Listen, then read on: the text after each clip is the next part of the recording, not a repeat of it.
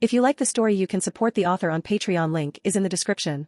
Chapter 326, Sponsored Chapter 323, Quick Work. This chapter is sponsored by 356 pumps a minute. Everyone, please thank him in the comment. After crushing the outer shell of the scepter, Fang Mo did not find any trace of the Power Stone. At this point, Fang Mo also reacted. It seems that Ebony Ma is purely pretending. The scepter he holds is not the real Power Stone scepter, but something that can contain the energy of the Infinity Stones. Tony Stark said earlier that his anti-magic armor was stolen, right? That must have been stolen by them, and then they dismantled the reactor to make a fake Power Stone scepter. Anyone with a brain knows how amazing the power of the Infinity Stones is, so knowing that he has 3 Infinity Stones in his hand, he still chose to use a fake stone scepter to fight him. Obviously, the real Power Stone has probably been swapped by them. And just like verifying his own guess, Fang Mo's communicator soon rang, and a green woman's face popped up. "I don't know who you are, but you better listen to me. Your spaceship has been destroyed." As soon as the call was connected, Gamera's anxious voice rang out, "Their plan is not to destroy the Earth, but to steal the stones. Nebula now has 2 Infinity Stones." After hearing Gamera's statement, Fang Mo suddenly felt a feeling of disgust. He just wanted to get the Power Stone, which Thanos did easily in the original story, right? As a result, when it came to him, it took so long to toss around, which is just like playing Monster Hunter, when you finally kill the monster, but during the material collection, you get hit by a small monster, triggering 3 cat carts directly back to the city. Really, Fang Mo felt the flames in his heart surging up. After being played by these 4 generals, he has lost his last patience. Or to put it in a more popular way, Fang Mo didn't want to play anymore, he planned to flip the table directly. *CK it. Fang Mo couldn't help but curse at that moment, "A bunch of bastards, robbing me of the stones and getting addicted, right? Okay, then I will play with you properly today." After saying this, Fang Mo suddenly spread his arms wide, the world. An indescribable invisible time field expanded outward in a spherical shape, and everything around it lost its original color. In an instant, everything was silent, and the whole world seemed to be frozen at this moment except for Fang Mo. After a stopping time, Fang Mo first threw a handful of ender daggers on the ground. Then he closed his eyes to sense, and soon found the spatial anchor point of the Sword of Supreme Intelligence, and teleported over without a second word. Space changed. Fang Mo found himself in the wreckage of a Harrier fighter jet. Not far in front of him, Gamera was talking to a sparking screen. Of course, she was talking to Fang Mo, and the Sword of Supreme Intelligence was inserted in the control panel not far away. Seeing the Sword of Supreme Intelligence inexplicably inserted on the Harrier fighter jet, not on the control panel of the Nick, Fang Mo frowned. But soon, Fang Mo went over, pulled the Sword of Supreme Intelligence from the control panel, and then the gravitational field of the Void Ring and teleportation were activated at the same time, and he blinked out of the atmosphere, quickly seeing a bunch of black warship wreckage in the distance. Clearly, this is the wreckage of Nick. Fang Mo could even see the flickering purple flames in the wreckage. Seriously, Fang Mo was also a bit unable to hold back when he saw this scene. So, is this the fate of Titanic? Or does it have something to do with the name of the Titanic? Seeing this scene before him, Fang Mo could also guess the general course of events. In short, the 4 generals attracted the attention of the Avengers Alliance, and then Nebula was sent with the Power Stone to sneak away from Earth, but perhaps fearing pursuit, Nebula casually used the Power Stone to destroy the Nick and also took away the Space Stone, the power source. Fang Mo saw the ruins of Nick, and his eyes narrowed slightly. Then he immediately raised his hand wearing the Infinity Gauntlet.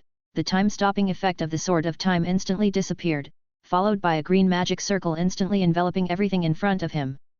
It was like rewinding. All things began to reverse rapidly. The wreckage of the Nick suddenly contracted towards one place, then the surrounding cosmic space suddenly lit up, and numerous purple flames also contracted back towards the Nick. Even a nearby cosmic vacuum. It also inexplicably lit up with a strange blue and white light. Then, not long after, this cluster of blue and white light suddenly turned into a broken space portal, and a small spaceship flew out backward from it, then straightly docked near Nick's boarding gate.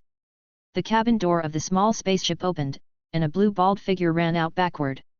She held a strangely shaped purple scepter in her hand and another hand holding a blue glowing metal box, quickly running back into the nick in a backward posture, and as she entered the warship, the purple flames surging above the nick also quickly disappeared. Seeing this, Fang Mo also flew into the interior of the nick with the other party. This blue-balled woman ran backward all the way and quickly returned to the energy operation room, finally opening the metal box in her hand and taking out the space stone from inside and repressing it into the slot. And it was not until this moment that Fang Mo stopped the reverse flow of time. Being thrown back such a long distance suddenly, Nebula seemed stunned, perhaps because she held the Infinity Stone, she retained the memory of this time reversal. But Fang Mo didn't want to play with her anymore. Before Nebula could react, he had already drawn Leviatine and slashed at her with a sword. Holding the power scepter, Nebula's physical quality was indeed enhanced, but she obviously could not exert the full power of the power stone, so with a flash of the blade, the blue metal skull flew into the sky. Really sick in the head. Fang Mo kicked Nebula's head away and grabbed the power scepter, then started trying to crush the gem's shell while cursing, "You had to fight with me for things, let you die for a while first, then pull you up and continue to whip the corpse." With Fang Mo's continuous effort, the mechanical shell of the power stone suddenly made a click sound. The moment the shell shattered, purple energy erupted like waves, and countless cracks appeared instantly on the black stone deck under Fang Mo's feet, with the purple flames spreading wildly into the distance. And in the palm of Fang Mo's hand, a stone more beautiful than any amethyst quietly lay there. Clearly, this was the real power stone. Fang Mo could clearly feel that a nearly boiling destructive power was surging in his body. The nature of this power was so violent, and its scale so astonishing, far surpassing any Infinity Stone he had obtained before. He could now probably understand Karina, the collector's maid who was blown up in the movie. This thing is simply the nemesis of any organic being.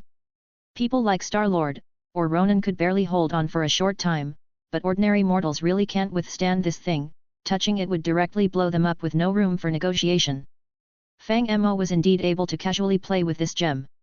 After all, his physical strength was extremely high now, and just holding the power stone like this, the energy unconsciously infused into his body wouldn't be enough to injure him. Of course, it would be a different story if he used it with all his might. After all, the Infinity Stones were more like a remote control for the universe. The term Infinity Stone probably means that within this universe, it can exert a nearly infinite amount of power, and you can use as much as you can withstand. Fang Mo's body was strong now, but it was still far from infinite. However, with his endless healing methods, it was not a problem for him to slightly withstand the side effects of the stone. And just as Fang Mo was pondering about the Infinity Stone, the system notification sound that had been silent in his mind for a long time rang out again.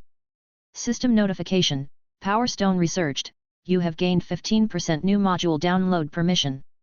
System notification, the true essence of power researched, you have gained 10% new module download permission. System notification, Power Concept mastered, you have gained download permission for a new module. System notification, Power Craft module begins downloading. Hearing this series of system notifications, Fang Mo was also stunned.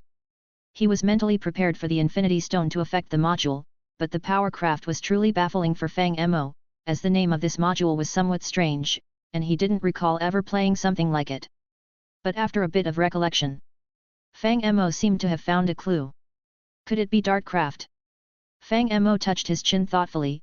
I remember only this mod is all about power, and it seems it was also translated as Powercraft back then. Dartcraft is indeed a very ancient mod.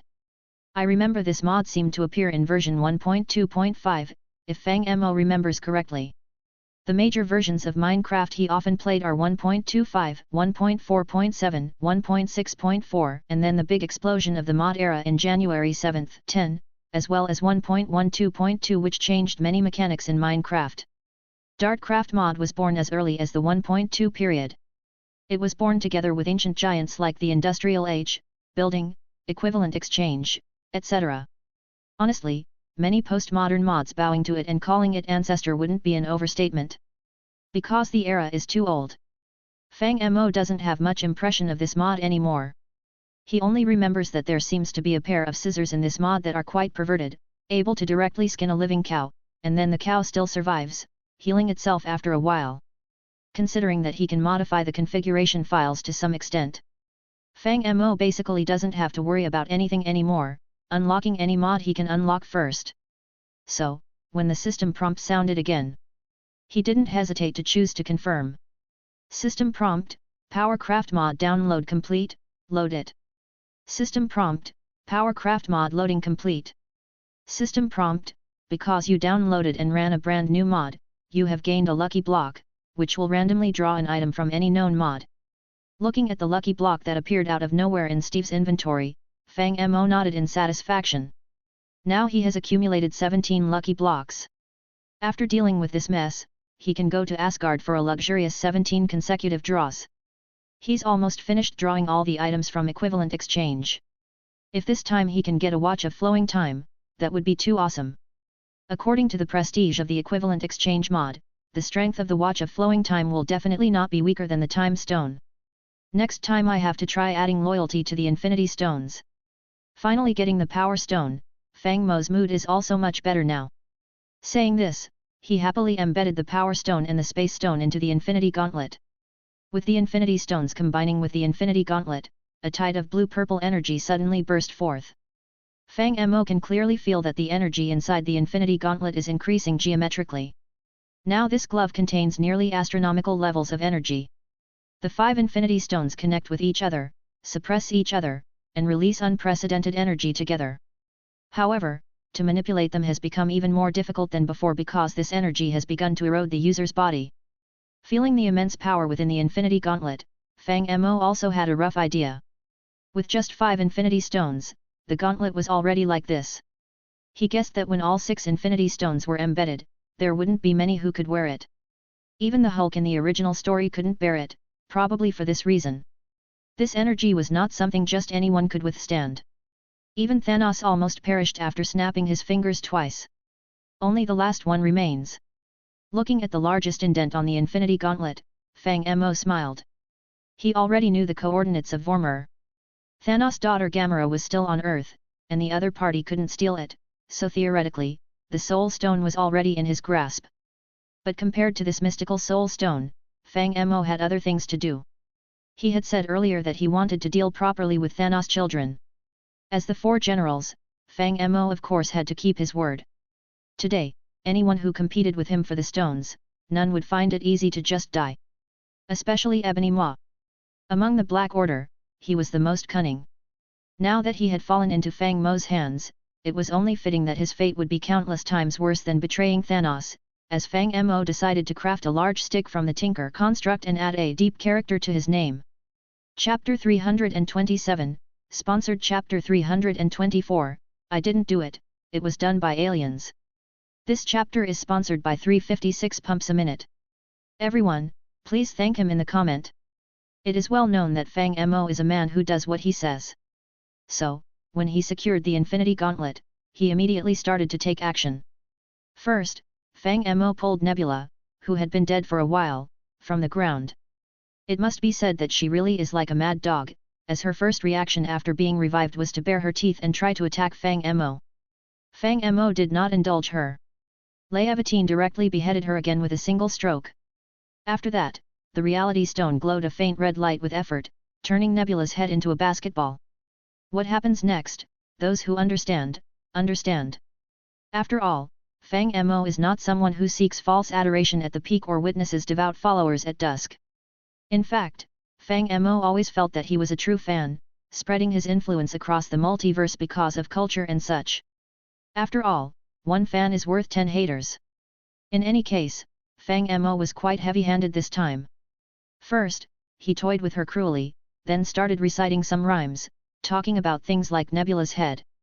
After this round of cruel manipulation, Nebula did become much more obedient. When Fang Mo pulled her up again, she staggered and fell to the ground, then instinctively covered her head, trying to stay away from Fang Mo. Seeing Nebula subdued, Fang Mo then teleported her back to Sokovia.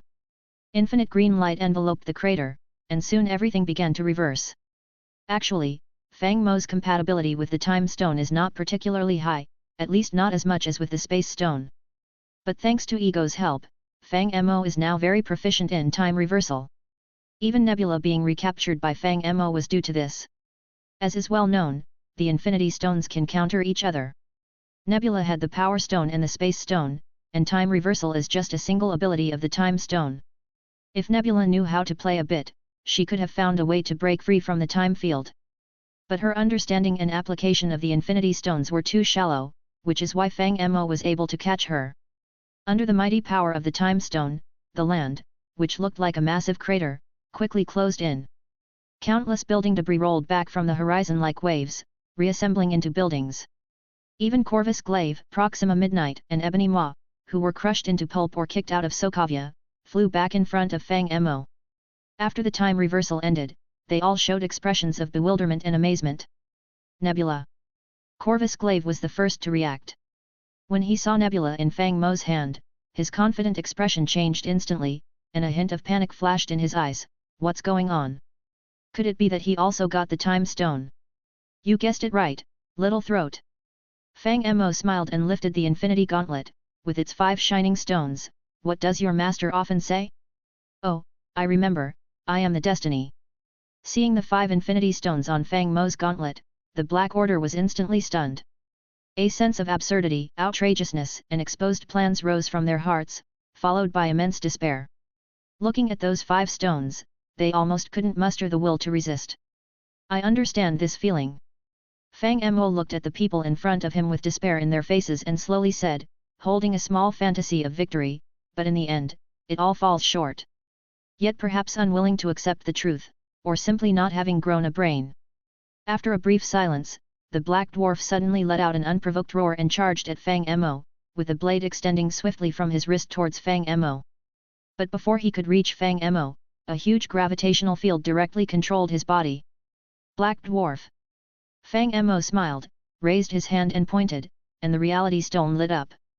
The body of the Black Dwarf opposite him suddenly turned as black as coal, and then Fang Mo stretched out his hand again and gently tapped, turning his skin as white as snow. White Dwarf. And in the end, Fang Mo suddenly made a pressing down gesture. Gravity burst forth, and the ground where the Black Dwarf stood instantly collapsed, and he himself let out a scream, with the sound of his bones shattering. His over 3-meter-tall body was flattened like clay, compressed into a horrifying meat patty a few dozen centimeters thick. Dwarf. Seeing this, Fang Mo said cheerfully. But it wasn't over yet, because the next second a green light lit up, and the flattened Black Dwarf instantly revived, his face showing a blend of blankness and a bit of fear. But before he could react, Fang Mo suddenly clenched his fist, the Power Stone and the Void Ring working together. With a splat, the Black Dwarf instantly turned into a ground full of brown-red meat sauce. And Fang Mo, seemingly out of nowhere, produced a green onion and stuck it into this pile of meat sauce. Obsidian dipping sauce. Looking at the few remaining people in front of him, Fang Mo smiled again. The few on the other side felt a chill rise from their hearts upon seeing this scene. Now, the opponent already possessed 5 Infinity Stones, space, time, mind, reality, and power, all under his control. This truly felt like an inescapable torment that even death could not free them from, an eternal suffering. And what's more, this guy was still smiling. What happened to the promised superhero? Are all the superheroes on Earth such heartless and crazy characters? Thinking this, Ebony Maw felt his scalp tingle. To be honest, he had a pretty good plan before coming to Earth. The Black Order joining forces in battle, even against a stone bearer, should have some chance of victory. Even if they lost, at least they could steal 1 or 2 Infinity Stones for Thanos. But now it seems his mistake was simply outrageous. Ebony Maw had never imagined that another contender for the stones would be so vicious and brutal. How did he persuade those sorcerers to hand over the Time Stone to him? Hadn't Thanos told him that the Ancient One would never hand over the Time Stone to anyone else? And this guy, he's just too terrifying. The extent of his cruelty and madness is absolutely not inferior to Thanos. Where on earth did such a terrifying person come from? All right, the appetizer is over. However, no matter what Ebony Maw thought, Fang Mo was visibly pleased, snapping his fingers, and the Black Dwarf in front of him revived again. Then, a strong gravitational field suddenly appeared in the sky. Chibaku Tensei. Accompanying Fang Mo's casually spoken words, the surface of Sokovia once again suffered unprecedented destruction. Countless buildings slowly floated into mid-air amidst the shaking, leaving only their broken foundations behind. Then, the asphalt roads, soil, underground pipes, and even nearby mountains, rocks, and trees all slowly converged in mid-air, forming an increasingly large solid sphere. Fang Mo casually threw it away. Nebula flew out like a kite with its string cut. Then, the Black Dwarf, Ebony Maw, and Proxima Midnight were successively attracted by gravity, and then completely buried by layers of earth and stone. Only Corvus Glaive was left, struggling to support himself by planting his weapon into the ground. Wait a minute. In the end, Corvus Glaive couldn't bear it anymore. I can surrender to you, my lord, You really have no backbone. Seeing this, Fang Mo couldn't help shaking his head. In fact, in the comics, Corvus Glaive seemed to have betrayed Thanos too, but he had heard this from others. If you hadn't done what you did earlier, maybe I could have thought about it, but now, sorry, you're just a bug. After saying this, Fang Mo waved his hand. The ring of Arcana lit up with a burst of blue light, and Corvus Glaive didn't even have time to react before he was frozen into a block of ice by this extreme cold that could freeze everything. His face still bore a sycophantic and fearful expression. After losing consciousness, soon, Corvus Glaive was also drawn into the air. Not long after, Sokovia disappeared once again, replaced by the solid sphere in mid-air. Fang Mo clenched his fist, the space gem combined with Brown's magic activated, and the Chibico Tensei in mid-air quickly twisted, followed by a flash of blue light. The giant rock ball that blocked the sun disappeared in an instant. After temporarily resolving the issue with the four generals, Fang Mo thought for a while, then took out his communicator and contacted Rocket Raccoon. Fang Mo.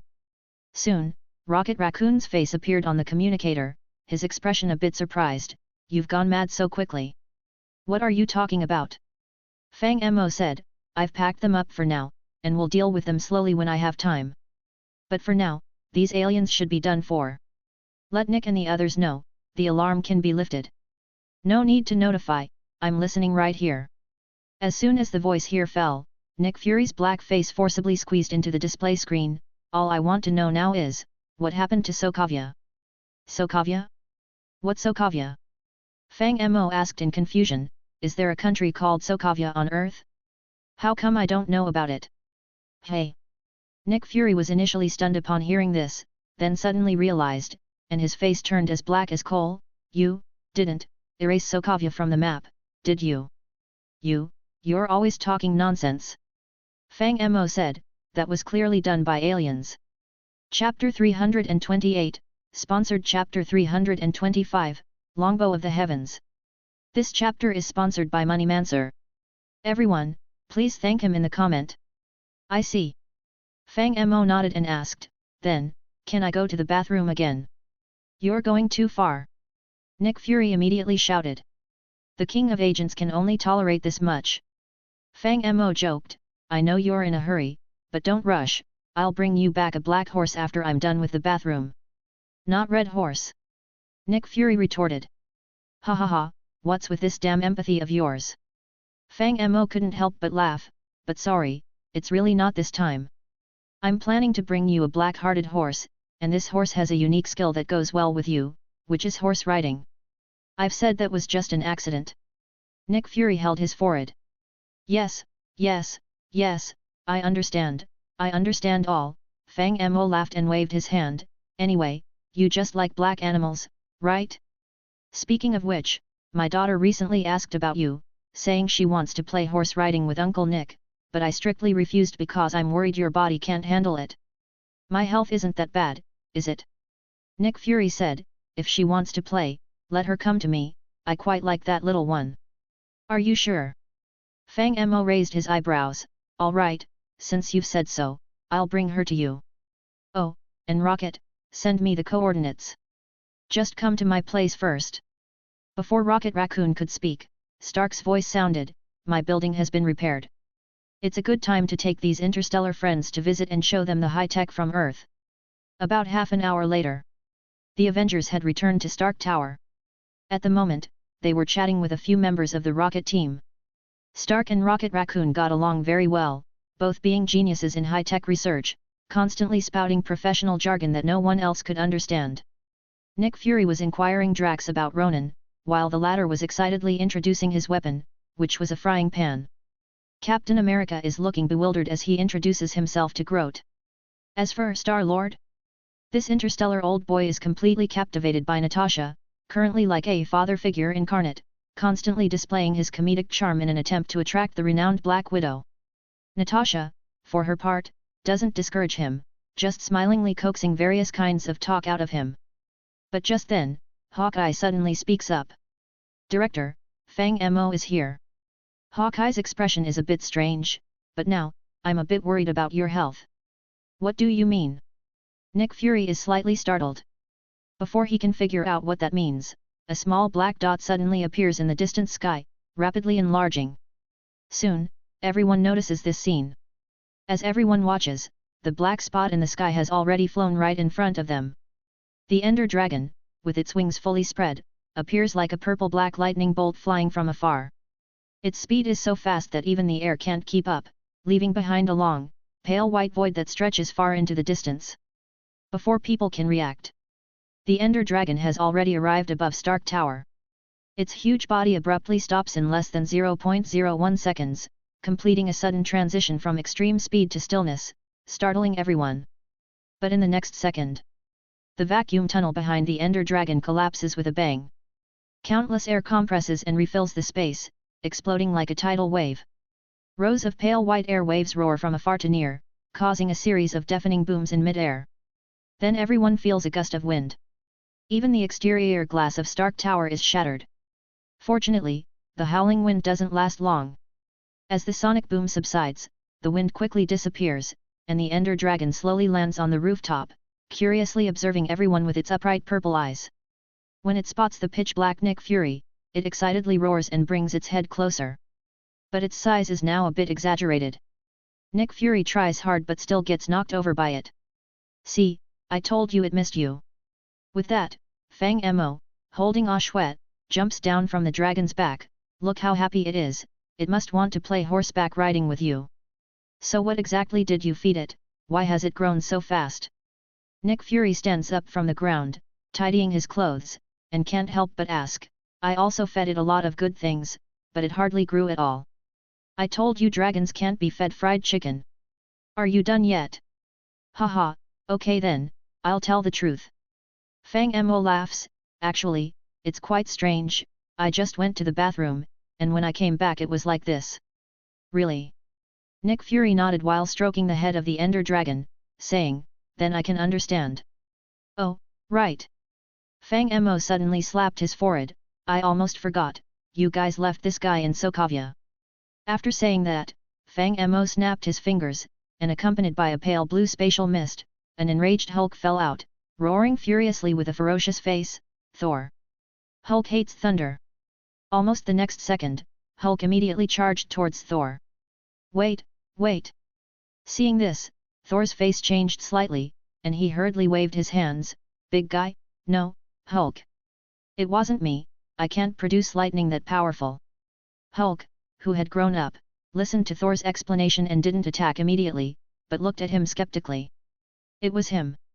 Faced with Hulk's suspicion, Thor straightforwardly sold out Fang Mo and pointed at him, saying, "I am the god of thunder of Asgard, but I would call him the god of thunder of Midgard." "Really?" Hulk looked skeptical. "Of course, it's true." Thor quickly smiled, "We are both Avengers and friends, why would I lie to you? Don't believe me? Ask someone else." Hulk thought about it, feeling Thor made sense, so he turned his head to Natasha nearby and asked, "Really? It's really true?" Natasha nodded helplessly upon seeing this. Hulk, hearing this, turned his head again to look at the cheerful Fang Mo, then suddenly fell silent. However, soon his face showed a painful expression, and he growled lowly. His body rapidly shrank as if Banner was fighting for control of the body. Soon, Hulk disappeared, replaced by Dr. Banner, who lay unconscious on the ground. Hulk's oversized shorts, like a blanket, covered most of Banner's body. "This big green kid is pretty sensible." Seeing this, Fang Mo nodded, "Yeah, next time we have a chance, let's give him a pair of indestructible elastic shorts." "So, aren't you going to introduce us to this person beside you?" The conversation had just ended when Stark spoke up. He had finished talking with Rocket Raccoon and came over, "This lady looks really beautiful. So, what's your relationship with her?" "Hello, my name is Ashwet, and I am the master's Fima. Ah Shui didn't mind and was about to introduce herself, but Fang Mo interrupted her. She's my personal assistant. Fang Mo smiled and raised his eyebrows at Stark. As everyone knows, a personal assistant is a very important position, others shouldn't have designs on a personal assistant. This. Stark was slightly stunned after hearing this, but he quickly responded, okay, I thought you practiced magic to maintain virginity. I've said that magic is omnipotent, and virgin magic is just a small part of it. Fang Mo spread his hands. If you really want to say that, there's a small branch in magic called lust mark. Alright, stop talking. Stark immediately gestured to stop him. Please don't display your extensive knowledge of magic here. I have a suggestion. Just then, Captain America also spoke up. How about we all go grab some food together, just like after our last team action? I think it would be nice if we could keep this tradition. Good idea. Hawkeye nodded in agreement. It's a great opportunity to introduce our alien friends to Earth's cuisine. So, are we going to that Turkish kebab place again? Stark asked. Let's not, Thor shook his head. Midgard surely has better restaurants than that. We are the Avengers, can't we go to a place with better taste?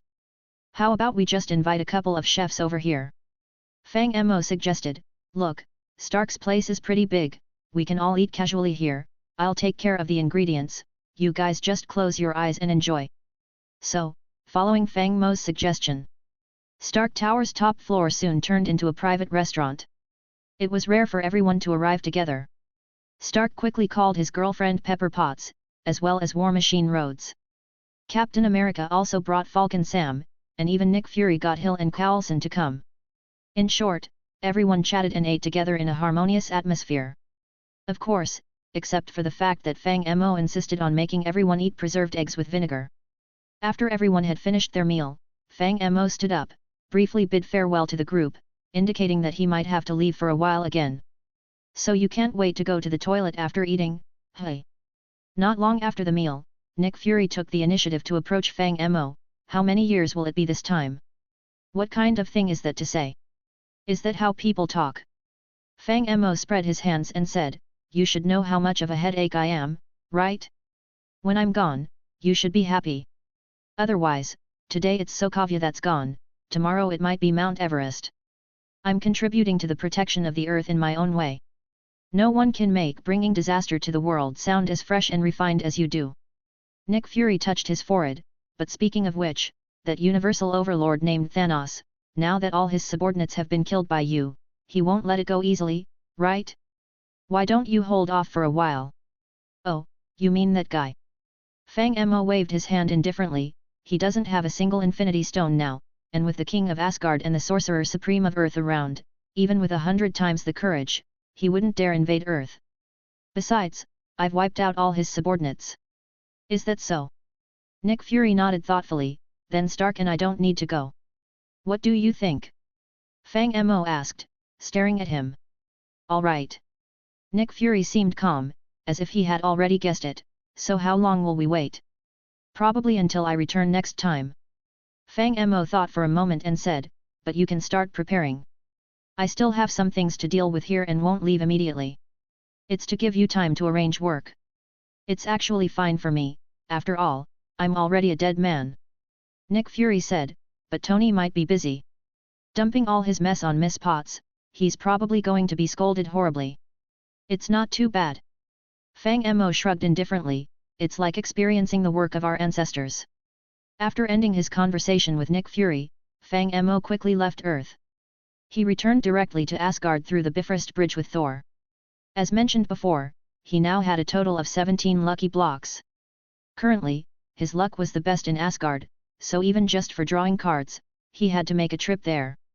After greeting Odin and Frigga, Fang Mo followed the routine of bathing and changing clothes, paying respects to various gods, from Pangu to Azathoth. He worshipped all that could be worshipped and said all that needed to be said. Perhaps it was the metaphysical aura of Asgard, or something else. Anyway, when Steve right-clicked to open the first lucky block, a blinding multicolored brilliance shot up into the sky. To be honest, Fang Mo was stunned, as he had never seen such a thing himself. Then, in the next second, a bow appeared out of thin air in Steve's inventory. It was a divine bow emitting a dark blue ghostly light, looking profoundly mysterious. F***ck. Longbow of the Heavens. Chapter 329, Sponsored Chapter 326, The Use of this Endgame Bow. This chapter is sponsored by Moneymancer. Everyone, please thank him in the comment. F***ck. After seeing the items in Steve's inventory, Fang Mo felt his brain go blank for a moment. Then, an indescribable excitement surged in his heart. This was the Longbow of the Heavens. It was one of the ultimate endgame items in the Avaricia mod, crafted from the legendary Infinity Ingots. Although a bit underwhelming in the game, if realized in reality, it would definitely be a true artifact. You should know. The material for this bow is the Infinity Ingot. In the game, an Infinity Ingot is made from 11 Infinity Catalysts, 24 Cosmic Neutronium Ingots, and 10 Crystal Matrix Ingots. Among these, the Crystal Matrix Ingots and Cosmic Neutronium Ingots are manageable. Fang Mo can slowly accumulate them.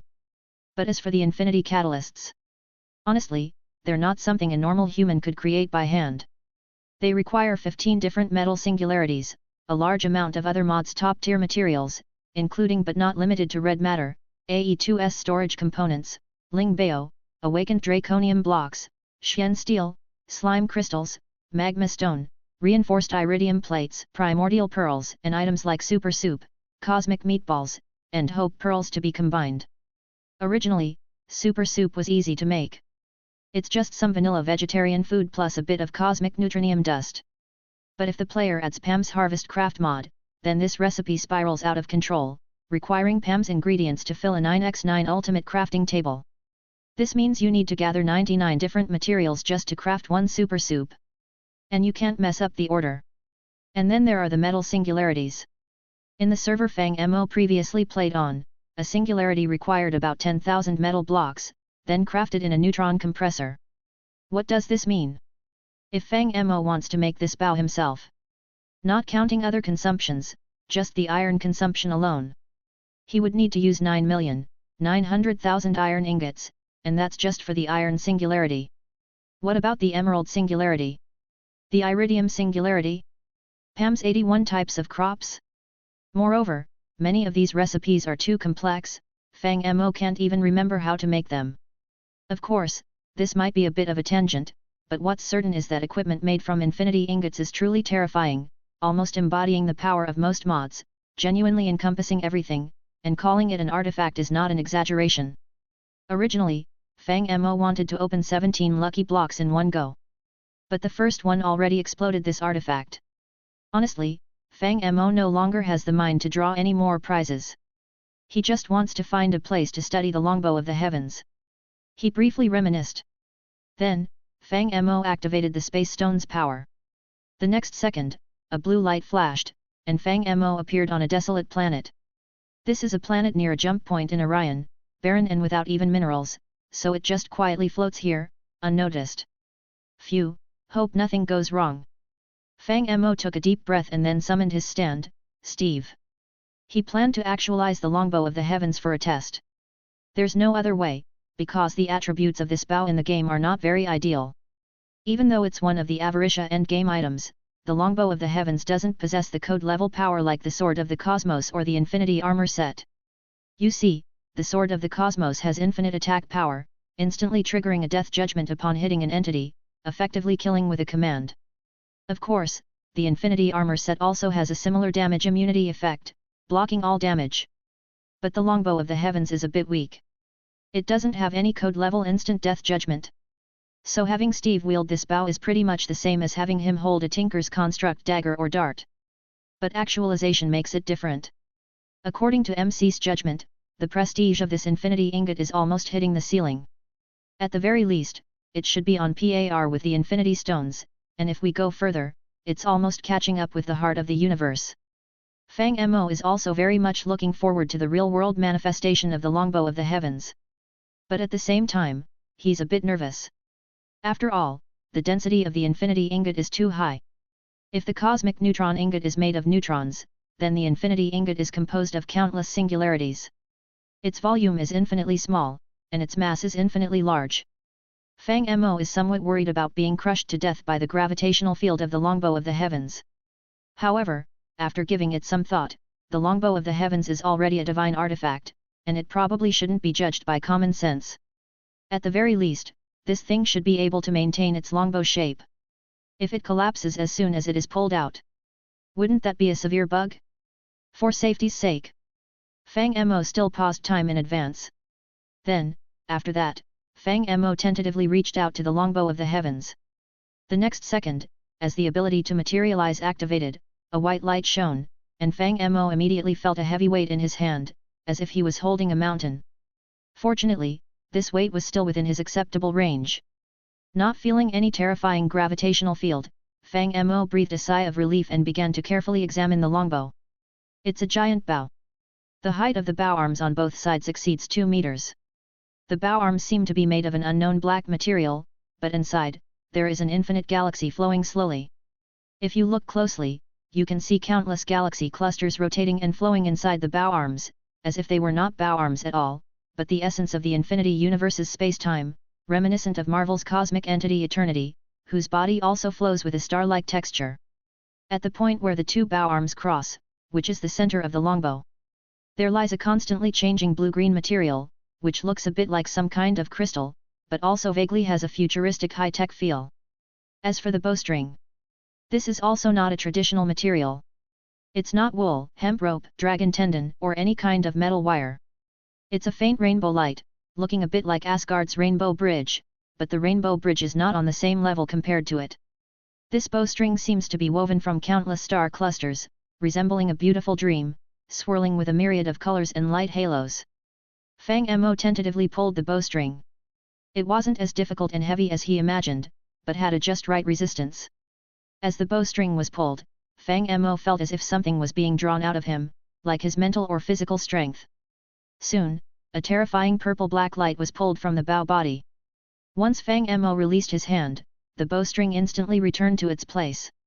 The black-purple energy loaded on the bow turned into a streak of light, flying towards a nearby mountain range. Then, with a flash of white light, an astonishing explosion occurred in the mountain range.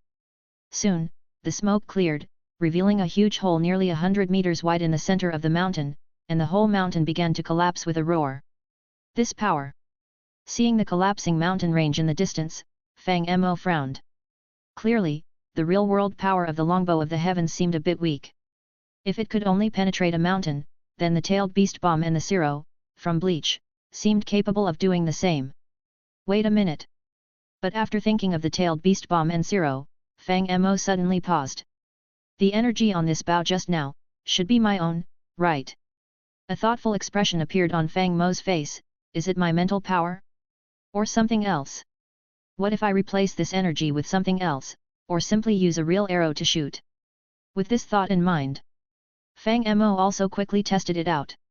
He drew his bow again, and a purple-black glow emerged once more on the bow.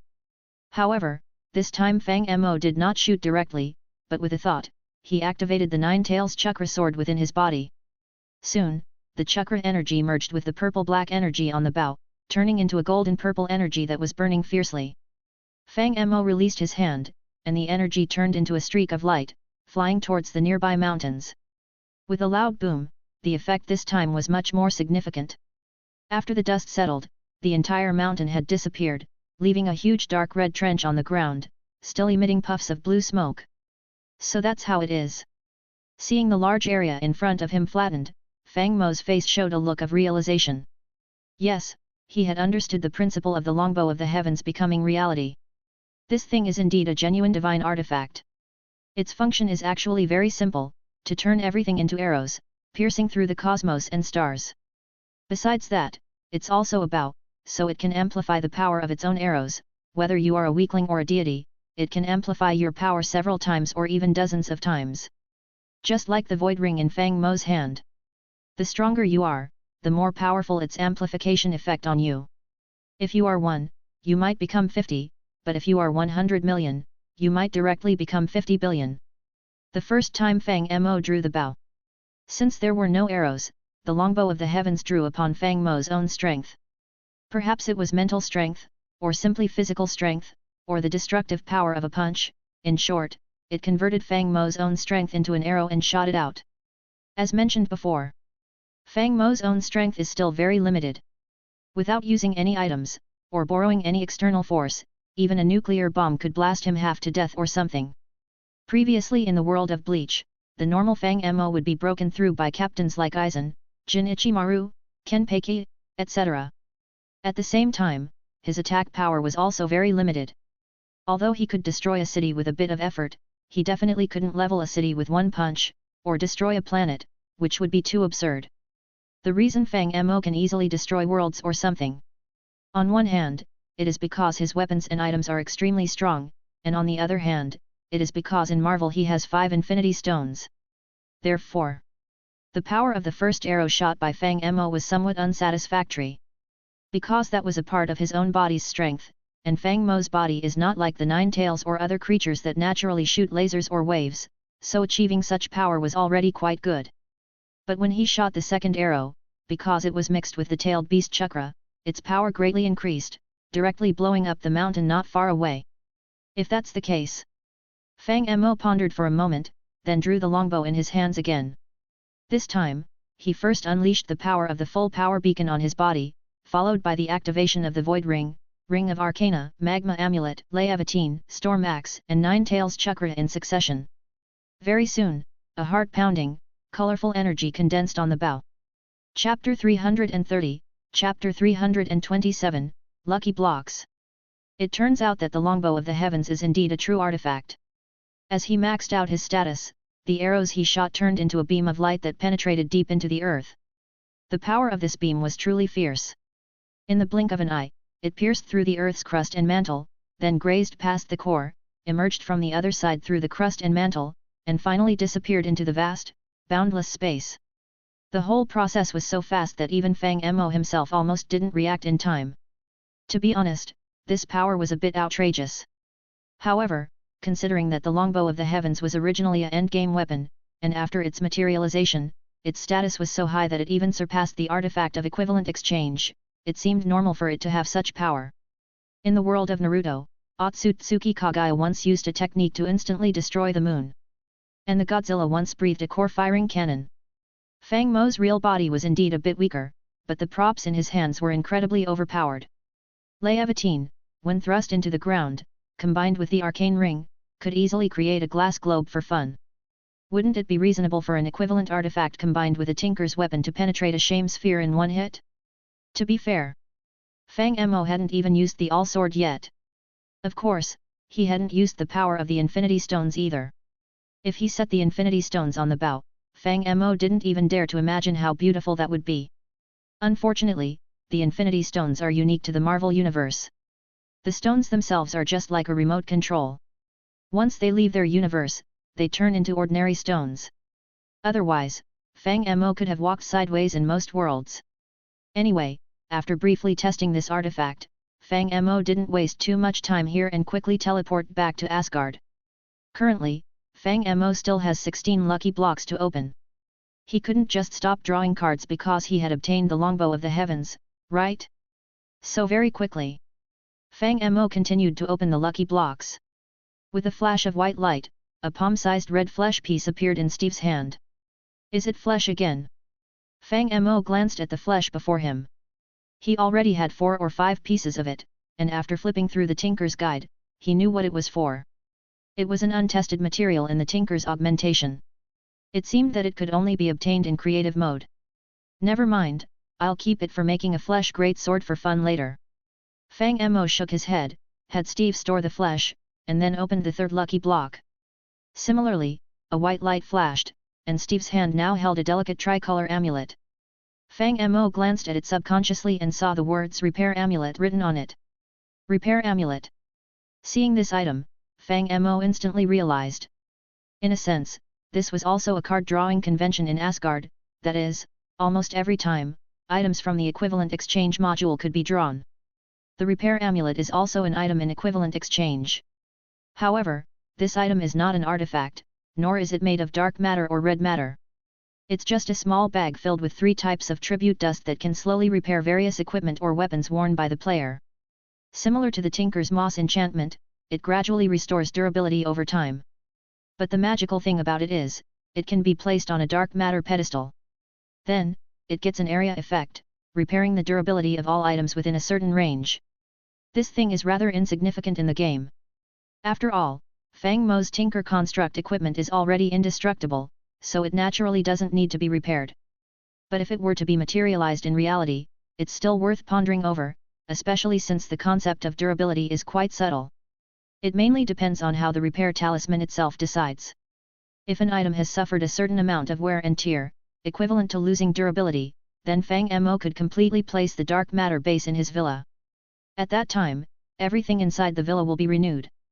Knives will never wear out, walls will never peel or crack, half-drunk wine will slowly fill up again, and half-eaten cake will grow back. Good grief, even the electricity meter will run backwards, leaving the electricity company's staff slapping their thighs in astonishment. It's not what I wanted most, but it'll do. Fang Mo nodded, then continued to control Steve to open the next lucky block. Another flash of white light passed, and a dim-colored spawn egg appeared in Steve's hand, labeled Spawn Miner Shuggoth. This Shuggoth. Fang Mo was also stunned when he saw this. If he remembered correctly, isn't this creature from the Thulhu mythos? Fang Mo couldn't recall the details. It seemed to be mentioned in the Mountains of Madness or some other chapter, said to be a creature like primordial ooze. Thulhu culture has been quite popular these years, and Fang Mo has dabbled in it too, reading many related novels and other derivative works. However, for some reason, he couldn't feel that indescribable terror at all. His heart was undisturbed. Of course, there are also Shuggoths in Minecraft, MC, and not just in one mod. In the MC mods, there seem to be two mods featuring Shuggoths, one is Beyond the Veil and the other is Abyssal Craft. But Fang Mo isn't sure which mod his spawn egg came from. In the setting of the Thulhu mythos, Shuggoths seem to be servants of the Old Ones, but later betrayed them and destroyed their former masters. But that's just the setting of the Thulhu mythos. Fang Mo's Shuggoth comes from the MC world, where it is the true creator. So even if Fang Mo summons a Shuggoth as a servant, it would never betray him. Thinking about it this way, it seems quite cool. Fang Mo looked at the spawn egg in Steve's hand again, showing a thoughtful expression. This thing is said to be quite efficient at work, if it could help him remodel the surface of Ego Star. Nodding his head, Fang Mo put away the spawn egg and continued to draw lucky blocks. Accompanied by a flash of golden light, another strange sapling appeared in Steve's hand. It was a rubber tree sapling, but it flowed with a lustrous enchantment glow, labeled Enchanted Holy Rubber Tree Sapling. Holy moly, the World Tree! Seeing the name of the sapling, Fang Mo also exclaimed subconsciously. Initially, he disagreed with the idea that a sapling could emit golden light, but this thing turned out to be the Enchanted Holy Rubber Tree from MF2, that's a different story. This sapling could cause the 20181215 bug warning in the MC Encyclopedia. Of course, this doesn't mean it affects balance or anything, but this thing, its area is just too terrifying, with just the canopy radius reaching 20 chunks, and the overall coverage area exceeding thousands of chunks. What's the concept here? If you plant this thing at someone's doorstep, their goal on the server immediately changes from playing Avarisha to hurriedly figuring out how to cut down this damn tree from their doorstep. However, this is almost impossible. Even the maximum power of the Dragon Pile explosion and its shockwave can't do anything to this towering tree, not to mention Industrial Craft 2's nuclear bombs, which are even less effective. But how to put it? This thing in the game seems to have no use other than for trapping people. Fang Mo clearly doesn't want to trap himself, so he probably needs to keep this thing for materialization in the future. But then again, where should he plant this tree? Maybe on the planet Ego? If I'm not mistaken, rubber seems to be a kind of industrial material, right? Moreover, Ego is currently barren, probably lacking oxygen and such. Planting a tree there would be perfect for providing oxygen to other life forms and establishing an ecological cycle. Decided then, I'll add some green to Ego's head when I get back. Fang Mo nodded, controlling Steve to put the sapling into a special backpack space, and then shifted his attention to the next lucky block. Then a white light flashed quickly. Steve had in his hand a delicately crafted toilet. Damn it! The moment he saw this thing, Fang Mo couldn't help but swear. No choice. He was all too familiar with this item. Back in the day, playing with the shit mod, those considerate big shots taught him just like this, taking him to a toilet, surrounding him and laughing as Fang Mo defecated, even thoughtfully passing him a roll of toilet paper.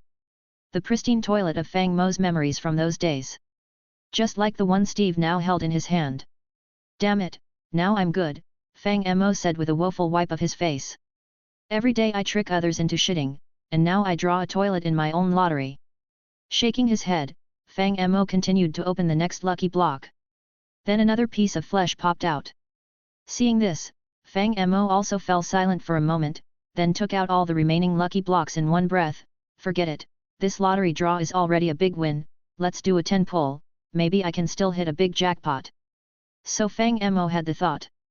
Steve right-clicked 10 lucky blocks in one breath. Various lights lit up, and Steve's inventory also filled with a bunch of bizarre items.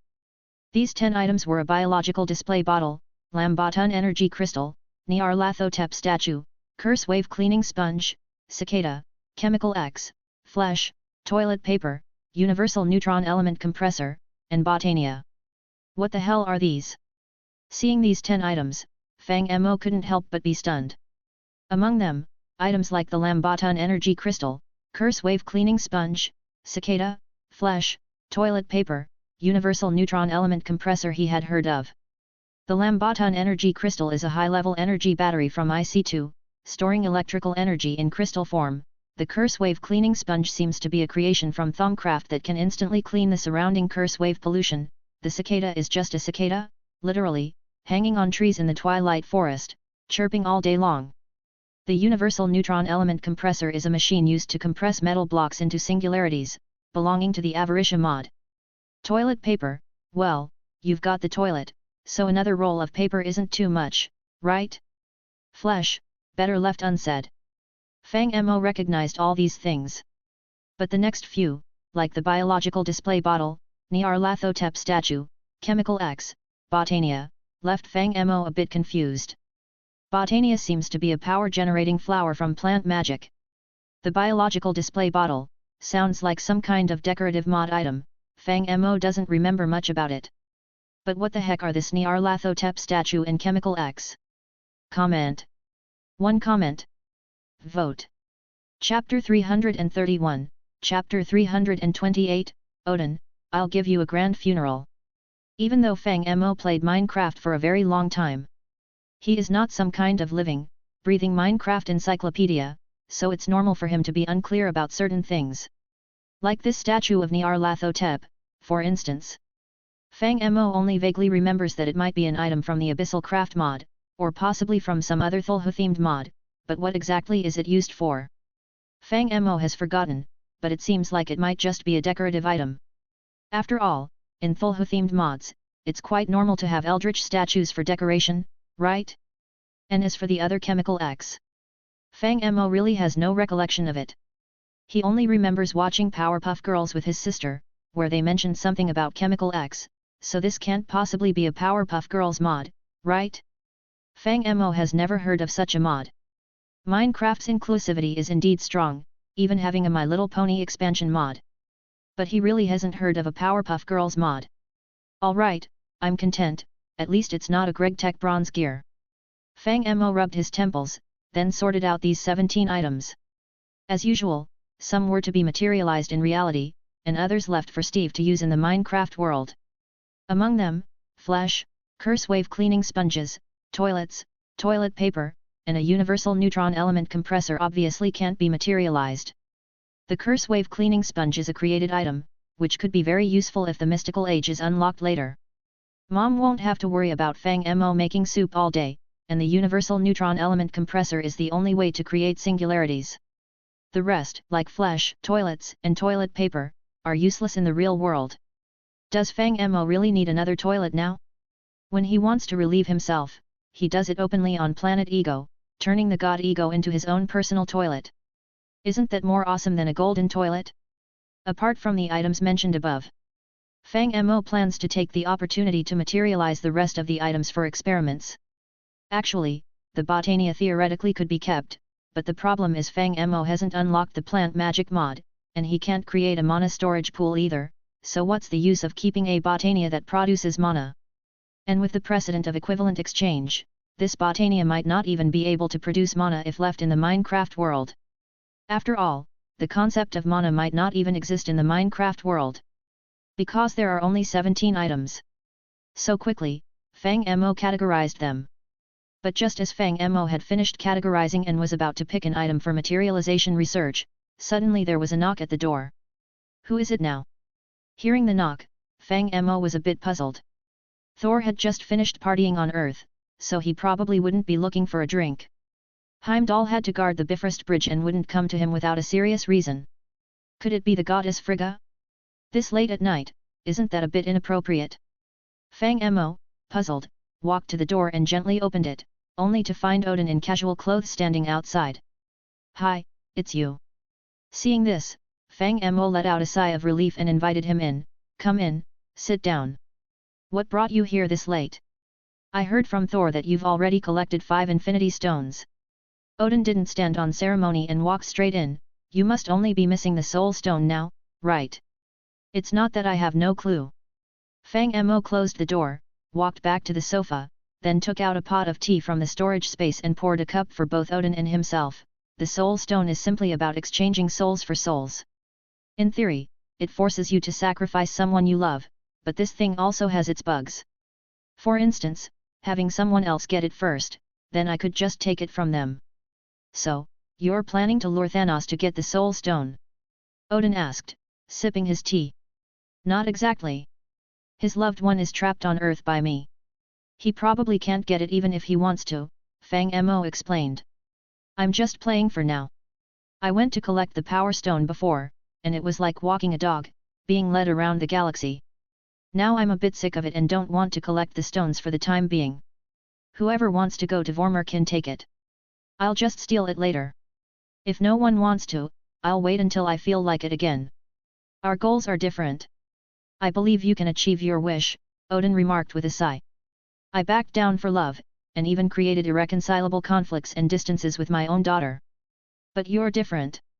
You're collecting the stones for your loved ones and family. If possible, I'd love to see you fulfill your wish. Then just come and see. I'm not charging you an entrance fee, Fang Mo shrugged. It's not about the entrance fee, Odin shook his head, calmly saying, I'm about to die. Oh, right, your time is indeed coming, Fang Mo nodded, realizing the situation. It was already the time of Avengers, Age of Ultron. The next big events should be Civil War, followed by Doctor Strange. The Ancient One will die first, and then in Thor, Ragnarok, Odin turns to dust at the start. Actually, according to the comic setting, the people of Asgard seem to grow stronger with age. The divine power in their bodies increases over time, eventually leading to their death. But that's just a comic setting. In the current movie universe, there's no evidence to support this. Instead, in the first Thor movie, the frost giant King Laufey even mocks Odin for having weakened with age. So, Fang Mo suspects that in the movie universe, the Asgardians don't have this feature. They are just a race of powerful aliens who age and die like others. No worries, don't panic. Thinking this, Fang Mo took out an enchanted golden apple and offered it to Odin. Eat this first, a fruit for prolonging life. That's not what I mean. Odin's expression was unusually calm, not taking the enchanted apple from Fang Mo. I've done many wrong things in my life. Now, I want to do one thing right. I'm here not to seek a way to continue living, but to ask you for a favor, not as the king of Asgard, but as an ordinary father. What's that? Fang Mo asked. For Thor, he has a long way to go and a lot to learn. But I'm not worried about him. Odin's expression was complex, but... Loki, I owe this child too much, and I don't want to make it difficult for you. Just save him once when his life is in danger, or you could try to be friends with him. He's never really had a true friend. Not that, can't you just live well? As a price, I can give you my divine power. Before Fang Mo could finish, Odin summoned the Gungnir spear. I will infuse all my divine power into this weapon before I die, and set a curse on it. Afterward, this divine spear will be yours to use. Why do you guys all think about dying? Fang Mo also felt a headache after hearing this. It's not that I don't want to agree, but you guys are too rash. I just killed Ego, and now you're seeking death. Later, I'll have to kill Thanos. So I am the leader of the Worried Fathers Alliance? Specializing in killing kind fathers? Isn't this efficiency too high? I am just following the guidance of my ancestors. Odin slowly shook his head. I will die a natural death, so you need not be sad or change anything. Our northern deities, after a glorious death, will have their souls returned to the Hall of Valhalla. If Thor knew. This is also one of Thor's tests. Odin said, all this hardship and pain will make him a more qualified god king, a wise ruler. He is more suitable to rule Asgard than I am. And the palace is destined to have only one god king. If I were to consume your otherworldly gifts and gain an immensely long life, then his soul as the god king would never awaken. All right, fine. Hearing this, Fang Mo knew Odin had made up his mind, so he stopped persuading him. Anyway, I have to organize a funeral for the Ancient One soon. After I practice a bit more, I'll organize one for you too. Now that I have all 5 infinity stones, I can make the 9 realms mourn and all tribes grieve. That's not necessary. Odin couldn't help but say, I'll just find a place in Midgard, Norway. Who's dying, you or me? Fang Mo directly said, if you don't want to die, eat the fruit yourself. If you want to die, just listen to my arrangement. It's us who will attend your funeral, not you. Odin was silent for a moment, but soon he let out a helpless smile. Thank you, God from another world. Okay, stop with the sentimental stuff, go back to accompany the Queen of the Gods. Fang Mo waved his hand in dissatisfaction and said, I am giving the order to leave, hurry up and go back. Don't you know that every glance at this costs you 1 less? Well then, I shall take my leave now. Odin nodded, then turned around and left Fang Mo's residence.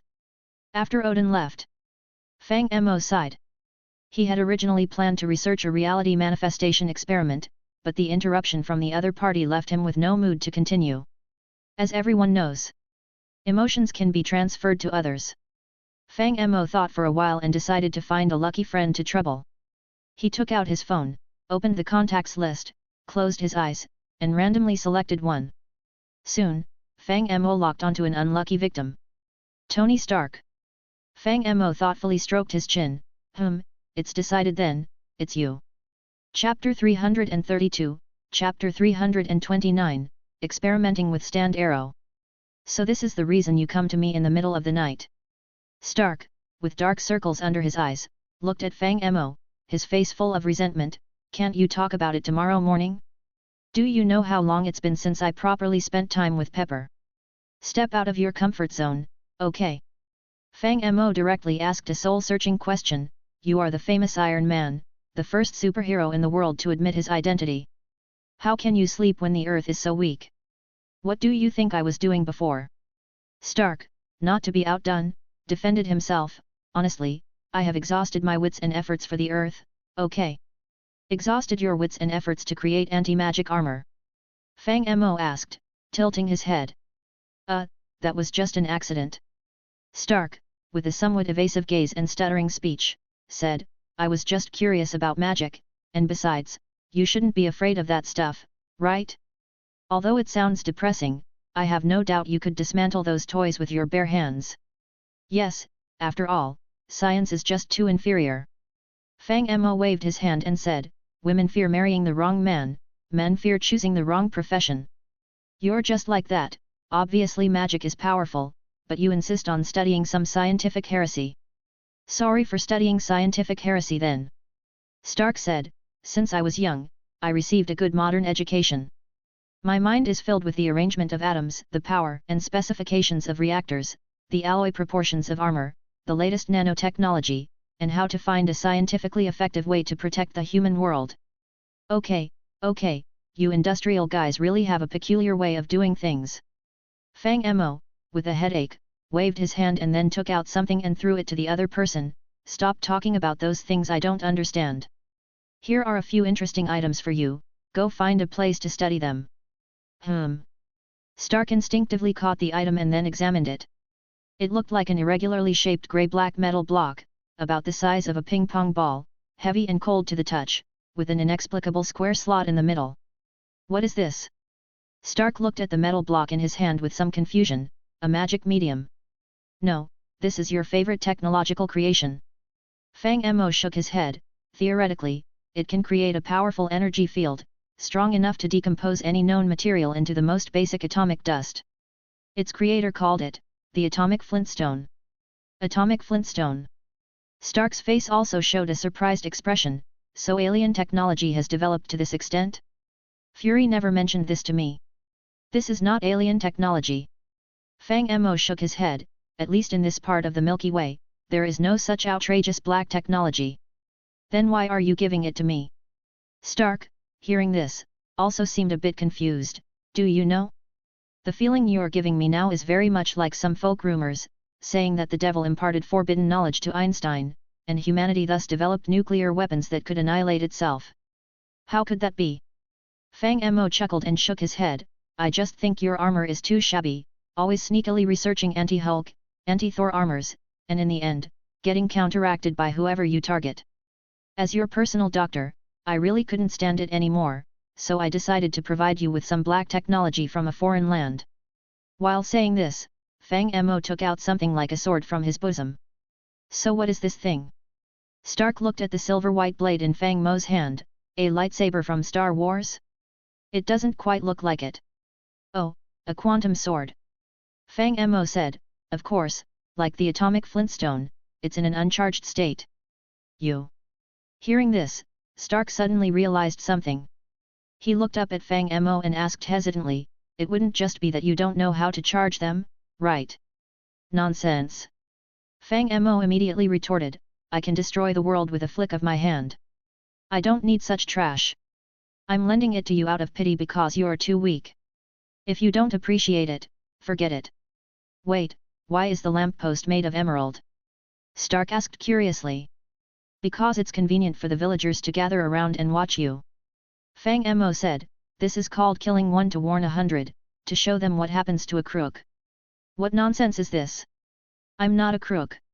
Stark could not understand Fang Mo's words and shook his head, saying, so you just want me to help you charge this thing up, but meanwhile, I can study its internal structure, right? That's just a small part of it. Fang Mo said, after you deal with these things, I have another task for you, but that will need to be researched in Vadalheim. Alright then. Stark nodded, it seems I've got busy work ahead. Tony, why haven't you come back yet? However, before Stark could finish speaking, a voice came from the villa, followed by the door being pushed open. Rocket Raccoon walked out. You? Walter? Fang Mo? What are you doing here? Holy crap! Fang Mo was stunned at this scene. Rocket? This, holy moly, you two are actually here having a secret meeting at night, this is too explosive, I have to tell all the Avengers and the Father Warriors. Can't your thoughts be a bit more normal? Finally, Stark couldn't listen anymore and said with a hand to his forehead, I just think this Rocket fellow, he's a scientific genius, so I plan to talk to him about the next development of the armor, especially since that Thanos guy has lost many subordinates here, he will definitely invade Earth, right? So you two are just discussing the armor? Fang Mo asked. What else? This time Rocket Raccoon spoke up, if you don't believe it, you can come in and see. I was just designing the weapon part. I think the armor needs to be powerful, preferably with my exclusive design of a hadron weapon. So the two of you are up all night in the villa researching the armor.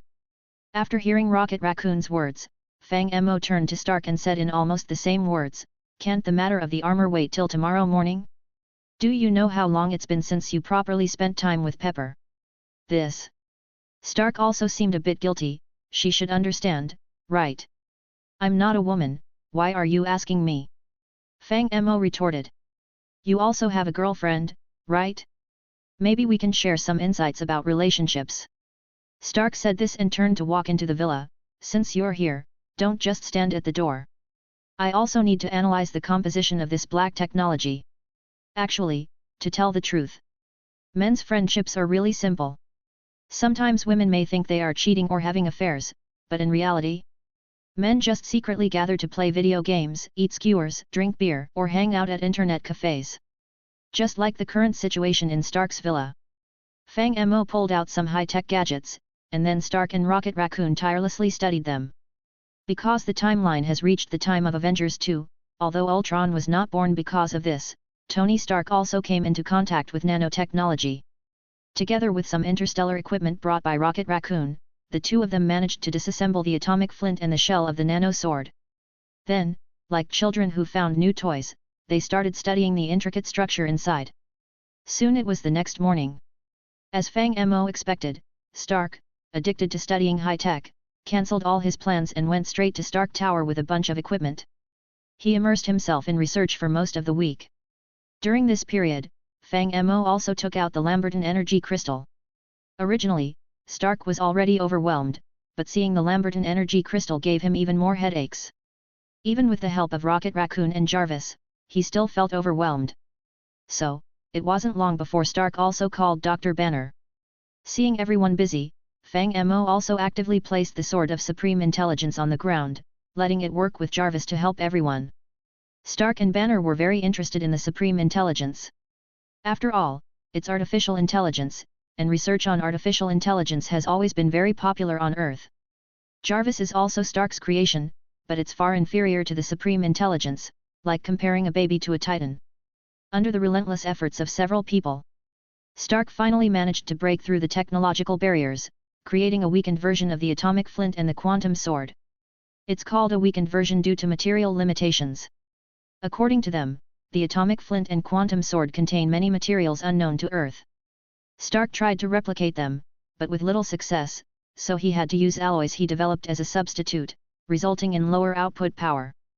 But even so, the Iron Man armor equipped with new weapons was still incredibly powerful. According to Stark, if he was well prepared, he could solo the Battle of New York.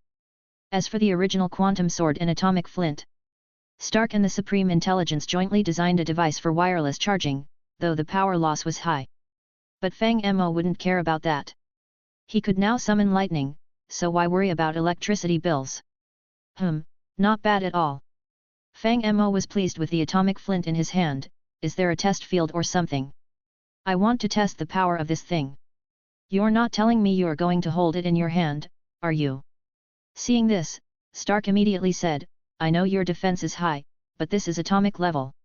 However, before Stark could finish speaking, Fang Mo already swung his hand forward, and an invisible disintegration field burst out, turning everything in front of him, including the floor, mechanical arms, console, armor parts, and even the nearby walls, into ashes. Then a lot of dust spread, making the entire lab smoky. Damn! A mini cremator.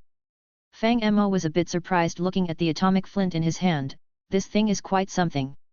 No need for manual cremation when killing people in the future, just one button and it turns into bone powder, fire-free and low carbon, even an environmentalist girl would applaud.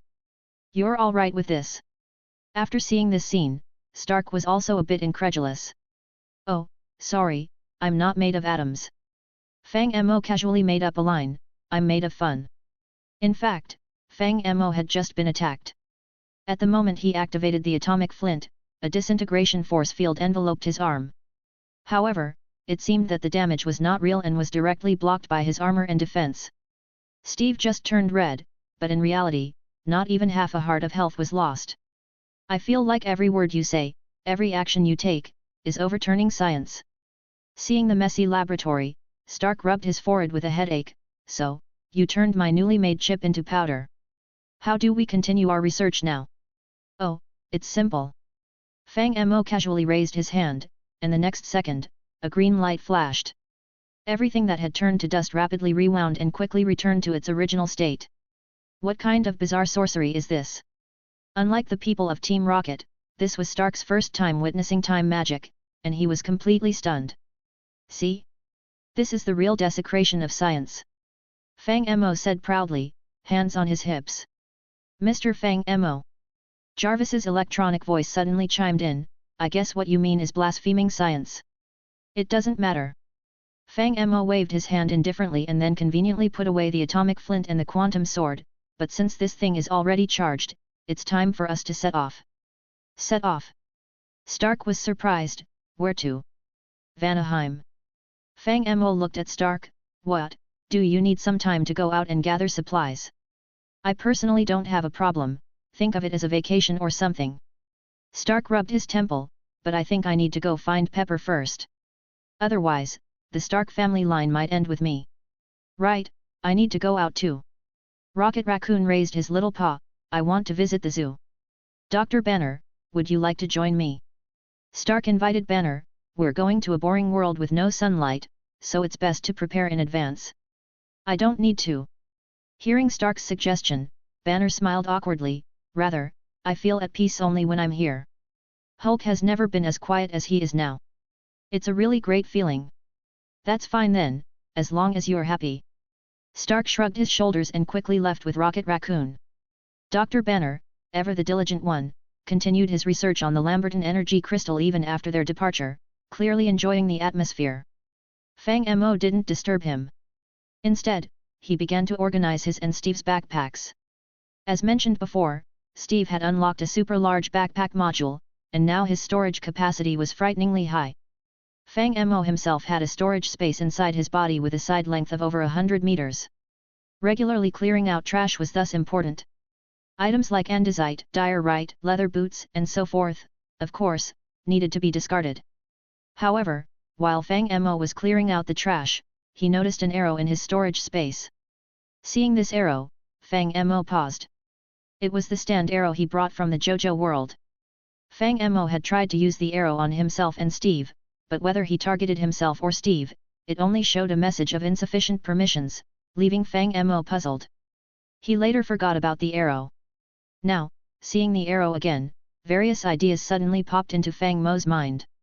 Fang Mo looked at the stand arrow in his hand and then at Bruce Banner, not far away. His eyes shifted, and soon a pleased smile appeared on his face as he walked towards Banner. "Hi, Dr. Banner."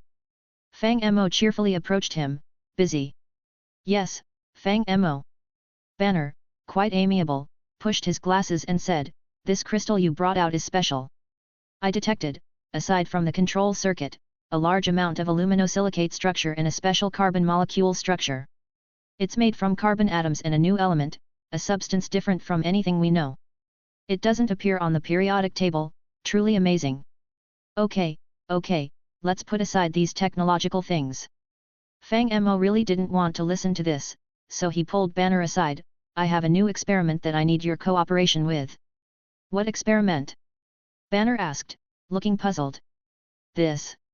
Fang Mo waved the stand arrow in his hand. "Can you use this to prick your finger, or anywhere else?"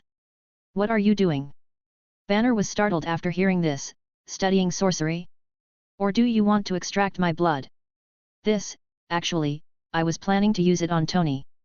Fang Mo said, "You can understand it as a way to enhance the body, but it has some risks, so can you help me test it? You have Hulk inside you. I think you should be able to withstand the side effects. Some kind of body enhancement magic formula." Banner thought for a moment and asked, "But there might be a small risk, but it won't endanger life. Can I understand it that way?" "Uh-huh." Fang Mo smiled and nodded, "That's what it means." "I don't mind," said Dr. Banner, taking off his glasses, "but I'm afraid Hulk might come out." "It's okay, he won't dare." Fang Mo put his hand on Banner's shoulder. "Don't worry, just a little pain, and if worse comes to worst, I still have the magic to reverse time, right?" "Okay then." Banner didn't think much about it. After all, he was either not there or had transformed into Hulk when Fang Mo lost his temper, so he didn't know how unreliable Fang Mo could be. So, he gently scratched his hand with the bug arrow. However, to his surprise, the cut on his hand suddenly split open violently, and then countless green fluids spurted out like crazy. This bizarre scene scared Banner to the ground. In midair, the green fluid piled up more and more, eventually forming a huge figure. "This Hulk." Dr. Banner, seeing this scene, couldn't help but widen his eyes. "What the hell?" "Don't panic, this is your stand," Fang Mo said. "It's the projection of your psychic energy. Calm down and try to control it with your will." "Is this the small risk you mentioned?" Banner said a bit frantically, "My goodness, before Hulk had to use my body to come out, now he can jump out on his own." Before he finished speaking, Fang Mo suddenly plunged the Menulan sword into the ground. "I told you to control it." "Okay." Banner swallowed and then shifted his attention to the mid-air, trying hard to control the green figure hovering there. However, strangely, the Hulk in the mid-air suddenly turned around and glared at Dr. Banner. Banner was startled by this. But the Hulk just glared at Banner and didn't punch him. Instead, he looked around, seemingly confused about his current situation. Seeing this, Banner seemed to relax a bit. Under Fang Mo's guidance, he began to slowly explore the method of controlling stand. This exploration took a whole day. After some probing, Fang Mo also discovered the attributes of Banner's stand. Actually, from the Hulk's physique, it was clear that this was undoubtedly a close-range attack type stand, similar to Star Platinum, the kind that punches the enemy directly. However, unlike the stands in Jojo, the Hulk was not very obedient. He had a bad relationship with Banner, always throwing tantrums and being disobedient. Everything had to be negotiated, and at the same time, this guy seemed to be a physical entity, even Jarvis's camera could see him. Actually, even Fang Mo himself didn't expect that Banner would directly use the Hulk as a stand, but after thinking about it, it made some sense. After all, the Hulk is another personality of Banner, and their relationship at the mental level is probably very complex, so it seems reasonable for him to become a stand. And while Banner was practicing controlling the stand, Tony Stark also came back. He seemed in a good mood, with a faint smile on his lips, but when he saw Banner and the Hulk, his smile immediately froze. And at that moment, a hand suddenly rested on his shoulder. "You're finally back." Fang Mo's voice, ghost-like, came from behind. "Come on, let me join in." Chapter 333, Chapter 330, Having Fun Before Going to the Next World. Hey, hey, hey! Don't you have a girlfriend? This sudden remark nearly made Stark's hair stand on end. So, magic really is evil, isn't it? How did you end up changing your orientation while practicing it? That's too scary, I'm not going with you anymore. What on earth are you babbling about? Fang Mo looked at Stark and then slowly raised the magic arrow in his hand. I was talking about shooting you with this magic arrow. Where did your mind go? Ah! Stark was momentarily stunned. That's what I thought. It has to be you city slickers who are really smooth, said Fang Mo. It was a very serious matter, and after you talked about it, it suddenly felt like there was a surge of bromance. Let me first set up a fa instrument for you. Isn't it scary precisely because it's serious? Stark, with a look of disgust, brushed Fang Mo's hand off his shoulder and said uncomfortably, I walked into the room with no defenses, and you suddenly said shoot you with this so seriously. Not just me, anyone would be scared to death, right? Fa fa. Fang Mo ignored Stark and hummed an unknown tune. You. Stark, feeling a headache coming on, held his forehead. So what's this about shooting people with magic arrows? The situation with Dr. Banner was also your doing, right? Aren't you always feeling insecure? Fang Mo said, I should have told you before, I'm a passing stand user. Now you also have the chance to become one. Getting stabbed by this arrow, if you're qualified, could greatly enhance your strength, and protecting the Earth won't be a dream. Do I qualify? Stark asked curiously. Maybe not. Fang Mo shrugged. But no big deal, if it fails, we'll just reverse time. As everyone knows, exploiting traits between different modules and bugs between different power systems is normal. We can make use of these loopholes. What you're saying is more difficult to understand than quantum mechanics.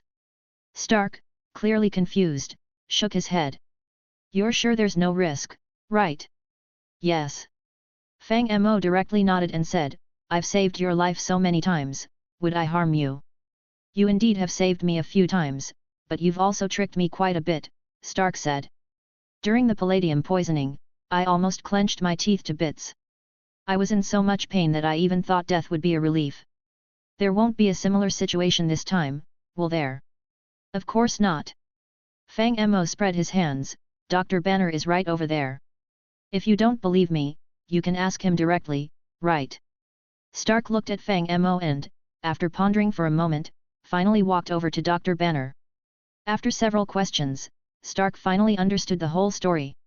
According to Banner and Fang Mo, Stark summarized that it might be a method to stimulate superpowers, which might be related to one's subconscious or something. After realizing this, Stark finally breathed a sigh of relief and gently scratched his fingertip with a bug arrow. Soon after, his shadow suddenly climbed up from the ground. Damn it! Stark was clearly startled and almost jumped up from the ground, but in the next second, the shadow on the ground also made the same sound, damn it! What are you doing? You scared me! Stark was dumbfounded. The shadow on the ground quickly stood up. The original darkness gradually became tangible, turning into a dark-skinned entity. Upon closer inspection, they realized it was a black version of Stark. Wow! Seeing this, Fang Mo immediately showed a surprised expression. Well, well. Slave and master, is it? No. What is this? Stark was completely baffled at this point. Only Fang Mo in the room understood the concept of stand, so Stark turned to him and asked, "Is this my stand?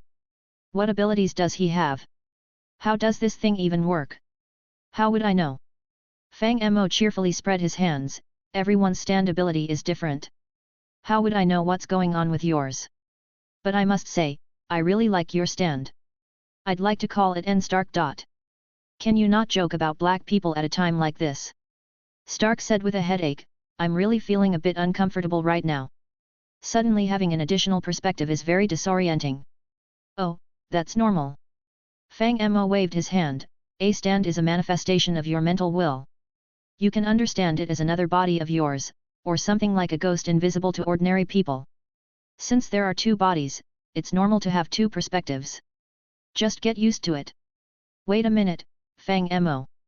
Hearing this, Dr. Banner suddenly couldn't help but speak up, "I don't seem to have another perspective.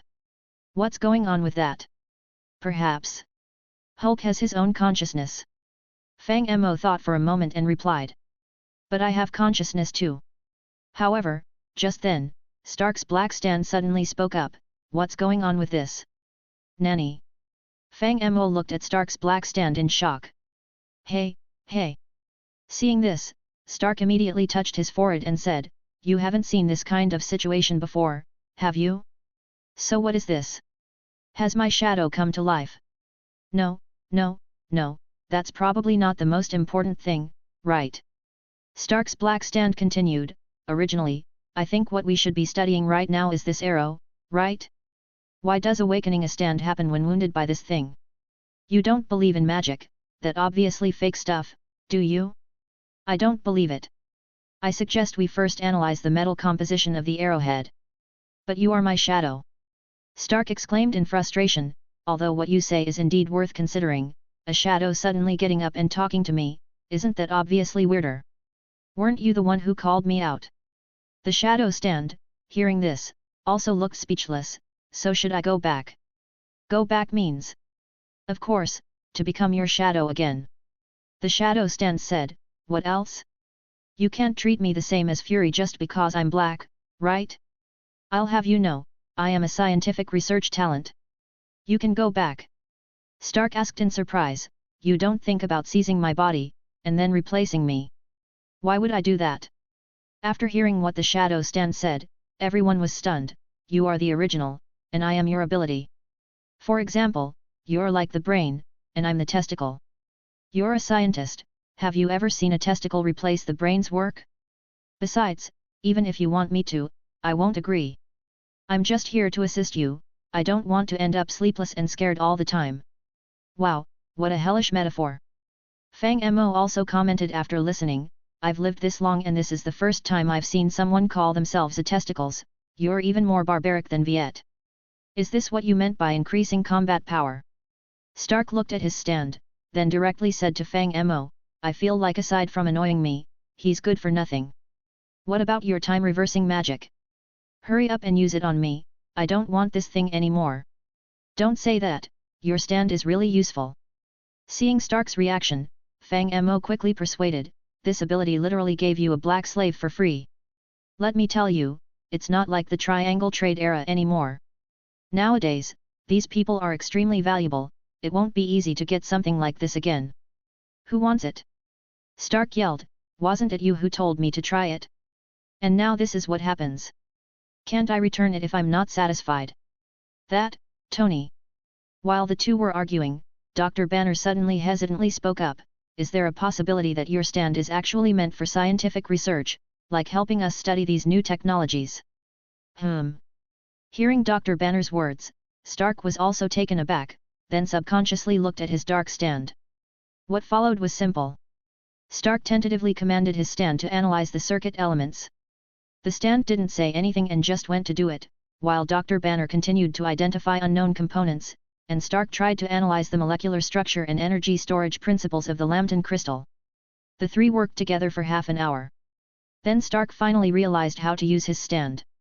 Indeed, this stand was designed for scientific research, having the same personality, thoughts and memories as Stark, effectively doubling his work efficiency like having two Starks. And after that, Fang Mo explained to them about the basic settings of the stands, namely the stand panel. So, the two did a bit of research. Firstly, there's Bruce Banner's side, with Hulk undoubtedly being AA in strength and speed, and Hulk seems to be able to act independently. Fang Mo could even teleport him to Xandar without issue, so his endurance and range must also start at A at the least, even unlimited wouldn't be an exaggeration. But considering the Hulk's progressively weaker performance in the movie universe and his outright disobedience to Banner, precision and growth are almost non-existent, so it's just set to E. As for Tony Stark, his stand is interesting, it's almost no different from Stark himself, so just looking at the panel is not very helpful.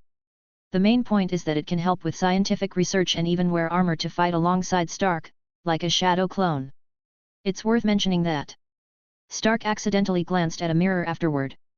He discovered that he can even control his own reflection in the mirror, except that this reflection in the mirror is white, whiter than his own skin color, just like wall paint. After pulling out this reflection, Stark found that not only did he no longer have a shadow, but he also couldn't see his own appearance in the mirror. However, on the other hand, he gained two assistants, one black and one white, to help with research, which more than doubled his efficiency. Fang Mo originally wanted to name Stark's stand Hibai Wu Chang, Black and White Impermanence, but since the other party seemed to know a little about Eastern funeral culture, he immediately refused. So, Fang Mo suggested that since Stark is a playboy, they might as well come up with a group name, like Three Flowers or Three Holes Open or something, but this was met with an excessively vehement refusal from the other party. In the end, they settled on a name for the twin reflection, which sounded very ordinary and boring, not cool at all. Time always flies in scientific research. Early the next morning, Rocket Raccoon, who had gone out to mess around, also came back. He didn't say what he had done, just joined the research team and continued to work, and everyone tactfully didn't ask. Of course, Rocket Raccoon was also startled by Stark's stand, but after hearing that it was Fang Mo's handiwork, he got used to it and rejected Fang Mo's idea to do the same to him. Although Rocket Raccoon refused, Fang Mo began to get addicted. This stand arrow is really fun. It's not that the stands he created are so powerful. It's the feeling of the unknown, you never know what the next awakened stand will be. Fang Mo really likes this sense of anticipation, just like when he used to follow series and novels for updates every day. Without creating a stand for a day, Fang Mo feels like there are bugs crawling on him. So quickly, he started targeting others. Aren't there still many people in the Avengers and the Guardians of the Galaxy? You'll just have to see if Fang Mo decides to stab them. Fang Mo first approached Captain America. After some smooth talking, Fang Mo shot an arrow right into his rear. However, to Fang Mo's surprise, Captain America didn't awaken a stand and instead died due to a rejection reaction. Seeing this, Fang Mo was truly dumbfounded. Logically, Captain America, Rogers, is a legendary figure, even a main character in movies. How could he just die like that? How does the stand arrow determine this? Out of helplessness, Fang Mo had to use the time stone to revive him. This time Fang Mo chose not to retain the memory, meaning Captain America had no idea what had happened. Fang Mo then quickly made his escape. After that, he tested others one by one. But the results were very disappointing. Black Widow, Hawkeye, Coulson, Motherfucker Hero, Groot, Drax, Mantis all showed rejection reactions. As for Thor, he is, after all, the God King of Asgard with a body that can even withstand the high energy radiation of a neutron star in the original story, so the stand arrow couldn't pierce his skin. Only Star-Lord awakened a white light sphere. This thing is just like Ego's light energy. Star-Lord can mold it into a ball, merge it with his body, or turn it into a weapon, etc. Honestly, Fang Mo is a bit confused, did he awaken a stand or a genetic talent? After trying a large number of people, Fang Mo's enthusiasm gradually subsided. So, he quickly called Nick Fury, activated the Space Stone, and moved the entire Stark Tower to Vanaheim. After the move, Fang Mo took the Mind Stone off the Infinity Gauntlet and shared his idea of creating an artificial intelligence with everyone. After all, Supreme Intelligence is only semi-artificial intelligence, its essence is still a huge biological brain. What Fang Mo really wanted was an electronic life. Like Ultron. If Stark had been secretly developing it, perhaps everyone would have a few words to say, given the large controversy surrounding artificial intelligence. But now, it was Fang Mo wanting to create artificial intelligence. And according to Fang Mo, he just wanted to go to Mosaic, remove Photoshop traces, and mass-produce AI color pictures. So, everyone had nothing to say and just rolled up their sleeves to get to work.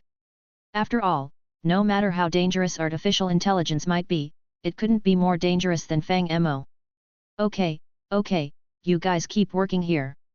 Seeing that everything was getting on track, Fang Mo was satisfied and turned to leave. I'll be out for a bit.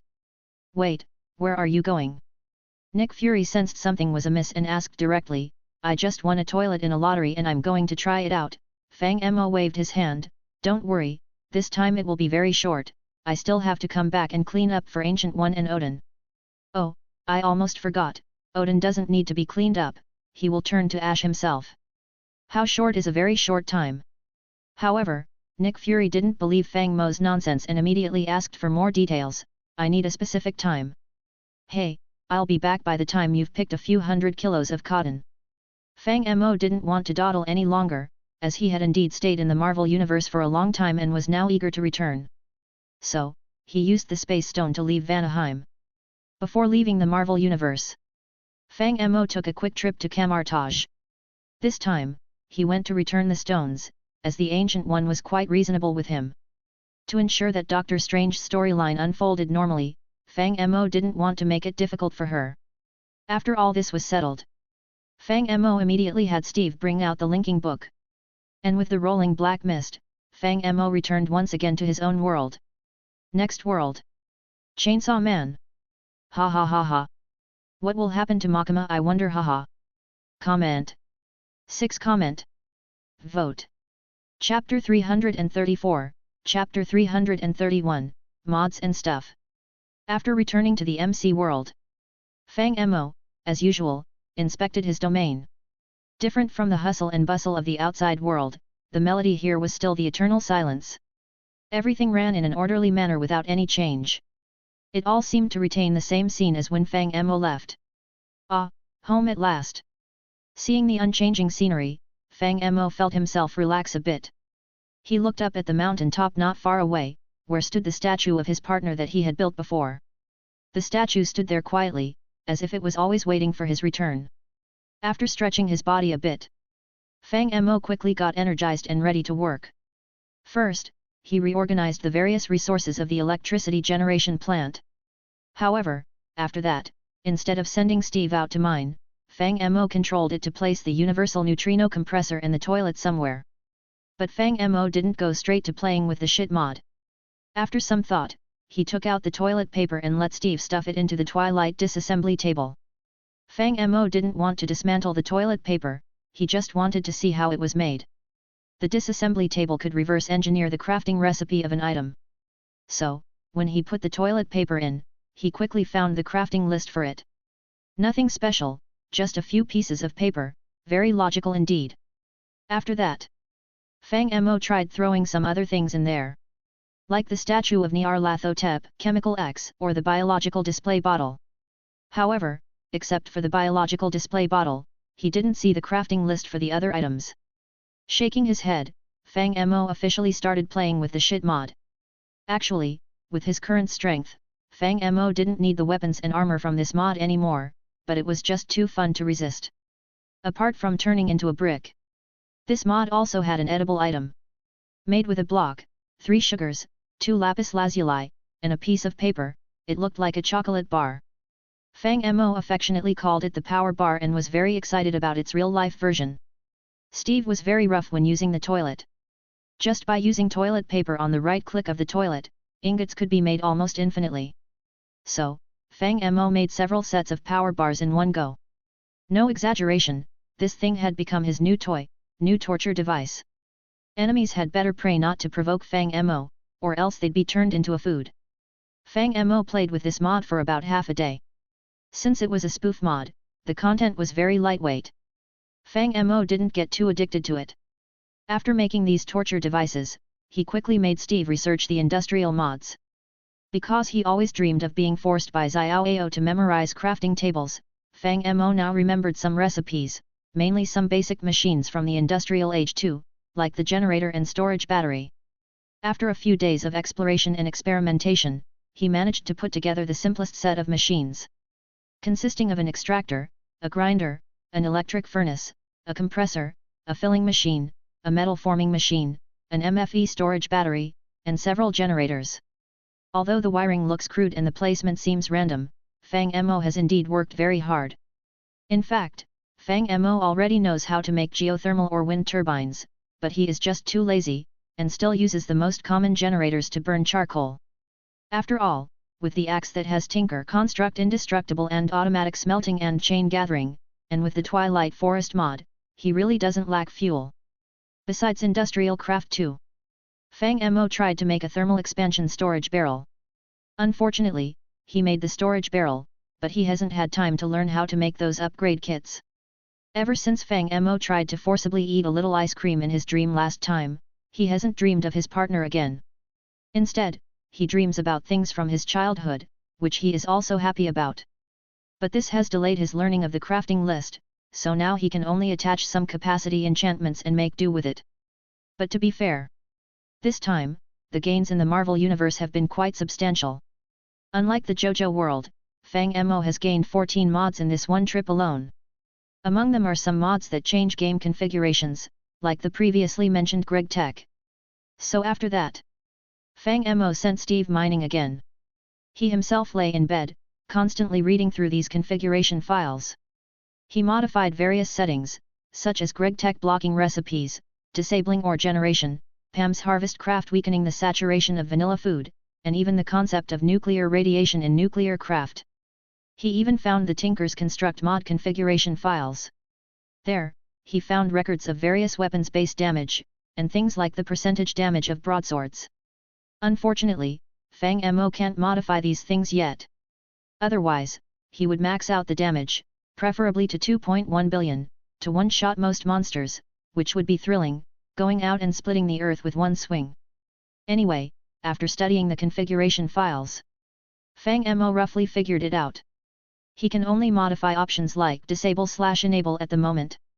For numerical configuration files, such as the number of ores generated, the base damage of darts, etc., he can only adjust them downward, not upward. It seems to be a matter of insufficient permissions. But as for how to increase the permissions, Fang Mo himself doesn't have much of a clue. Unconsciously, Fang Mo has stayed in the Minecraft world for a long time.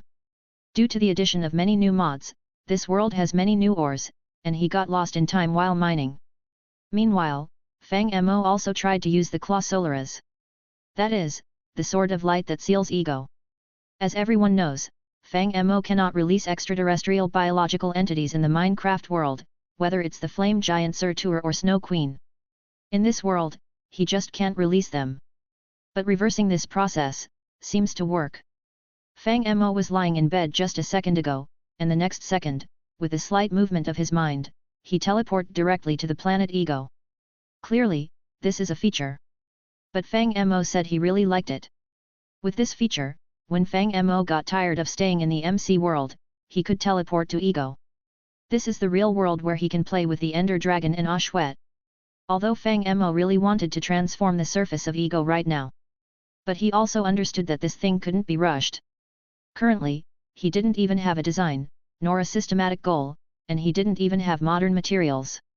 At most, he could only build a medieval town, which obviously wasn't what Fang Mo wanted. After spending some more time on Ego, Fang Mo got a bit tired of it. So, he returned to the MC world and summoned his stand, Steve, to take out the Book of Ages of Chainsaw Man from his backpack. But before opening the Book of Ages, Fang Mo specifically asked Steve to harvest some ginger from the vegetable garden. Should this be enough for making ginger pork? Looking at the small bunch of ginger in Steve's backpack, Fang Mo nodded. Then he let Steve open the Book of Ages, and immediately a cloud of black fog swallowed them both.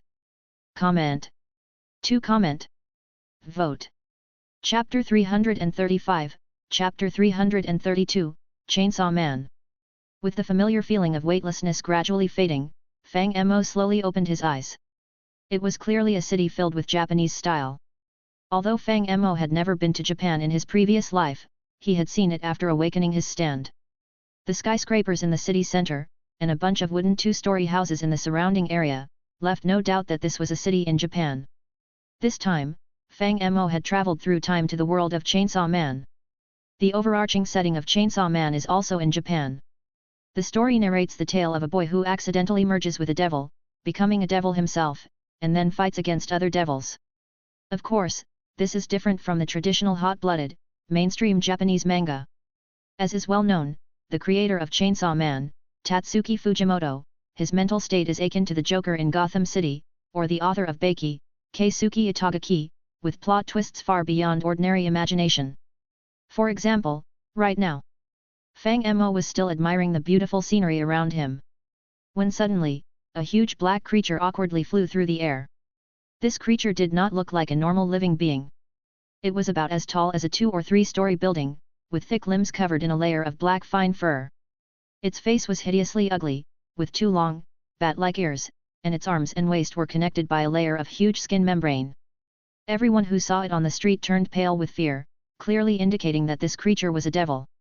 In a typical hot-blooded, mainstream manga, the protagonist would soon make an appearance, shouting about justice, friendship, and bonds, and then defeat this ugly devil. But the problem is, this is Chainsaw Man. So, Fang Mo witnessed the following scene. "Get down from there!" The bat-like ugly devil roared, constantly shaking its legs. "Stop drinking my blood, are you sick? Give me back my boobs first!"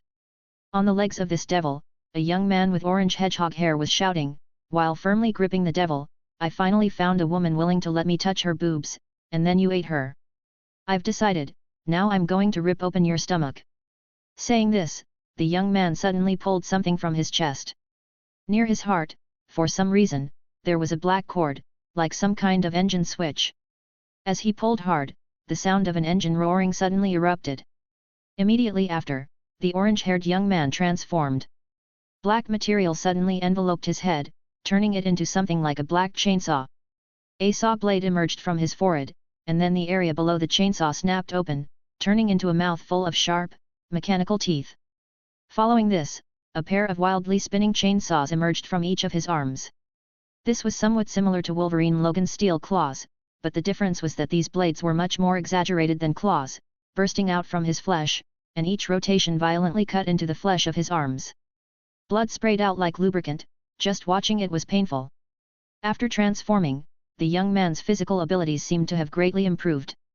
With a fierce swing of his hand, his chainsaw whirled, instantly cutting off one of the Bat Devil's wings. The Bat Devil, already struggling to fly, let out a scream as its wing was damaged. Then, both of them fell straight down from the sky. Below was a building resembling an office. The Bat Devil's huge body smashed through the ceiling, and both fell through the large hole. However, in the next moment, a loud bang came from the building. The Bat Devil, with a new large wound on its face, burst through a wall and flew out, scaring all the pedestrians on the street, who screamed and scattered in panic. The Bat Devil, shaking its head, casually grabbed a car nearby and threw it at the chainsaw-wielding youth. "Haha! You surely won't be able to handle this, right?" After throwing the car, the Bat Devil laughed triumphantly, "Since you want to stand with humans, then protect these damn fools." But what the Bat Devil didn't expect was this. The chainsaw-wielding youth first retracted the chainsaw to catch the car, then looked up at the driver's seat. A man? His life is none of my concern." After saying that, he actually threw the car back at the Bat Devil. Caught off guard, the Bat Devil was hit in the face by the car. Being a devil, it regenerated quickly, growing a cannon-like mouthpiece. Then came a snap. The Bat Devil unleashed an ultrasonic attack. The power of this attack was immense, throwing the chainsaw-wielding youth away and even blasting a huge hole several stories high in the building behind him, burying him under falling debris. Finally, it's over. The Bat Devil sighed in relief and grabbed an ordinary person who hadn't escaped, ready to drink their blood, not minding the smoke smell anymore. But before it could finish, the sound of an engine roared again from the nearby ruins. "It's still alive." The Bat Devil was shocked. "What's going on with this guy? Putting up with one misfortune after another, I've even held my nose to bear it." The chainsaw-wielding youth calmly said, then suddenly clenched his fist, his mouth full of sharp teeth spitting out a long tongue. "But the one thing I can't accept is not getting to touch boobs. After saying this, he charged forward like a mad dog in heat. Stop!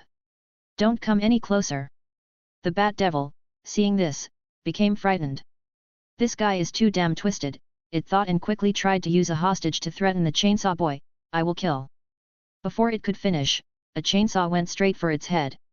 Ah ah ah ah ah! The chainsaw boy's punches were erratic, somewhat resembling the style of Stupid Fist, but due to the two continuously rotating chainsaws on his arms, the power was astonishing. In just a few seconds, the Bat Devil was reduced to a pile of minced meat. But it didn't end there. The boy started digging through the Bat Devil's remains. Soon after, he unearthed from the pile of flesh a girl with red horns on her head and long orange-pink hair, as well as a cat in a birdcage. It didn't take long for the girl to wake up. She held the birdcage and looked at the chainsaw boy with a complex expression. "Why did you save me?" she asked, her pupils different from humans, resembling a beautiful cross star. "I almost killed you just now, didn't I?" The chainsaw boy didn't speak, but pointed at the girl's chest. Then, a look of longing and anticipation appeared on his face. "That's a pretty stupid reason," the girl sighed helplessly, then looked seriously at the chainsaw boy. "I'm sorry for what happened before, but since you saved my cat, I'll let you touch my chest." Yay! Hearing this, the chainsaw boy immediately started to dance with joy. But before he could actually do it, a sneaky voice sounded behind him. "Don't believe her, young man, she's a bad person." "What?" The chainsaw boy turned around in surprise, only to see Fang Mo, dressed in a suit and leather shoes. The chainsaw boy first looked Fang Mo up and down, noticing his suit and the fact that he wasn't scared of the bloodied corpses on the ground. He then pondered for a moment and asked, "Are you, also an official devil hunter?" "No, I'm a horse hunter." Fang Mo shook his head and said, "I don't care about devils. As a warrior from Jojo, my only purpose here is to hunt horses. Of course, there's also some Seeing how young and promising you are, willing to risk your life just to touch a real boobs, I felt pity and wanted to give you a heads up." "What do you want to remind me of?" Chainsaw boy scratched his head in confusion. "Is it about that thing you mentioned, padding? What does that mean?" "It's exactly what it sounds like." Fang Mo pointed to his chest. "It means adding special effects here, with technology and hard work, get it? They're all fake, what looks bulging is actually just padding. In ancient times, people usually stuffed them with sponges. Nowadays, with technological advances, foam is more common, but the best is still latex material. Not only is it comfortable to wear, but it's also breathable and doesn't easily breed bacteria." "Oh, so there's so much to it." Before Chainsaw Boy could reply, the girl lying on the ground nodded in surprise. "I've learned something. Next time I'll buy the latex ones." "What are you butting in for?" Hearing this, Fang Mo turned to the girl on the ground and commented, "Padding too much can bring divine retribution, be careful not to get shot dead." "Ah!" The girl was stunned. "That, you really know a lot." Chainsaw Boy also belatedly realized, his expression clearly becoming dejected, "But, doesn't that mean all my efforts have been in vain? I ask you, do you just want to touch a boobs?" Fang Mo suddenly asked. "Yes." Chainsaw Boy nodded, "But preferably a bigger one, without any padding." "Oh, there's one over there, it seems quite big." Fang Mo pointed to the other side of the street. "Young man, do you want to try?" Chainsaw Boy turned his head and found that another devil had appeared on the other side of the street at some point. However, upon seeing the appearance of this devil, his eyes widened. Chapter 336, Chapter 333, Tax Evasion Devil. The Chainsaw Boy turned his head and immediately his eyes widened in shock. However, this was not out of joy. It was out of horror. After all, the devil opposite him looked monstrously grotesque. Of course, most devils in the Chainsaw Man world are quite ugly, supposedly because Fujimoto Tatsuki likes to draw intestines, but this devil's appearance was absolutely disgusting to the Chainsaw Boy. Why was it disgusting? Because it was a devil that looked like a tentacle monster. The lower half of this devil had 4 tentacle-like legs, which were currently bent and folded as if it was squatting and defecating. Its arms were thick and long segmented tentacles, drooping to the ground and dragging a wet, sticky trail. Even what should have been its head was just a giant tentacle, but this one had a bunch of women's hair on it, and beneath the hair was a huge, juicy and plump pair of lips. Apart from that, it had no other facial features in the conventional sense. If it were just this, it could be said to be a devil with a bizarre appearance, but not particularly disgusting. But the problem was that on its chest were enormous rows of organs unique to mammals, stretched out like tentacles, limply dangling in front of its body. Is this what you meant by quite big? The chainsaw boy turned his head towards Fang Mo in a daze. Are you sure this is your request? Fang Mo spread his hands. I asked if touching the boobs was enough. You were the one who told me any boobs would do, and the bigger, the better. Look at this one, isn't it huge? Each one is as big as your head, and it even has 2 rows. At least it should be human. The chainsaw boy couldn't help but shout. Is she human? Fang Mo pointed at the girl on the ground. This one's called Power, seems like some blood fiend. You definitely had thoughts about her before, right? That means you don't really care if she's human or not. But at least she looks human. The chainsaw boy argued. What's that tentacle monster over there? It makes me want to throw up just looking at it. That one seems to be the leech devil. Fang Mo started laughing.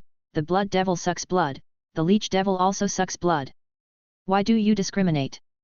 Just because Power is pretty? The leech devil is just a 700 kg slightly overweight girl with a small stomach. You called it a tank? Oh boy, you've got guts. Hey!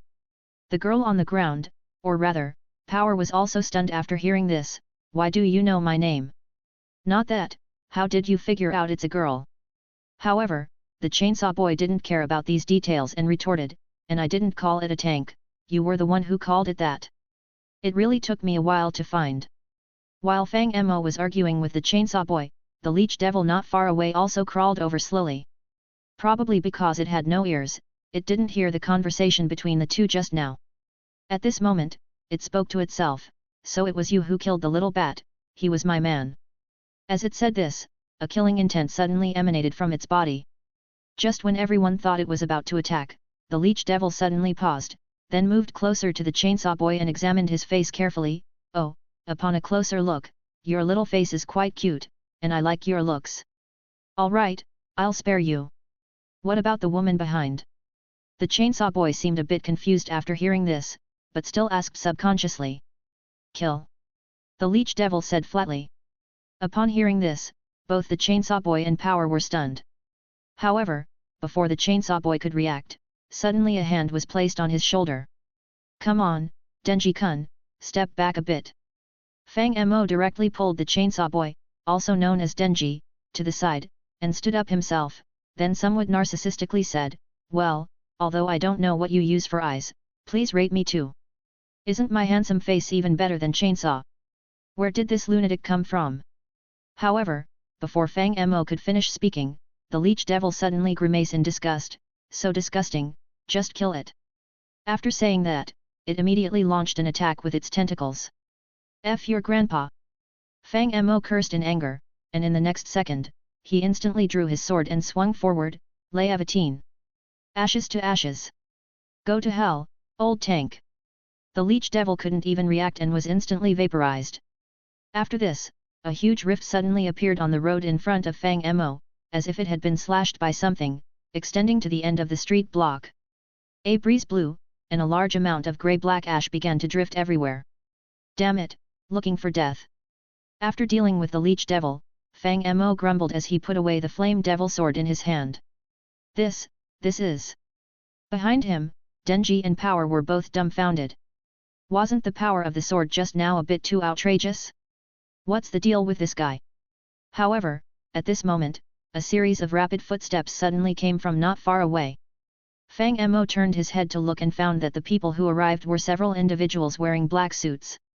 The leader was a delicate-looking young man with pale skin and a small braid, followed by a mature woman wearing an eye patch, a frightened-looking young girl, and a somewhat straightforward man. Fang Mo actually recognized these people. The leading young man, named Hayakawa Aki, played a role similar to the second male lead in the drama. He is a proud and tragic character. The woman with the eye patch was named Himeno, a senior devil hunter to Hayakawa Aki, and had a fondness for him. As for the other two, the frightened one was called Higashiyama Kobani, and the other one. Fang Mo admitted he couldn't remember his name. There wasn't much about him in the original story, probably just a minor character. Has the devil been expelled? After Hayakawa Aki approached, he first looked around and then, noticing the huge ash rift in front of Fang Mo, his face immediately showed a shocked expression. What? What happened here? In fact, not only Hayakawa Aki but the three people behind him also showed the same expression. However, as Himeno had been a devil hunter for a longer time, she was the first to react and slowly approached Fang Mo. Seeing that Fang Mo had no intention of attacking, she directly asked, "Excuse me, I am a member of the Public Security Special Division 4 against devils. Can you explain what happened here? I got up, killed it with one strike. What else is there to say?" Fang Mo spread his hands and said. Hearing this, Himeno paused. His statement sounded a bit strange, but it did admit that he was responsible for the deed. After thinking for a moment, Himeno asked, "Are you a civilian devil hunter? Have you registered?" "Why should I register for that?" Fang Mo retorted. Himeno was a bit puzzled upon hearing this. If you haven't registered, you won't get a bounty for killing devils privately, and sometimes it can even be illegal. But I am a devil myself. Fang Mo spread his hands. What? Upon hearing this, a trace of vigilance flashed in Himeko's eyes, but her face still maintained the same expression. "Sir, this is not something to joke about." "Do you think I'm joking?" Fang Mo looked at Himeko. "How about we first establish a contract? Then you'll know if I'm serious. Let me see your wish." "Oh, you want to make Hayakawa Aki ghost?" Before Fang Mo could finish his sentence, Himeko's face changed immediately, and she waved her hand. A ghastly arm suddenly appeared in mid-air, covered with grotesque and bulging veins, looking a bit scary, like the hand of an evil spirit. But the problem was that the arm only extended halfway before suddenly freezing. Then it quickly retracted. "What is this?" Seeing this eerie scene, Himeko was also stunned. She tried to summon the ghost devil again, but this time it completely ignored her, only conveying a sense of extreme terror through consciousness. "Hime-senpai." Seeing Himeko's action, Hayakawa Aki quickly realized what was happening. "What's going on? This guy, something's not right." Himeko took a few steps back, warily looking at Fang Mo. "The ghost devil I made a contract with is afraid of him, even to the point of being unable to speak. This has never happened before. So, maybe he really is a devil." Hearing this, Hayakawa Aki became serious, his hand subconsciously reaching for the sword behind him. Wait a minute, Aki-kun." Seeing Hayakawa Aki's action, Himeko suddenly stopped him and then said thoughtfully, "He hasn't attacked us and seems to have no hostility. It's not ruled out that he is some powerful devil hunter. Let's confirm his identity first." "All right." Hayakawa Aki nodded and then cautiously asked Fang Mo, "You said you're a devil, right? What's your name? Or what kind of devil are you?" "Sir, you can't lie about this." Himeko also reminded him with a smile, though she looked like she was smiling, her muscles were all tense. "Honestly, I've never seen a devil that looks exactly like a human, so I'd rather you were lying." "Sorry, I never lie." Fang Mo smiled upon hearing this and then began his introduction. "My name is Fang Mo, known in the martial world as the Dr. Error, best at treating birth mistakes, wrong deeds, and misspoken words, known as the operating table for the condemned, the master of healing of laughter, and as for my name, you can call me the tax evasion devil." Comment. 3. Comment. Vote. Chapter 337, Chapter 334, Baddie. Happy devil. Hearing Fang Mo's statement, Hayakawa Aki and Himeno also subconsciously glanced at each other. This devil is really unheard of. Normally, devils are born from human fears, like some people are afraid of bats, so the bat devil is born.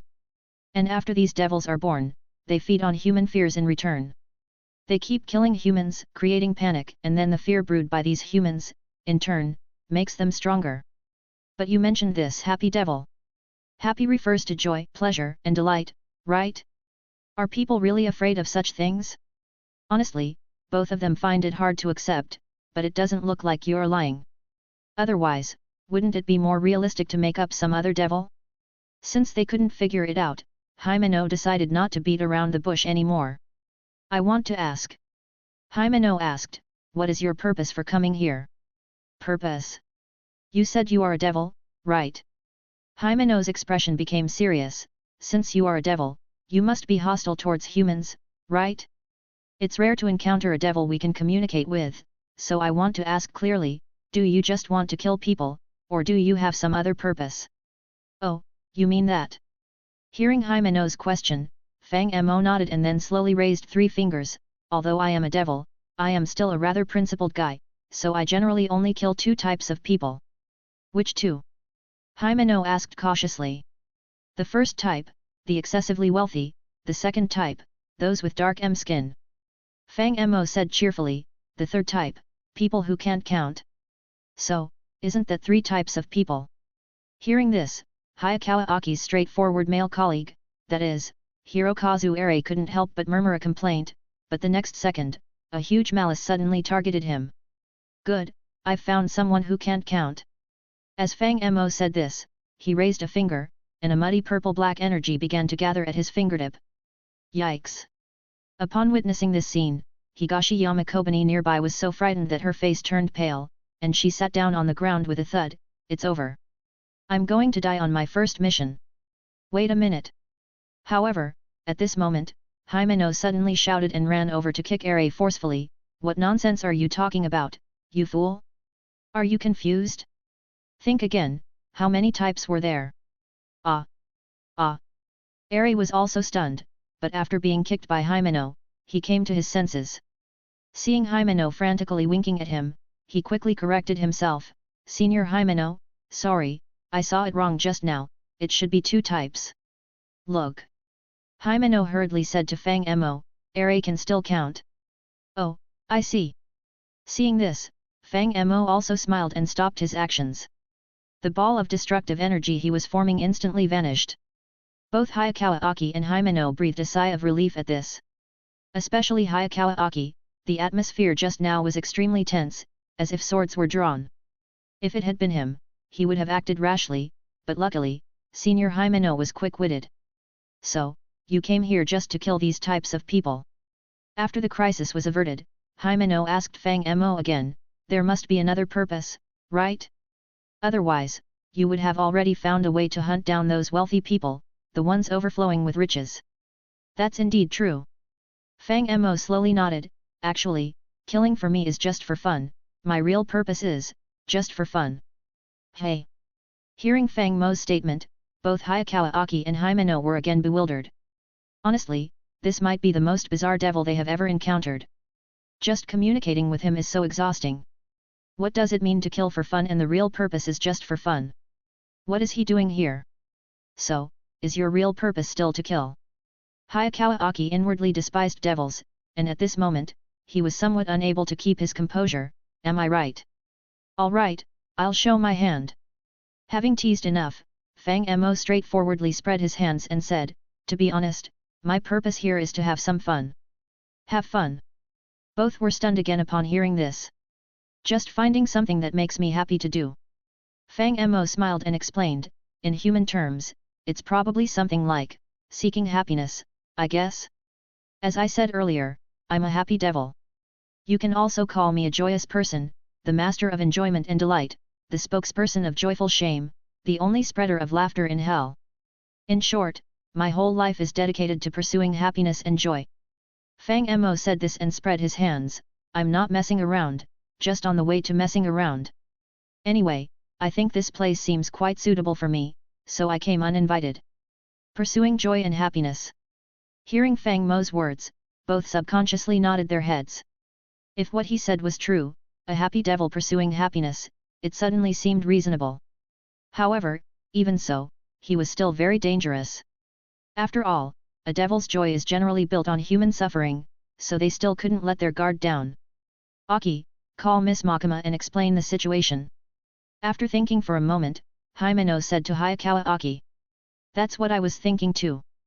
Hayakawa Aki nodded, glanced warily at Fang Mo, then went aside to make a call, quietly reporting the situation. Makima. As the two's conversation wasn't hidden from Fang Mo, he also heard the name. However, unlike the respect shown by the two, a rare hint of disgust flashed in Fang Mo's eyes. Tch, what a bad woman indeed. Yes, this Makima was the ultimate villain of this world.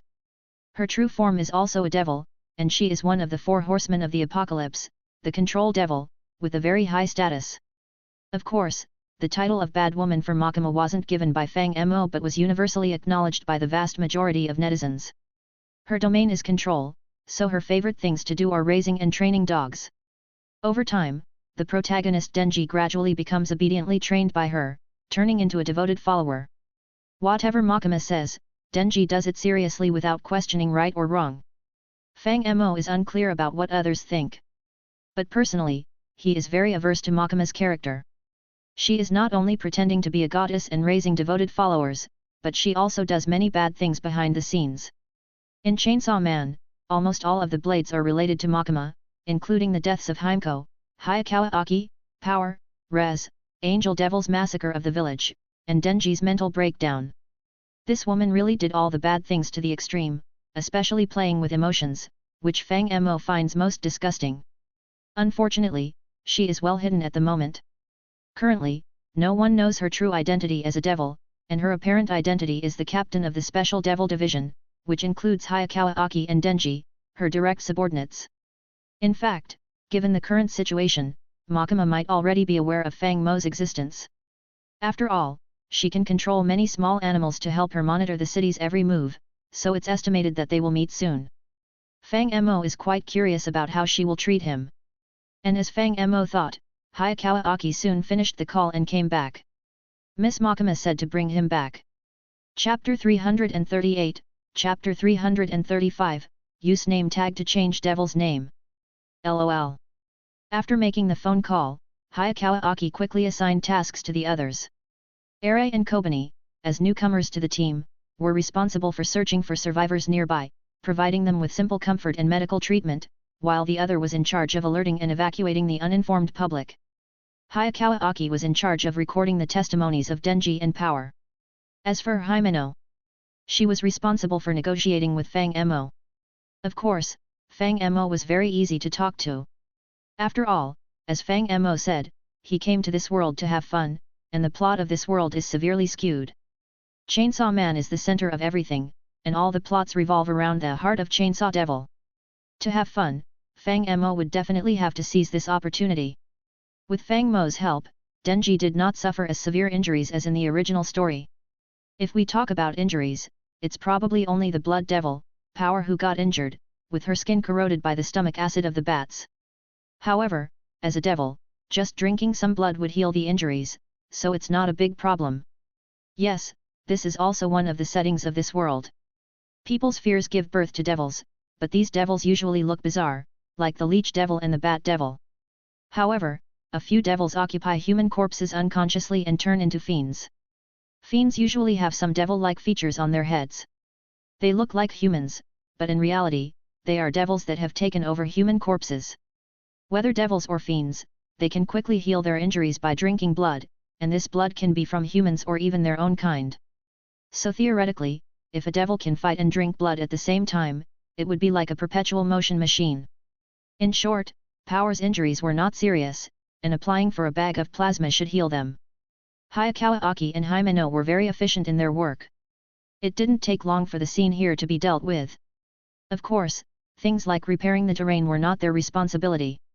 They were only responsible for fighting devils. So they quickly drove back to the headquarters. But speaking of the headquarters, it's actually just the local police headquarters.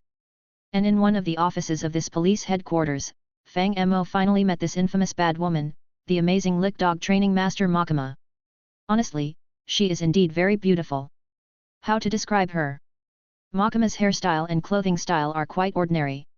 She has long hair with a hint of orange-pink, tied in a ponytail at the back, with bangs in the front and strands of hair falling on either side of her face.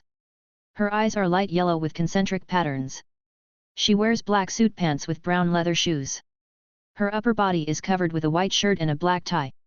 Although the attire is meticulous, it is just the most common office wear in Japan, nothing special in terms of charm. But it's such ordinary clothing that gives Makima an amazing allure. In the same Japanese anime, the protagonist Kobayashi from Miss Kobayashi's Dragon Maid Next Door, whether in terms of dress, hairstyle, or hair color, is strikingly similar to Makima. But Kobayashi at a glance is that true programmer and corporate slave. However, it's a different story when it comes to Makima. She can even make the same clothes exude a seductive charm. She seems like a top-class succubus queen, not just because of her stunning figure or extremely beautiful face, but mainly due to her unique aura. Her every move seems to tantalize people's hearts, instantly making them obediently become her adoring followers. Of course, Fang Mo is definitely immune to this. After all, Makima is not his type, he never liked such goddess-like individuals. And just by recalling what Makima has done, Fang Mo would feel an urge to tear her apart on the spot, to tear the enemy apart, literally ripping her in two. Did I hear Mr. Fang Mo claims to be a devil? While Fang Mo was scrutinizing Makima, she said, "Happy Devil." "Yes, I am the infamous Happy Devil," Fang Mo casually nodded, then took out a drink from his pocket. "Since we've met, we're friends now. Here, have a soda." "Thank you." Makima was momentarily stunned but then took the soda bottle. She had signed a contract with the high ranks of Japan, ensuring that any harm done to her would be transferred to all the citizens of Japan in the form of diseases or accidents. So, Makima was not afraid of any tricks, and to test what Fang Mo was up to, she opened the soda and took a sip. However, the next second, Makima showed a surprised expression. Is this ginger soda? Mr. Fang Mo likes this flavor." "Of course, I don't." Fang Mo said with a smile, "I'm just marinating you in advance, as it tastes better that way." Marinating?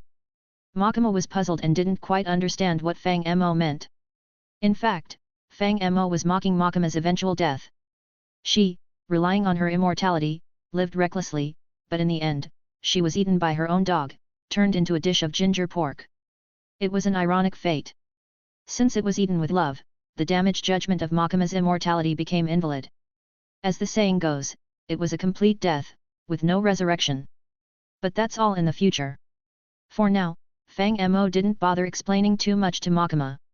Since he was here now, there would be plenty of opportunities to deal with her in the future. So, he waved his hand cheerfully, "Don't mind the details, I'm just having a little fun." "Alright then." Seeing that Fang Mo didn't want to elaborate, Makima didn't press further but continued to talk about other things. "Mr. Fang Mo claims to be a happy devil, so, are you very powerful?" "Why?" Fang Mo looked at Makima, "Want to compete?" Makima first looked at Fang Mo in surprise, then shook her head and said, "Mr. Fang Mo, I didn't mean to question you, please don't be angry." "I'm not angry though." Fang Mo smiled and said, "I'm really sorry, it's just my nature to seek fun and fear that there's no chaos in the world, there's nothing I can do about it, because I really can't control myself." "It does sound like something a devil would say."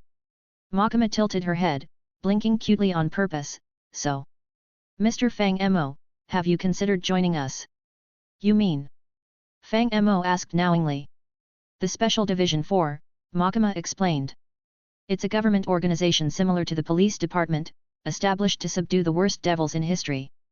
"Mr. Fang Mo, aren't you looking for fun? Why not stay here? I believe you will encounter many pleasurable things." "Ah, I see." Fang Mo nodded and asked, "Does this team have a silver party every month?" Makima was stunned by the question. "Haha, I'm just joking," Fang Mo said with a laugh, waving his hand, "Don't worry, I won't harm anyone in the team, my XP is not there." "It seems Mr. Fang Mo agrees to join then." Upon seeing this, Makima said, "In that case." "Not really." Before Makima could finish speaking, Fang Mo suddenly shook his head, "Joining is too low for me. I prefer equal relationships, how about we collaborate instead?" "Equal relationships?"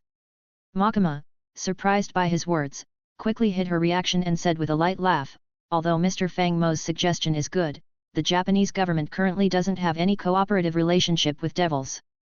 I'm afraid they might target Mr. Fang Mo." "Really? That's great news." Fang Mo's face lit up with unexpected joy upon hearing this. "Come here, let me show you something cool." Fang Mo smiled and then took out a small knife glowing faintly with a pink light from his pocket. "This knife is forged from plutonium metal, with a power roughly equivalent to a little boy. And I can throw over 200,000 of these knives in a second." Fang Mo was not lying. He could now pause time, and theoretically, it was possible to throw over 200,000 flying knives in a second. "What do you mean by a little boy?" However, what Fang Mo did not expect was that, after listening, Makima's face showed a puzzled expression. "Hey! Seeing this, Fang Mo was also stunned, but he quickly realized what was going on. That's right. In this world, the nuclear bomb was eaten by someone. It's not eating in the literal sense, but rather on a conceptual level. This was done by the devil inside the protagonist Denji, namely the chainsaw devil Pokeda. It has a very special ability, which is to devour other devils. The devils devoured by Pokeda, along with their names and concepts, completely disappear from this world.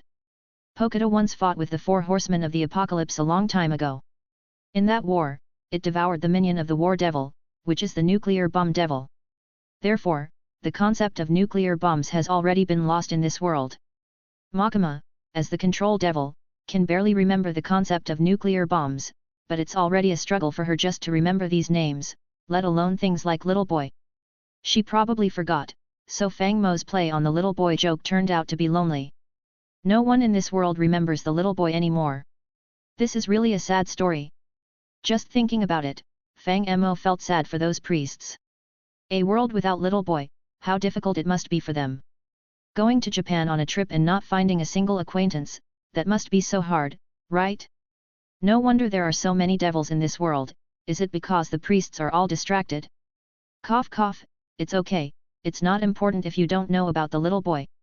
After realizing this, Fang Mo also coughed twice. Anyway, you just need to know that every knife in my hand can destroy a city. If those idiots really aren't afraid of death, just let them come to me. I promise to shoot a major disaster documentary for you on the spot, called Hell's Fun, Your Day, My Ship. Just watch how it turns out. Mr. Fang Mo is really confident. Makima wasn't scared, she just smiled and said, but my authority here is quite high too, so I can represent Section 4 in reaching an agreement with Mr. Fang Mo all by myself. Oh, that's good. Fang Mo nodded, then just give me the title of a technical consultant. Remember to call me on payday, I need to prepare your salary. You're paying our salary? Makima was taken aback. F***ck, I'm used to it. Fang Mo also touched his forehead, it's all because of that corrupt black man, making me now accustomed to working while paying the boss. It's sick, just pretend nothing happened. Okay, sure. Makima did not ask further, but directly said, however, now that Mr. Fang Mo is already a technical advisor for the 4th Division, it's time to talk about our goal, which is about the specific matters regarding the subjugation of the gun devil. Are we talking about gun fighting? Fang Mo touched his chin and said, I like it, tell me more. It's like this, a terrible devil named Gun Devil suddenly appeared around the world a few years ago, causing widespread destruction globally. Makima explained, but after causing massive casualties worldwide, it suddenly disappeared without a trace. We are worried it might return, so we plan to proactively find and subjugate it. Considering it has vanished, we can only use this to find it. As she said this, Makima took out a bullet that seemed to be made of flesh and blood. This is a fragment of the gun devil. Due to its high speed, some of its flesh detaches from the main body. However, the gun devil's power is very strong, which causes its flesh pieces to slowly move towards the main body once they accumulate to a certain extent. So, our current task is to collect enough flesh pieces and then locate the gun devil's main body. Also, because of the gun devil's strong power, once other devils consume these flesh pieces, they too will gain immense strength. Currently, Aki is working on this, finding and killing these devils that have consumed the flesh pieces, obtaining more fragments of the gun devil from inside them, gradually accumulating the scale of the flesh pieces, and then using these to pinpoint the location of the gun devil's main body and subjugate it. After all this talk, you just want me to take down that guy who shoots everywhere, right? Fang Mo naturally nodded and said, fine, a small matter. But if I do it, you'll agree to one condition of mine, right? I'm afraid that's not possible. Makima said, because Mr. Fang Mo and I are in a cooperative relationship, Mr. Fang Mo helps us deal with the gun devil, but we will also help Mr. Fang Mo seek fun. So, I can't agree with your condition. Will you help me find fun? Fang Mo raised his eyebrows and said, hey, that's much more dangerous than one condition, are you sure? How dangerous is it exactly? Makima looked at Fang Mo, even with a faint smile on her face. More curious than worried, it seemed like she was eager to hear what Fang Mo would say. Like renaming the devils for fun. Fang Mo took out a nameplate, smiled and said, like changing the ghost devil to elf devil, the octopus devil to bonito devil, the control devil to sex devil, and so on. Chapter 339, Chapter 336, What's the price to contract you? Hearing Fang Mo's statement. To be honest, Makima was also slightly stunned. It was obvious that the control devil mentioned by the other party was targeting her. She didn't believe it was a coincidence, the other party must know something. But how to put it? Makima really couldn't fathom the depth of Fang Mo. Her nose was extremely sensitive, able to remember every person just by smell, distinguishing between devils and humans. But the Fang Mo standing before her now, his scent was neither human nor devil. His smell was filled with an indescribable chaos and depth, like a boiling, tangible nightmare. Even Makima found it eerily peculiar. To put it simply, this guy shouldn't exist in this world. Honestly, Makima was a bit at a loss about what to do in this situation. She had thought he would be a new pawn, but now it seemed this pawn was too hot to handle. After pondering for a moment, Makima decided to stay calm and continue observing his situation. Among the members of the Devil Hunter, many hate the gun devil and are willing to pay any price to kill it. Makima didn't directly respond to Fang Mo's statement about the sex devil, but pretended to be ignorant. If Mr. Fang Mo is interested, you can certainly try to make a contract with them. Of course, the terms of the contract can be set by you. I believe they would definitely please Mr. Fang Mo. Fang Mo stroked his chin, guessing that Makima wouldn't take the bait.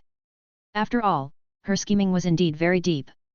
On the surface, she seemed to treat everyone equally, with a pleasant demeanor, but in reality, there was an indelible arrogance in her eyes. This was not the attitude one person should have towards another, but rather, the attitude of a person towards a dog. Mr. Fang Mo, if you are a devil, then you probably don't have a place to live. Makima maintained a gentle demeanor, speaking calmly, how about I arrange a place for you to stay? Although other devils are in the Devil Public Security Prison, Mr. Fang Mo is a collaborator, so please stay with Aki. He has extra rooms at his place. Is his house big enough? Fang Mo asked. A normal accommodation is no problem, Makima said. There should be a separate room, and Aki also cooks. That won't do. Fang Mo immediately waved his hand and said, too small. I usually live in temples. But this is Japan, and even if Mr. Fang Mo says so, we can't build a temple for you, Makima said. Our budget is very limited, and it's already not easy to provide a place to stay. Oh, no problem, I'll figure it out myself. Fang Mo waved his hand and then walked outside directly. Anyway, I'm going to find Hayakawa Aki now, just call me if there's anything. Makima did not stop Fang Mo. Instead, she stared at his back, seemingly lost in thought. However, soon after, the phone on Makima's desk suddenly rang. The ringing brought her back to her senses, and she picked up the phone. What's up? That. Miss Makima. On the other end of the phone, Hayakawa Aki's hesitant voice came through. Did you send that devil over? Yes. Makima calmly replied, I want you to help keep an eye on that guy. He's very dangerous, but I believe you can minimize the risk, because you're the person I trust the most. Ah, yes. The voice on the phone sounded much happier. But not long after, Hayakawa Aki hesitantly said again, but Miss Makima, he threw my neighbor's house onto the street, is this really okay? What? Makima was a bit confused, did he start killing people? It's not about killing. Hayakawa Aki said with a headache over the phone, he said my house was too small and cramped. Then he knocked on my neighbor's door, threw a gold nugget at them from nowhere, and with a wave of his hand, the entire house suddenly lifted from the ground and was thrown by an invisible force into the middle of the road, causing a traffic jam here. After hearing Hayakawa Aki's description, Makima also fell into a long silence. For some reason, her view of Fang Mo had already started to change. She had originally thought of using him, but now she was just praying he wouldn't cause more trouble. His background was too mysterious and bizarre. On the surface, he said he was just looking for fun, but Makima didn't believe a word of it. However, starting a fight now would affect her own plans, so she could only delay for now, at least until she understood his background and abilities. With this in mind, Makima also came up with a strategy. Anyway, leaving it to Hayakawa Aki was the best option, and she could take the opportunity to observe the other party's abilities in secret. Thus, Makima also comforted Hayakawa Aki briefly and told him about another arrangement. which was to leave Denji and Power in his care. Of course. Unlike the Happy Devil, these two were living with Hayakawa Aki. On the surface, it was to take care of daily life, but in reality, Makima's intention was to have Hayakawa Aki monitor them and eliminate them if they dared to betray Division 4. Actually, Hayakawa Aki himself was very reluctant. But how well Makima understood, almost the entire Division 4 was made up of dogs she had trained, so Hayakawa Aki had no choice but to accept the task, and could only pinch his nose and carry it out. So very quickly. Power, having drunk blood, kicked the door open with one foot. And as for Fang Mo, he happily followed behind Power. Why are you here too? Upon seeing Fang Mo, Hayakawa Aki's expression immediately changed. Didn't you say my house was too small? It is too small. Fang Mo said, but I have already built a house next to yours. I heard that after moving to this area of Japan, one should first visit the neighbors, so I came. You're not welcome here. Hayakawa Aki almost subconsciously wanted to speak. I brought ingredients. Fang Mo reached out and magically pulled out a lot of food, including watermelon, bluefin tuna, frosted steak, eel, honeydew, mango, shrimp, and more. Hayakawa Aki was stunned at the sight. Please stay. While Hayakawa Aki was stunned, a figure rushed out of the house. Without a doubt, this person was the protagonist of Chainsaw Man, also known as Denji, who was now eagerly licking his lips and excitedly said, "Wow, so many foods I've never seen before." "Yo, Denji, you're here too." Fang Mo smiled and greeted, "I'll be living across from your house from now on, look, that villa over there. Can I live with you?" Denji immediately asked. Me and me too." Power also raised her hand, "This house is so small, I don't want to live in such a crappy place, even a cat can't move around." Among those present, only Hayakawa Aki didn't speak. He silently walked to the window and glanced at the location not far from his house. The place where Hayakawa Aki currently lives is actually an apartment, which is quite common in Japan. Near this apartment, there are typically two-story houses, similar to the single-family home style of Japanese wooden buildings. The building not far away had already disappeared, replaced by a very modern villa. After all, it is a building brought out from the Marvel Universe, and this thing looks very technologically advanced, even feeling out of place with its surroundings, standing there abruptly. Hayakawa Aki rubbed his temples with a bit of a headache. Through a call with Makima, he already knew that his task was to monitor these three people. But honestly, even if this is Makima's order, Hayakawa Aki was still very upset after seeing these three people. He hated devils the most, and these three were pretty much the same kind of thing.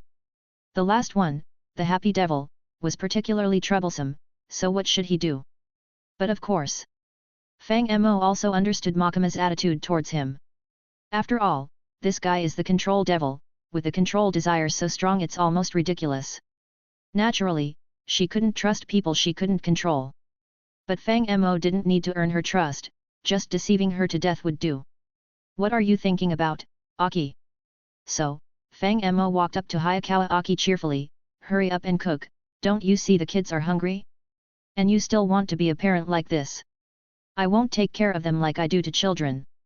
Hayakawa Aki said, but still reluctantly took the stuff. "Where did you get all these things? They weren't all bought, were they?" "Nonsense, of course, I grew them myself." Fang Mo put the watermelon on the table next to him, "So I never understood you Japanese people, selling watermelons so expensively. This thing only costs a few cents per pound in province. Don't tell me you grow them with isotopes? I'm really radiated. This fish, you grew it too?" Hayakawa Aki glanced at the bluefin tuna, which weighed over 100 kilograms. Luckily, as a devil hunter, he often exercised and was able to lift such heavy things. "Did a devil eat your brain?" Fang Mo looked at Hayakawa Aki, "Can tuna grow from the ground in your house? This was clearly fished by me using the luck of the sea and lure. No common sense at all. Later as a punishment, you can only eat fish gills, I'll keep the belly for myself." Hayakawa Aki didn't say a word, just silently started to prepare the ingredients. While the other party was handling the ingredients, Fang Mo casually took out a pineapple, cut out the core with 4 slices, and started munching on it. "By the way, Hayakawa Aki, today Makima talked to me about the gun devil." "Yeah, and then?" Hayakawa Aki was cutting watermelon, and upon hearing Fang Mo's words, he asked directly. It was said before, Hayakawa Aki's family was all killed by the gun devil, so he hated devils immensely. However, Hayakawa Aki also knew that he was no match for the devil, which was one of the reasons why he endured Fang Mo. If this guy was really strong, he could indeed be useful. Actually, I haven't figured it out either.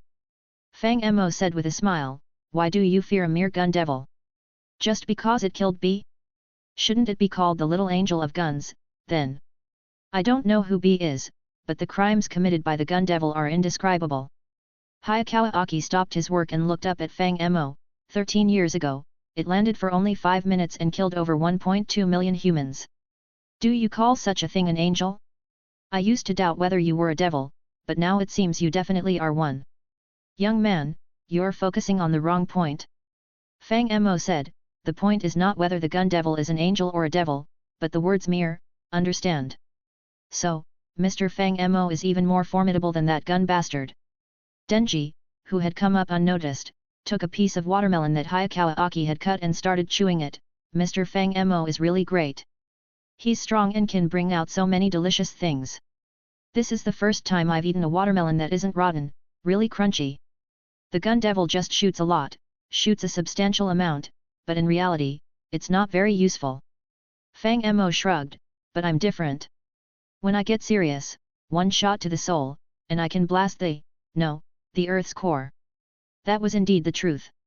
According to the power of the longbow of the heavens, Fang Mo at full power could shoot through the Earth's core, but he himself didn't know what the consequences would be, whether it would just make a big hole or cause the core to explode. You're that strong. Hearing this, Hayakawa Aki couldn't help but ask, then why don't you just destroy the world? What's fun about destroying the world? Fang Mo spread his hands, the power of devils comes from human fear. If I kill all humans, then who would be afraid of me? Eggs? Would eggs be afraid of me? But other devils? They are just small fries, it's normal for them to lack common sense. Fang Mo waved his hand and said, you don't think the gun devil is the limit of our hell's fighting power, do you? In the eyes of us root devils, it's just a sewer worker, can't even lift a manhole cover. What is the root devil? Hayakawa Aki, hearing this term for the first time, couldn't help but ask. A devil crowned with root fear. Fang Mo briefly explained, something that humans, and all life forms, have always feared since their existence, like darkness, death, and such concepts. You're a root devil? Hayakawa Aki asked. Yes. Fang Mo nodded. So why would someone fear happiness? Hayakawa Aki asked, it seems impossible that anyone would fear such a thing. That depends on how you understand the word. Fang Mo smiled and said, a pack of hyenas brought down a buffalo by anal dragging. The hyenas are satisfied and happy to have a feast. But what about the buffalo? Is that even possible? Hayakawa Aki's expression looked a bit subtle. If it's as you say, shouldn't they be more afraid of death, predators, or the hyenas themselves? Happiness itself implies a form of enjoyment, and this enjoyment can easily evolve into depravity. Like sex, which is originally for reproduction, but humans covet this pleasure and thus fall into depravity or persecute others. So, happiness itself means a kind of desecration, a kind of fall. Fang Mo spread his hands, of course, I'm just referring to one of the countless ways of happiness. Besides that, there's gambling, drugs, tax evasion, greed for power and wealth, enslaving others, and even standing on a moral high ground to criticize others. There are too many things in this world that can bring happiness, and in pursuit of happiness, humans can brew the deepest malice. Dare you say I'm not a fundamentally evil devil? But even so. Shut up. Shameless thief. Fang Mo slammed the table, whether you are the happy devil or I am, you don't understand what fun is. Exactly. Denji also chimed in, you should just stick to handling the ingredients. Hayakawa Aki was speechless and lowered his head to continue processing the ingredients. However, after a while, Denji and Power started quarreling over something about a cat, and at this moment, Hayakawa Aki spoke to Fang Mo again. Can I make a contract with you? Hayakawa Aki asked. That depends on whether you are qualified or not. Fang Mo glanced at Hayakawa Aki, I only make contracts with interesting people, at least starting as a commentator. Commentator means. Hello everyone, I am Hayakawa Aki's brother, Hayakawa Teo. Fang Mo suddenly said loudly. Due to the abruptness of Fang Mo's words, even Power and Denji were stunned, both of them looking at Fang Mo in surprise. You devil! Hayakawa Aki directly gritted his teeth and said, don't desecrate my family with that disgusting pun. In Chinese. Pun? What's that? Power, still completely baffled, asked, what are you two arguing about? Not bad. Fang Mo ignored Power and just rubbed his chin, although she's a tsundere type which I'm not very good at dealing with, at least I found a point to tease. So, I'll reluctantly agree to make a contract with you. What? Hearing this, Hayakawa Aki was also stunned. I can give you power, but in return, you will suffer from headaches, Fang Mo said with a clap of his hands. The more power you get, the greater the cost. Understand?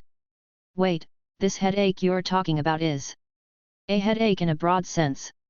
Fang Mo revealed a malicious smile, if you borrow just a little power, it will be like just now, when I threw our neighbor into the middle of the road. And if I borrow all of the power? Ha, watch out! I'll carve the moon into a cubic stone block. And I'll even engrave a visible black big J beta on it, as the saying goes, look up at the bright moon, look down at your torn trousers. Okay, stop talking. After listening, Hayakawa Aki immediately held his forehead, I think I understand what you mean by headache. Chapter 340, Chapter 337, Eat My Meat. Is this the content of the contract then? After a pause, Hayakawa Aki then asked Fang Mo, as long as I don't borrow too much power, you won't carve the moon into a square shape, right? Turning the moon into a square is just a metaphor, it's not necessarily something that has to be done. Fang Mo said cheerfully, a true fun seeker never sticks to the same form of amusement. I can easily come up with ideas that would give you a headache. Look, if I kill the gun devil, Makima will grant me a wish. So, what if I have Makima ride a horse naked in Walmart, eating shakima while coding? Okay WTF Fang Mo. I refuse to imagine such a scene. Hayakawa Aki directly stated, the one who will kill the gun devil will be me using your power, which has nothing to do with you personally. Miss Makima doesn't need to agree to your conditions. So, this guy's dog training ability is really outrageous. Hearing this, Fang Mo clicked his tongue, sometimes I really want to slap all of you bootlickers to death. With healthy limbs and parents, why do you lick? Oh, I forgot you're all orphans, so never mind. I still hate you. Hayakawa Aki looked deeply at Fang Mo, and if we're talking about orphans, you devils, born from human fears, are the real orphans. You don't have parents at all, or rather, your parents are us humans. What the heck? How did you come up with such a retort? Fang Mo was slightly surprised, are you going for critical hits? I just won't allow you to insult Miss Makima. Hayakawa Aki said, she has done me a great favor. Anyone disrespectful towards her is my enemy. A favor? Fang Mo had a wicked thought, what favor? She. Hayakawa Aki paused suddenly, realizing he had forgotten this matter. He knew that Makima had done him a great favor, which was beyond doubt. But what exactly was this favor, how and when it happened, and even how he came to like Makima, Hayakawa Aki couldn't remember any of it. Of course, it was normal for Hayakawa Aki to be in this state. Because all these so-called favors, admiration, and likings were fake. As mentioned before, Makima is a control devil. Her power is simple, once defeated by her or if one harbors thoughts like I'm inferior to Makima, they get instantly controlled by her. This control is generally of two types. The first type is normal. It's somewhat similar to the hypnotic control often mentioned in R18H, like brainwashing, personality replacement, cognitive rewriting, etc. It can also be seen as the jutsu technique Kota Amatsukami from Naruto, where the person controlled by Makima retains their own thoughts, unaware of being controlled, but they inexplicably feel that Makima is very important to them. Just like having an overwhelming fondness, these people suddenly became extremely fond of Makima, willing to give everything for her. Of course, there's also a second state, where the controlled person loses all consciousness, becoming like a puppet with eyes open, absolutely obedient to Makima. It was clear that Hayakawa Aki was under control, already tamed like a dog. Speak up, why can't you say anything now? Seeing Hayakawa Aki like this, Fang Mo also started laughing, you dare to claim you like Makima? Your love is even less than those crazy fans next door watching VR idols, hilarious. You damn devil! Hayakawa Aki couldn't hold back and roared, "It must be you interfering with my thoughts, right? Sorry, I really don't like doing that." Fang Mo slowly shook his head, "Although I am a devil of happiness, I don't like using mind control skills. For example, if I like a girl, rather than enslaving her with mind control, I prefer to forcefully. That's still a crime." Before Fang Mo could finish, Hayakawa Aki interrupted him, "I will never allow you to do that to Miss Makima. I was just giving an example." Fang Mo, no longer amused, slammed the table and said, "I am the pure love war god, I've killed at least 1,000,000 minotaurs with my own hands, okay? Anyway, I didn't influence your thoughts.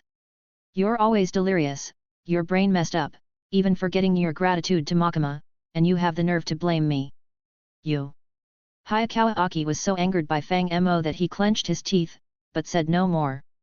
In fact, he himself felt strange now, wondering why he would forget such an important thing. Could it be due to using too much devil power?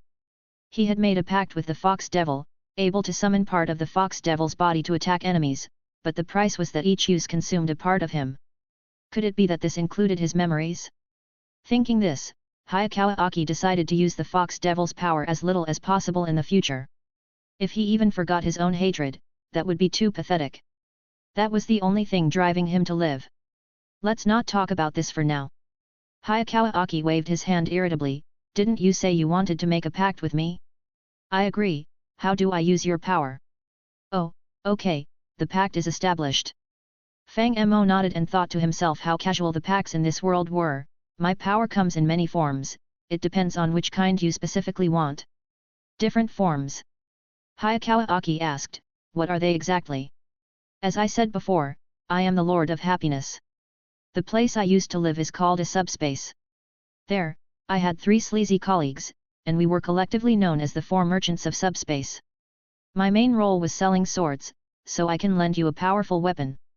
Fang Mo slowly said, "Of course, besides that, I can also comprehensively enhance your physical fitness, making your body as strong as a devil. If you are not satisfied with these, I can also make you immune to death, learn magic, become a light saw person, or I can stab you with an arrow to awaken some kind of superpower. You might even defeat a devil, and then I can help you seal the devil into a sword to become the source of your power. In short, there's nothing you can think of that I can't do." "So many." Hayakawa Aki was stunned after hearing this. "Are these all your abilities? After all, the versatility of happiness is too strong." Fang Mo spread his hands, "There are as many ways humans pursue happiness as there are convenient aspects to my power. By the way, I suggest you first improve your physical fitness." "Why?" Hayakawa Aki asked curiously. "Because right now, you are made up of 50% Batman and 50% Spider-Man. You have neither superpowers nor money." Fang Mo spread his hands, "Even if I give you powerful equipment, you probably won't be able to bring out its true strength, so it's better to enhance your physical fitness first." "Actually, I do have some savings," Hayakawa Aki retorted. Bang! Fang Mo didn't speak, but smashed a large gold brick onto the kitchen table, directly cracking the marble countertop. "Okay, I have no money." Seeing this, Hayakawa Aki immediately said, "Then improve my physical fitness, how much will it cost me?"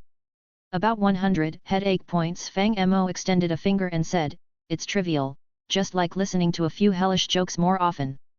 It won't cause any harm to the surroundings or affect others." "Is that so?" Hayakawa Aki thought for a moment. Although he didn't understand what hellish jokes were, as long as it wouldn't cause harm to others, it should be fine. So he nodded, "Then that's it, please enhance my physical fitness." "Oh, then eat this." Fang Mo nodded and then took out some essence berries. "What is this?" Hayakawa Aki asked curiously upon seeing the clusters of golden green substances that looked like grapes. "These are my essence, these are my meat slices." Fang Mo initially wanted to say essence berries, but anticipating the follow-up question about what essence berries were, he decided to avoid the hassle and simply claimed they were devil meat slices. In this world, consuming the flesh of powerful devils was known to enhance one's own strength. This point had been mentioned before. Ordinary devils become very troublesome after eating the flesh of gun devils and the like. "Okay." Hayakawa Aki nodded, seemingly accepting this explanation, and began to stuff a cluster of essence berries into his mouth. "Remember to chew thoroughly, Don't swallow, Fang Mo kindly reminded, only by doing this can you maximize the absorption of this power. Hayakawa Aki didn't speak, but obediently bit into the essence berries. The next second, his face twisted in an instant, his facial features crumpled together, reflexively wanting to spit out what was in his mouth. But the next second, he quickly covered his mouth, forcibly keeping the juice of the essence berries inside. To Hayakawa Aki, it felt like drinking a thick, cold soup of feces. His whole body was frantically rejecting what was in his mouth, muscles in his throat and stomach spasming and twitching, trying to vomit out the unclean foreign matter. But in order to gain the power to defeat the gun devil, Hayakawa Aki forced himself to swallow it. Fang Mo, on the other hand, was laughing maliciously. Shit taste is powerful. Seeing someone else suffer as he did, Fang Mo felt a sudden sense of exhilaration, patting Hayakawa Aki on the shoulder encouragingly, "It's good for you." Gurgle. After much effort, Hayakawa Aki finally swallowed the essence berries, then began to retch again, tears streaming down. Ugh! No way! Is this thing really that disgusting? Nearby, Denji saw this scene and, curious, walked over. He casually picked an essence berry, chewed it, and said indifferently, "It does taste pretty bad, but, it's okay, right? At least it's food." After saying this, Denji swallowed it down. Wow! That's awesome! Seeing Denji's calm demeanor, even Fang Mo was surprised. Although he knew that this guy had a tough life, having always searched for food in trash bins since childhood, his dry chewing of essence berries was a bit too extreme, wasn't it? However, in the next second, Hayakawa Aki suddenly grabbed the essence berries on the table. "Don't touch my stuff!" Hayakawa Aki shouted at Denji, then immediately regretted it, looking tearfully and unimposing. "Hey!" Denji was stunned by these words, looking at Hayakawa Aki with a gaze that seemed to say, "I wouldn't fight with you over food," even showing a hint of disdain, before turning around and walking away. Wow, that's so real! Seeing this, Fang Mo couldn't help but laugh, patting Hayakawa Aki on the shoulder and saying, "Brother, you might look a bit awkward defending Makima, but you look really cool when you protect your food. How about we change your name? What do you think of Hayakawa Akita? You could even cosplay as the annoying dog and the crying dog meme." Chapter 341, Chapter 338, Devil Contract. "Shut up!" Hayakawa Aki glared at Fang Mo in a somewhat disheveled manner. However, this item was obtained through a devil contract. Despite its disgusting taste, it truly enhances strength after consumption, so why would Hayakawa Aki easily give it to someone else? Moreover, he had already paid a price for it. It would be too wasteful not to consume it all. With this thought, Hayakawa Aki continued to struggle with the essence berries in front of him. Although it was still extremely disgusting, Hayakawa Aki still braced himself and finished eating it. Fortunately, the effect of this thing was indeed immediate. After leaving the bathroom, Hayakawa Aki tentatively swung 2 punches into the air, clearly feeling a significant increase in both speed and strength. "How does it feel? Do you feel much stronger?" Before he could ponder further, Fang Mo's voice came from the kitchen. Hayakawa Aki looked up and saw the other person holding a knife as large as a door panel, dissecting a tuna. Later, dissolve the fox and curse contracts. Those 2 idiots are just a hindrance, completely useless. Can't you just use a kitchen knife for that? Seeing this, Hayakawa Aki hurriedly walked over and said, "Don't break the kitchen." However, before he could finish speaking, the tip of the Menulan sword accidentally cut through the cabinet and the adjacent wall, making a crack sound. Hayakawa Aki's face immediately darkened. However, Fang Mo paid him no attention, continuing to cut the tuna on his own. Unlike the chef's exquisite skills, Fang Mo's method was very simple and crude. He cut off the head and tail of the fish in one stroke, along with the innards, then split the fish in half from the middle, and then cut 2 premium belly pieces with frost patterns from the belly. "All right, done." Fang Mo dusted off his hands, then casually stuck the Menulan sword into the ground beside him. "Denji, go get some mustard, we're having meat today." "Oh." Denji jumped up from the sofa. "Meat? That's great. Wait a minute." Seeing this scene, Hayakawa Aki finally couldn't hold back, and directly said, "If you're cooking, please don't damage the house, okay? This is how everyone cooks in our hellish kitchen." Fang Mo said naturally, "I've already been very restrained by cooking with a scalpel, okay? If I were to bring out the Leviatine, we'd be having bone ash mixed with rice for dinner tonight. The bone ash would be made from you. My house is rented. Hayakawa Aki gritted his teeth. See that gold brick over there? It's yours now, Fang Mo said bluntly. Now that the house is yours, I can wreak havoc, right? After saying that, he pulled out the Menulan sword from the floor and started to cut a melon. Hayakawa Aki didn't know what to say anymore. He walked over and pushed Fang Mo aside. Alright, you go watch TV over there. I'll cook. That works too. Fang Mo smiled and nodded, then I'll leave this knife here for you. Take it away. Hayakawa Aki shouted again. Fang Mo smiled, raised his hand, and put away the Menulan sword. As it turned out, essence berries were indeed very useful. After eating some, Hayakawa Aki's physical fitness improved, and his cooking speed increased significantly. In just over an hour, he had the dishes ready on the dining table. Fang Mo glanced over them, mainly tuna and shrimp sashimi, broiled eel, tempura, and Japanese beef donbari, accompanied by a serving of miso soup for each person. Oh wow! Denji was excited at the sight, just the smell makes me drool. Is this what rich people's lives are like? Really appetizing. Power couldn't help but swallow, no vegetables, which I hate the most. Awesome! There's still a lot of fish and fruit left. We'll give it to the other colleagues later. Hayakawa Aki wiped his hands and came out of the kitchen, then sat down at the dining table, but for now, let's start eating. As soon as he finished speaking, Denji and Power began to frantically grab the food. Hayakawa Aki's forehead twitched with a vein, but he still managed to ignore them, picked up a piece of fish with his chopsticks, and put it in his mouth, immediately widening his eyes in surprise. As a Japanese person, Hayakawa Aki naturally had eaten sashimi before. However, the silky and plump texture of this fish, its innate freshness, and the unique aroma that emerged as its fats melted, all perfectly blended together, surpassing any food he had ever tasted. Thus, Hayakawa Aki unconsciously sped up his eating pace. Soon, the meal was finished, and for dessert, Fang Mo brought over mangoes and honeydew melons. After that, evening arrived quickly. Hayakawa Aki and Denji swiftly finished their washing up, planning to rest early. However, when it was Power's turn, she declared that she never bathes. As a blood devil by nature, she didn't have human habits. She even left her excrement in the toilet without flushing, just leaving it there. This, of course, angered everyone. Hayakawa Aki and Denji ended up arguing with her over this matter. The commotion lasted for quite a while.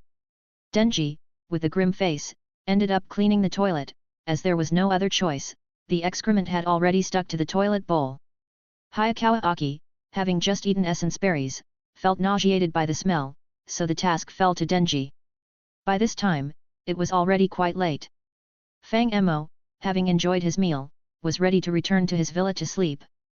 But unexpectedly, just as he passed the toilet, a system notification suddenly sounded in his mind. System notification, shit concept studied, you have gained download access to a new mod. System notification, shit mod starting download. System notification, shit mod download complete, load now. What is this? Hearing this notification, Fang Mo stopped in his tracks. This mod, don't I already have it?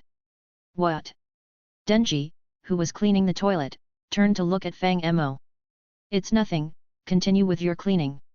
Fang Mo waved his hand and then fell into contemplation. Obviously, the system wouldn't download a duplicate mod, as this had never happened before.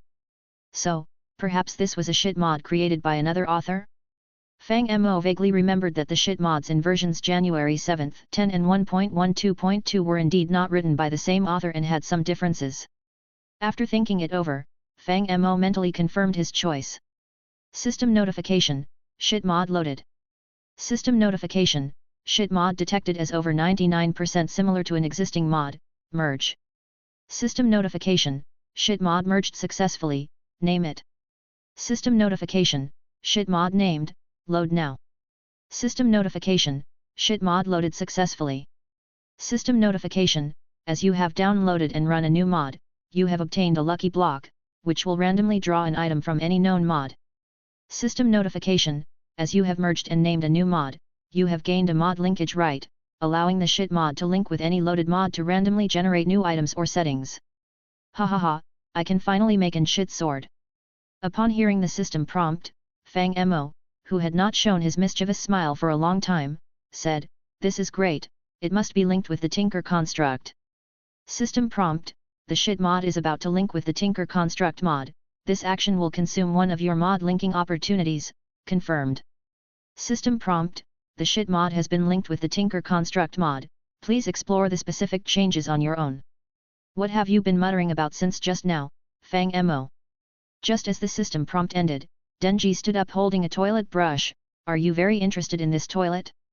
Why don't you give it a scrub? Sorry, I can't do that job. Fang Mo, in a very good mood, waved his hand and prepared to leave. Anyway, I'm going to rest now, we'll talk about anything else tomorrow. Oh, okay then. Denji was quite simple, waving his hand and saying, good night then. You too. Fang Mo also waved his hand and then turned around to leave Hayakawa's residence, quickly returning to his own villa in a few strides. Back at the villa, Fang Mo sat down on the sofa, immediately summoned Steve, and began to control it with his mind to take out the Tinker Construct Guide and started reading it, eagerly checking the related characteristics after the mod linkage.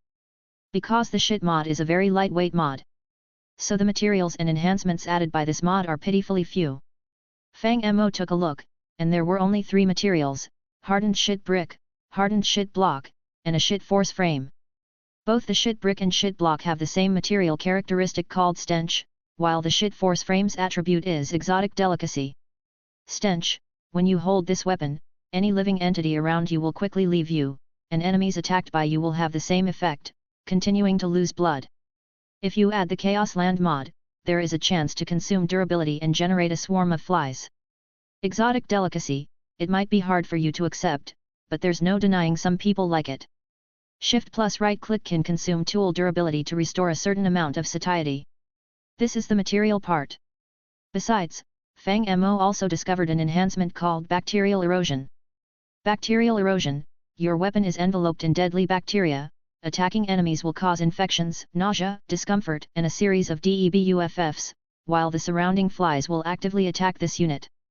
Good gracious, what is this, a dirt god's chosen? Fang Mo was startled at first, then began to talk to himself, now I really have become a street vendor of sorts. Chapter 342, Chapter 339, Kobani. Did you say he let you eat his meat slices, and then you gained this kind of power? In the office of the Special Affairs Division of the Metropolitan Police Department, Makima was examining a physical examination report, while not far in front of her stood Hayakawa Aki. The data has indeed improved quite a bit. Makima seemed very calm, resting a small hand on her delicate chin, saying, it's good that Aki-kun has become stronger, but what's the cost? The cost? Hayakawa Aki recalled what Fang Mo had said, speaking with a slightly strange expression, he said the more power I borrow, the more headaches I will have. Headaches? Makima tilted her head, looking somewhat surprised, is that all? It's not what you think, Miss Makima. Hayakawa Aki explained with a complex tone, his headache refers to a broader sense, or to put it another way, the more I use his power, the more trouble he will cause me. Just yesterday, after I ate those meat slices, he immediately started cutting tuna with a sword as big as a door panel, almost tearing down my house. So that's the headache. Hearing this, Makima couldn't help but start to speculate about the significance of Fang Mo's actions. Currently, Hayakawa Aki is still her tamed dog, so when he came over in the morning and confessed everything, Makima naturally got a lot of information, including his explanation about the factors leading to the birth of the Happy Devil. Frankly, his logical behavior has no problems. He calls himself the Happy Devil, and everything he does seems to be for his own happiness. But the problem is that his scent doesn't seem like a devil at all. Makima is very confident in her sense of smell, and normally when a human eats devil meat slices, their body would immediately undergo mutation. But there were no such changes with Hayakawa Aki. At least from the outside, he looks no different from a normal human. However, from the current situation, if he really is just seeking fun and happiness, then she might be able to use that to her advantage, since Hayakawa Aki is completely under her control. Thinking this, Makima felt like she might have some advantage. After all, Hayakawa Aki becoming stronger is also serving her. It does seem quite tricky, Makima said with a smile, but with Aki-kun here, I can be more at ease. And hearing this, Hayakawa Aki also seemed a bit happy. Anyway, let's just leave it at that for now. Aki-kun should continue to find ways to become stronger. Makima continued, you can decide for yourself how to deal with the happy devil. Though normally, this behavior is not allowed, I trust Aki-kun very much, so it's okay. Miss Makima. Upon hearing Makima's words, Hayakawa Aki felt somewhat moved. Please rest assured, I will do my best to expedite the subjugation of the gun devil. Speaking of the gun devil, Makima suddenly said, Aki-kun, have you heard about that incident at Marino Hotel? The devil sighting report. When it came to work, Hayakawa Aki immediately became serious again. I seem to have heard about it, but the commission has already been taken by civilian devil hunters. They've lost contact. Makima stated, the danger level of this case has been upgraded.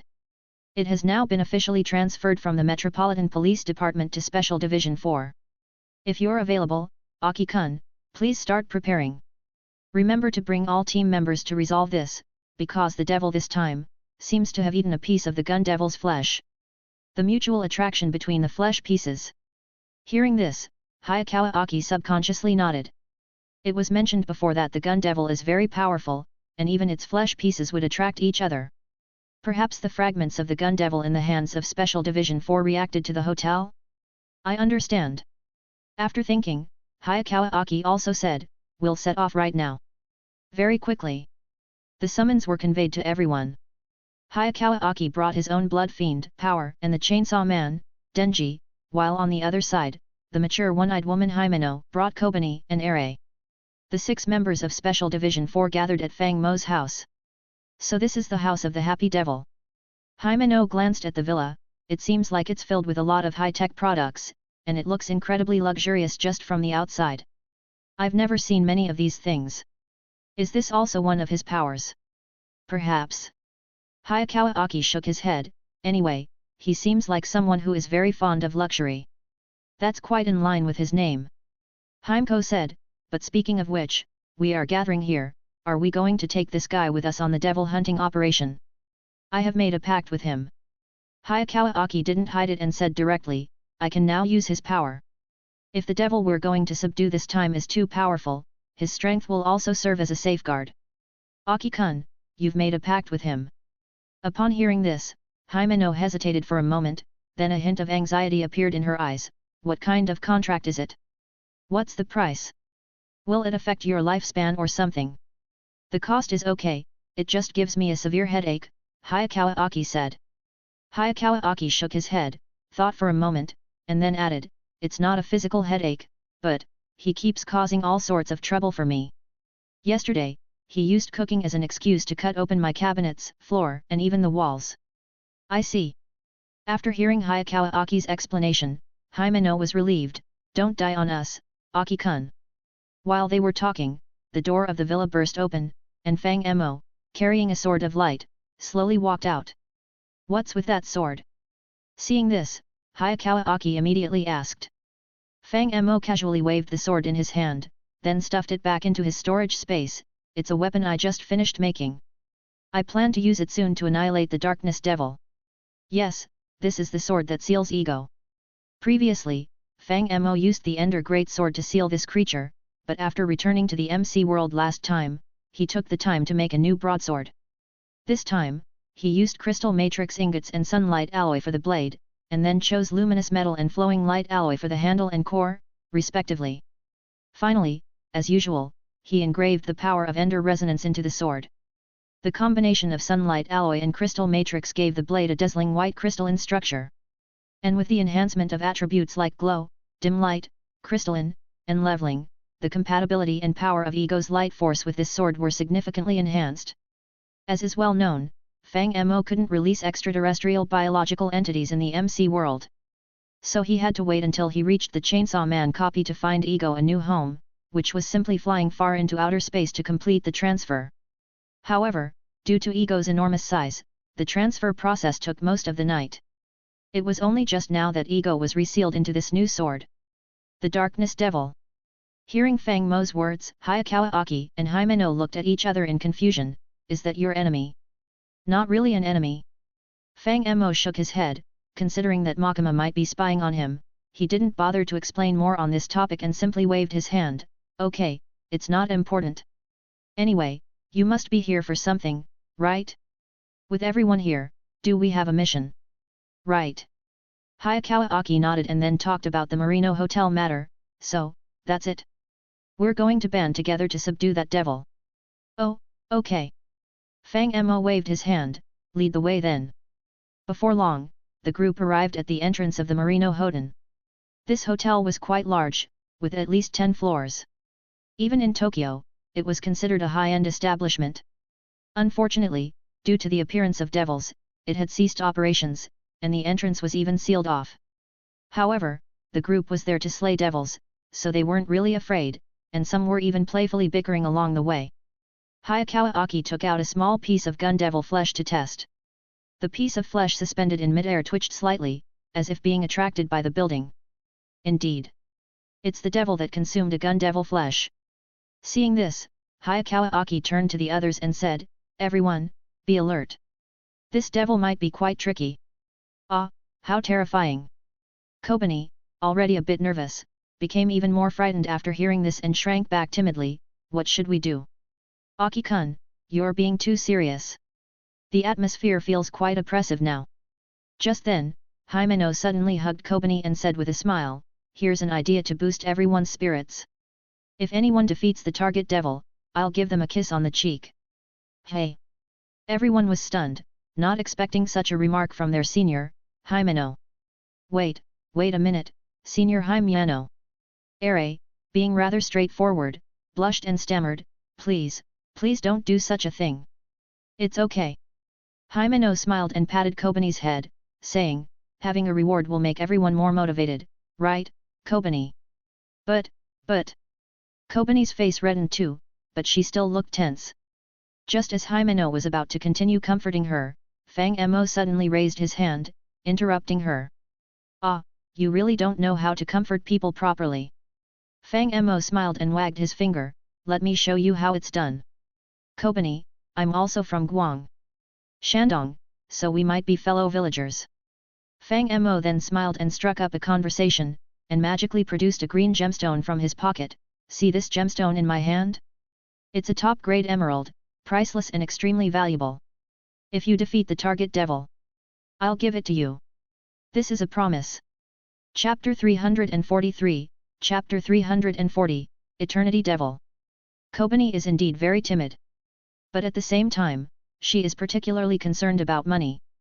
This actually has nothing to do with her, it's mainly because her parents are extremely greedy.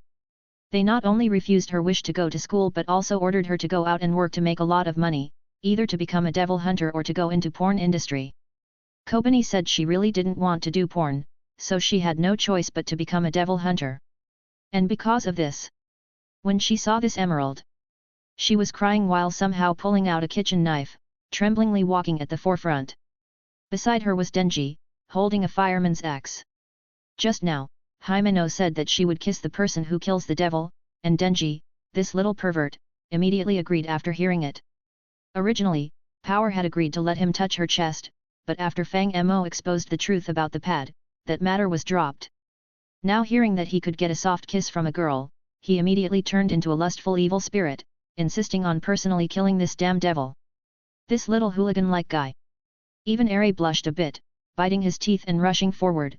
We can't let this kind of ill-gotten guy succeed, Himeno-senpai. I will protect you. Yes, you have become very spirited. Seeing this scene, Himeno also smiled, as expected of Mr. Devil, very understanding of human needs. This bunch of guys, looks very troublesome. Hayakawa Aki sighed and then turned his head to ask Himeno, Himeno-senpai, can the newcomers on your side be useful?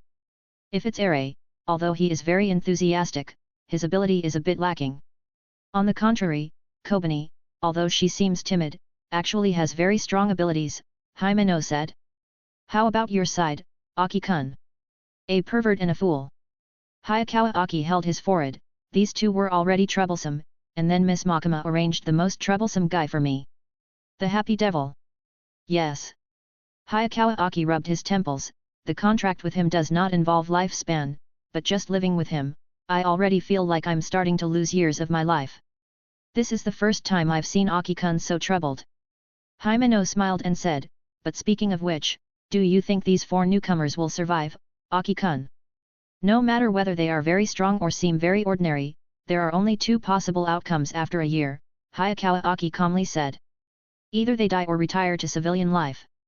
Sly, that's not the answer I wanted. Himeno paused for a moment and then said, anyway, you can't die, Aki-kun. You seem very afraid of him dying. As they were speaking, Fang Mo suddenly came over and interrupted, if you're afraid of him dying, why don't you make a contract with me? People under my protection, even if the Holy Father comes, he can't kill them, after all, I'm a divine doctor. Can I also make a contract with you? Himeno curiously looked at Fang Mo and asked, what's the price? I treat everyone the same when making contracts, you can ask Hayakawa Aki about the specific price, Fang Mo said cheerfully. But let me say the ugly part first, if you're not qualified, I won't make a contract with you. Aki-kun. Hearing this, Himeno also turned her head to look at Hayakawa Aki. It's like this. Hayakawa Aki hesitated for a moment but still explained to Himeno, he's a guy who likes to cause trouble for people, you just have to. Seems like there's some commotion up ahead. While they were talking, Power, who was walking in front, suddenly shouted. Oh, I'm going to kill this damned devil. Upon hearing this, Denji immediately showed an excited smile, swung his axe, and kicked open the door of the room in front. Seeing this, everyone quickly became alert. Soon, footsteps were heard from inside, and then a strange head emerged. This head was obviously unusual just by looking at it, its right cheek had a foot growing on it, and its left cheek had a hand. The hand and foot moved slowly on the ground, and, disturbingly, it had a strange smile on its face that was unsettling just to look at. Eek! Seeing this scene, Kobani from their group screamed in fright. And it seemed that the severed head also sensed her fear. Suddenly, it bared a terrifying smile and leapt towards her face with a snap. But in the next second, Kobani, who had been screaming, panically swung a knife forward. The head devil, originally flying towards Kobani, accidentally got hit by the knife, split into 2 halves, and fell to the ground with a plop, like 2 lumps of rotten cloth. Ah! Even though Kobani had dealt with the head, she was so scared that she sat down on the ground, continuously backing away. The despicable human stole the first move. Seeing this, Power showed an annoyed expression, this must be an accident, right? OSH*T. Denji also looked as if he had eaten something disgusting and said in frustration, why does the girl have to compete with me for affection? Are you crazy? This thing is weak, it's probably not the enemy, right? As a veteran, Himeno quickly grasped the situation upon seeing this. Exactly. Hayakawa Aki also nodded, examining a piece of the devil's flesh he took out. Finding no movement, he concluded, it seems that it's not the target. The real one must still be hiding in this building. Let's go upstairs. Himeno suggested, anyway, everyone, please continue to stay alert. Everyone nodded and proceeded upstairs. Having casually eliminated a devil, the atmosphere seemed to relax slightly. Even Kobani felt a bit relieved, still a bit scared but no longer trembling. However, at that moment, Denji, who was leading, suddenly froze. What's wrong? Power, standing next to him, immediately asked, stupid, you're not tired from climbing the stairs, are you? Shut up. Denji ignored Power and turned to ask the others, hey, what floor are we on now? We were just on the 8th floor. Hayakawa Aki said, we're currently climbing the stairs, we should be reaching the 9th floor soon. But, this is still the 8th floor. Denji pointed to the floor indicator sign next to him, a bit bewildered. Should we send someone down to check if there's been a mistake with the floor numbers or something? I'll go take a look. After hearing this, Ere immediately ran downstairs, but after a few steps, he mysteriously appeared above everyone else. This? What? Not only Ere, but everyone else was stunned too. They had clearly seen Ere run downstairs, but now he suddenly appeared above the stairs. This was too strange, right? Seeing this, Himeno also walked downstairs. In a blink of an eye, she too walked down from above with a surprised look on her face. Realizing what was happening, Himeno said, so, that means. It must be the power of a devil. Hayakawa Aki frowned, Kobani, you stay where you are. After saying this, he immediately opened a guest room on the right, intending to climb out of the window. Surprisingly, on the other side of the window was an identical room. Passing through this room's door, Hayakawa Aki came out from the guest room on the left. Seeing this, everyone else also realized what was happening. Obviously, this was the power of some devil. The entire 8th floor was trapped in a spatial loop, and no matter how they walked, they couldn't get out. Ere even opened the skylight above their heads, but it also led back to the 8th floor. All exits were sealed into a dead loop, and everyone was trapped here. We're doomed. Seeing this, Ere also started to panic. We won't be trapped here, will we? That's not good, we've checked everything. At this moment, Denji also slowly walked over. We tried the elevator too, it's completely unusable. Forcibly opening it also only leads to the 8th floor. What a cunning devil! Himeno frowned, we've never encountered such a creature before. After an unsuccessful search, everyone could only gather in one room for the time being. The conclusion they came to was that they were indeed trapped here. Moreover, this devil seemed to have the ability to stop time. All the clocks on this floor were also stopped at 8:18. This meant that calling for help was useless too. So, was that severed head just a bait? Denji couldn't help saying, it must be because that crybaby woman killed the devil, which activated that ability. I didn't mean to. Kobani started to get nervous again, trembling as she said, I don't want to be trapped here either. I haven't even gone to college yet, and now I have to be trapped here until I'm starved and die. Woo-ah! Kobani, devils love fear the most. Seeing this, Himeno also comforted her, if you're so scared, it will only make the devil happier. Yes, yes. Fang Mo quickly nodded in agreement, I'm so excited right now. But I'm really too scared. Kobani sniffled, then continued to cry and say, I really don't want to die. What a hassle, anyway, you guys think of something first. At this moment, Denji suddenly yawned, I was cleaning the toilet until late last night, and now I'm a bit sleepy. This bed looks nice, I'm going to sleep for a while. After saying that, he lay down on the bed and closed his eyes. Hey, you! Hayakawa Aki was about to say something, but in the next second, Denji's even breathing could be heard. Hayakawa Aki was stunned, he fell asleep. You ran away secretly. Power, seeing Denji asleep, also ran to another bed, I can't lose to you. It's rare to have such free time, so I might as well think about how to win the Nobel Prize. By then, all of humanity will look up to me. After saying that, she leaned on her arm and started daydreaming. The people on Aki-kun's side are really carefree. Seeing this scene, Himeno also started to get a headache. Compared to that, the people on my side seem very timid. I'm so scared. And just like Himeno said, Kobani here was already a bit delusional, crying and laughing, ha. Ha ha. I lost so much water from crying, my mouth is so thirsty, I want to drink water from the toilet. Don't say such weird things, Kobani. Eri was also a bit scared, there was no helping it, the atmosphere was indeed a bit too eerie, and now he felt a bit of chill running down his spine. Don't be so scared, Himeno sighed. Devils feed on fear. The more afraid you are, the stronger this thing becomes, and then we really won't be able to get out. So why not make a contract with me? Fang Mo, hearing this, cheerfully interjected, a trash devil like this, wouldn't it be scared to death just by me shouting at it? Speaking of which, it seems like the ghost devil is indeed very afraid of you. Hearing Fang Mo's words, Himeno also looked at him, it hasn't dared to come out until now. What exactly did you do to it? You mean the ghost devil? Fang Mo spread his hands, seriously educating, strictly speaking, a ghost is a ghost. I just explained materialism to it a bit, made it believe that it doesn't actually exist. Hey! Himeno was dumbfounded after listening. That's right.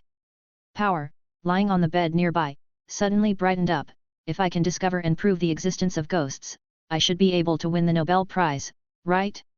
It must be like this, so which prize would they award me? Good grief! Hearing Power's quirky train of thought, Fang Mo also laughed, Nobel himself will present the award to you. Haha, amazing, Power, not understanding the sarcasm, instead stood proudly with her hands on her hips, as expected, I am the strongest. These guys. Seeing this, Hayakawa Aki immediately felt a headache and rubbed his temples, feels like they're not helping at all. Shaking his head, Hayakawa Aki decided to ignore them for now. The current priority was to find the devil, so he walked towards the door, planning to check this floor again to see if he could find any clues. However, just as he pushed open the door, a bang sound came from the corridor not far away. Chapter 344, Chapter 341, Shoggoth.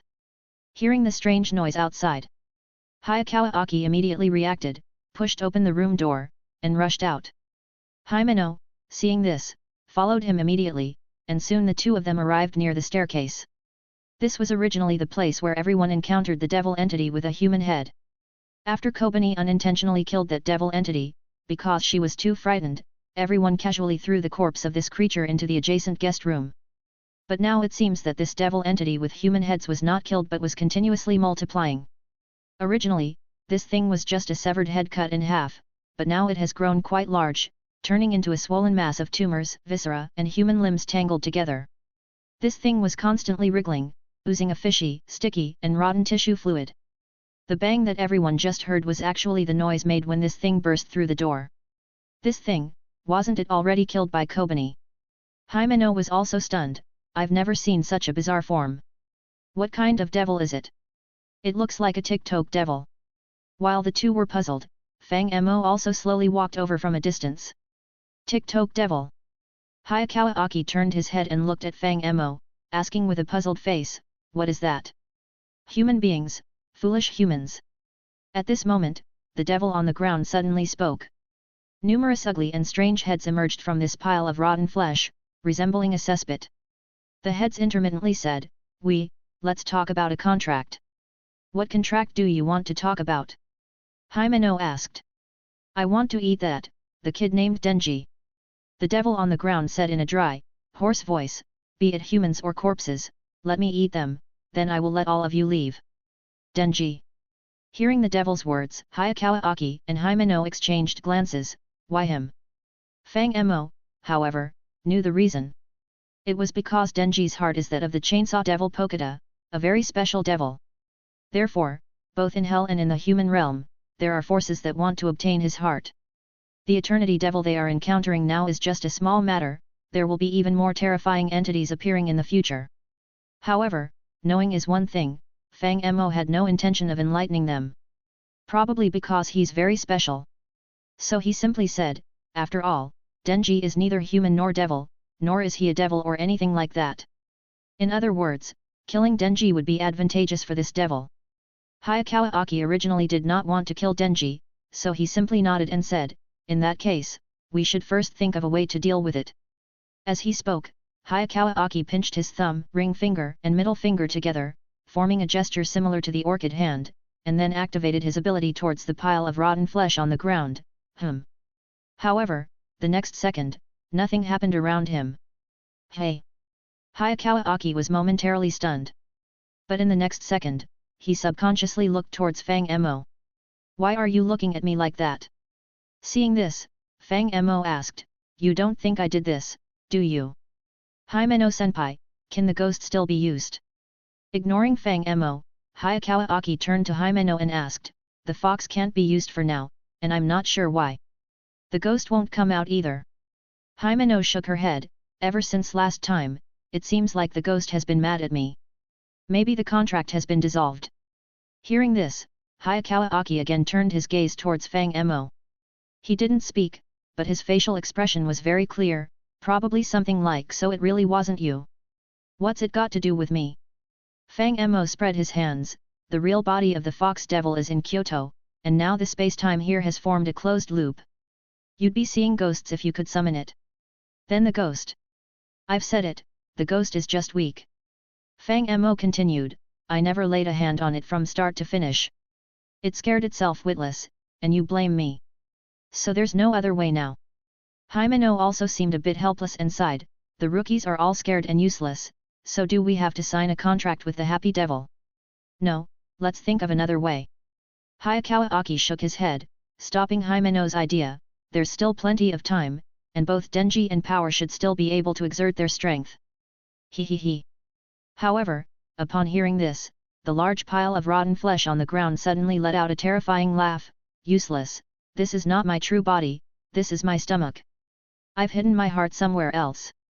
I have no weaknesses on the 8th floor. I will not believe the words of a devil. Hayakawa Aki glanced at the pile of rotten flesh, his expression remarkably calm. I simply want to use the most effortless method to deal with you. Otherwise, you'd already be dead. Indeed, Hayakawa Aki was not lying about this. He carried on his back a nail-like knife, a contract weapon he made with the cursed devil. Using this knife to attack an enemy a few times would cost Hayakawa Aki a significant amount of his lifespan, while the enemy would be cursed to death by the cursed devil. This attack was akin to an instant death verdict. Once effective, it almost always resulted in an instant kill. However, while this ability was indeed powerful, the problem was that Hayakawa Aki didn't have many years of life left to squander, so he generally refrained from using this knife. In contrast, the rotten flesh's unknown devil power, though bizarre and capable of creating a spatial loop to trap people, appeared immobile. This meant there was no immediate danger, so Hayakawa Aki decided to ponder other strategies. You two are dawdling too much, aren't you? Upon seeing Hayakawa Aki's attitude, Fang Mo became a bit impatient and remarked, for such low-level trash, just make a contract with me, and it would be instantly finished. Is there a need to spend so much time on tactics? If it comes to that, I'll consider it, Hayakawa Aki replied. Alright then, you play slowly. Hearing this, Fang Mo didn't bother to continue the charade and turned to leave.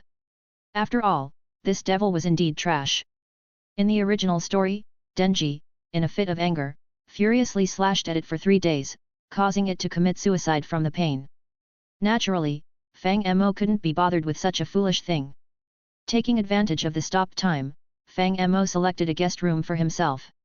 Then he began experimenting with the materialization of MC items. Previously, in the Marvel Universe, Fang Mo opened 17 lucky blocks before leaving. Now he had quite a few things that needed to be materialized. In fact, speaking of materialization, Fang Mo still had many valuable items in his possession, like the portable conversion table and the Eye of Mercury, not to mention the items from the Twilight Forest, including the disassembling table, the 4 great scepters, ores, and the sorting tree, which he hadn't yet materialized, let alone items from other mods. But Fang Mo's strength was already strong enough, so the progress of the materialization experiments was delayed due to his laziness. There was no helping it, Steve's backpack, no matter how large, had its limits. Sometimes, Fang Mo would casually throw these items into a box, forgetting to bring them when entering a new instance. Over time, even he forgot what he wanted to materialize. But this time, Fang Mo brought quite a few valuable items. After all, the world of the Happy Salmon instance was about sudden and severe illness, and it would be a pity not to prepare some good tricks. Just like this time.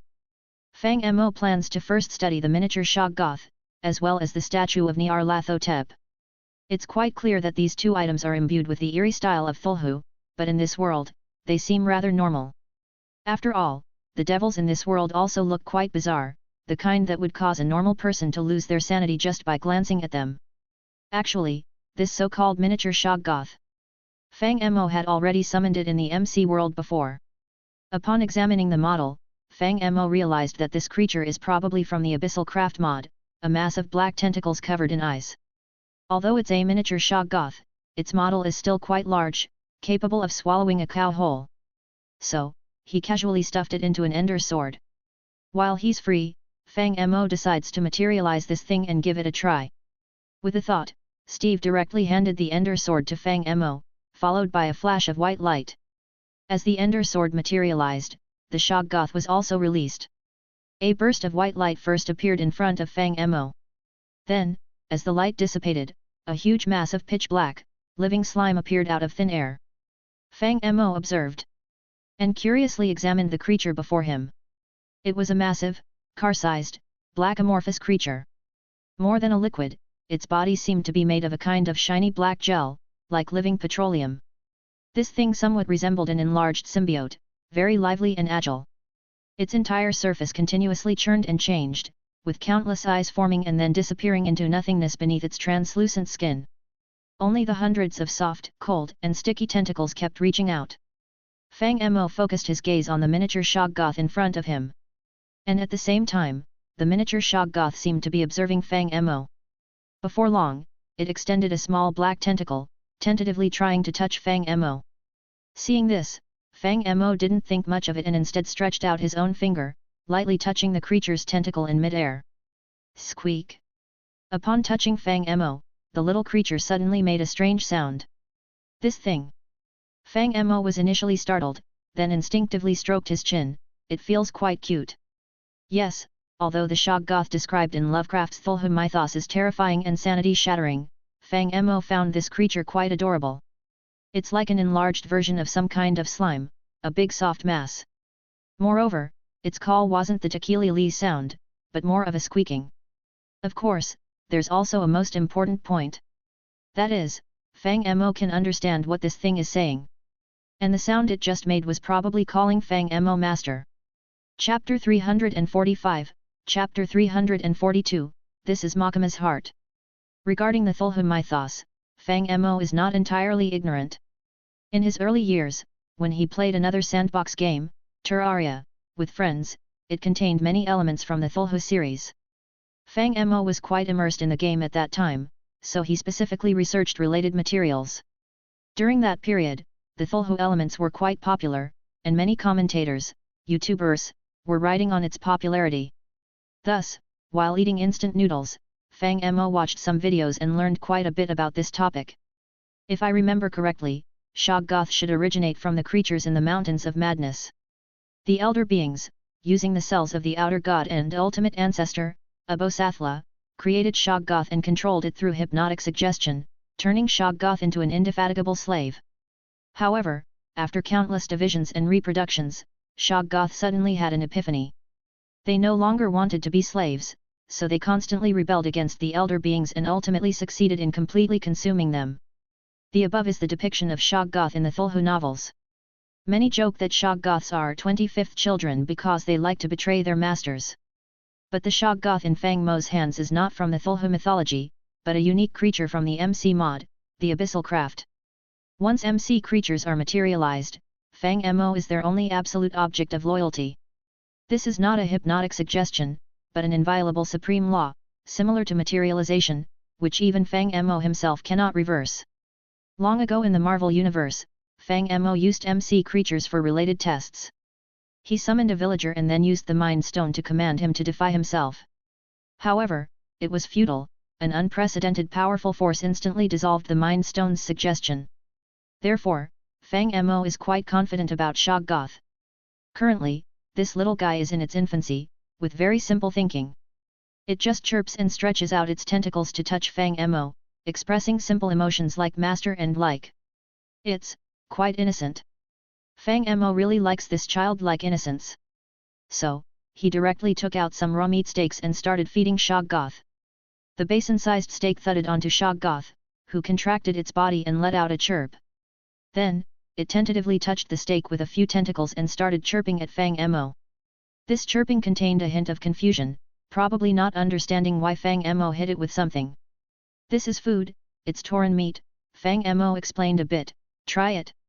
If you like it, I'll get you more next time. My box is almost full of these things. Chirp. Shoggoth made a sound, and then the steaks sank into its body. The steaks began to decompose at a visible speed, like melting butter, and soon they disappeared, replaced by Shoggoth's excited chirps.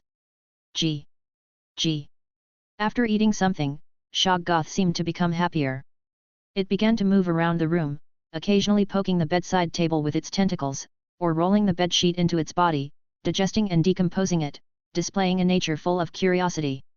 Fang Mo smiled and didn't continue to pay attention to it. Now that there was plenty of time, Fang Mo planned to materialize a few more items. Thus, with a thought, a bizarre blue-green statue appeared directly in Steve's hands, and Fang Mo reached out to touch the statue, intending to materialize it. However, at that moment, the entire 8th floor of the hotel suddenly shook violently.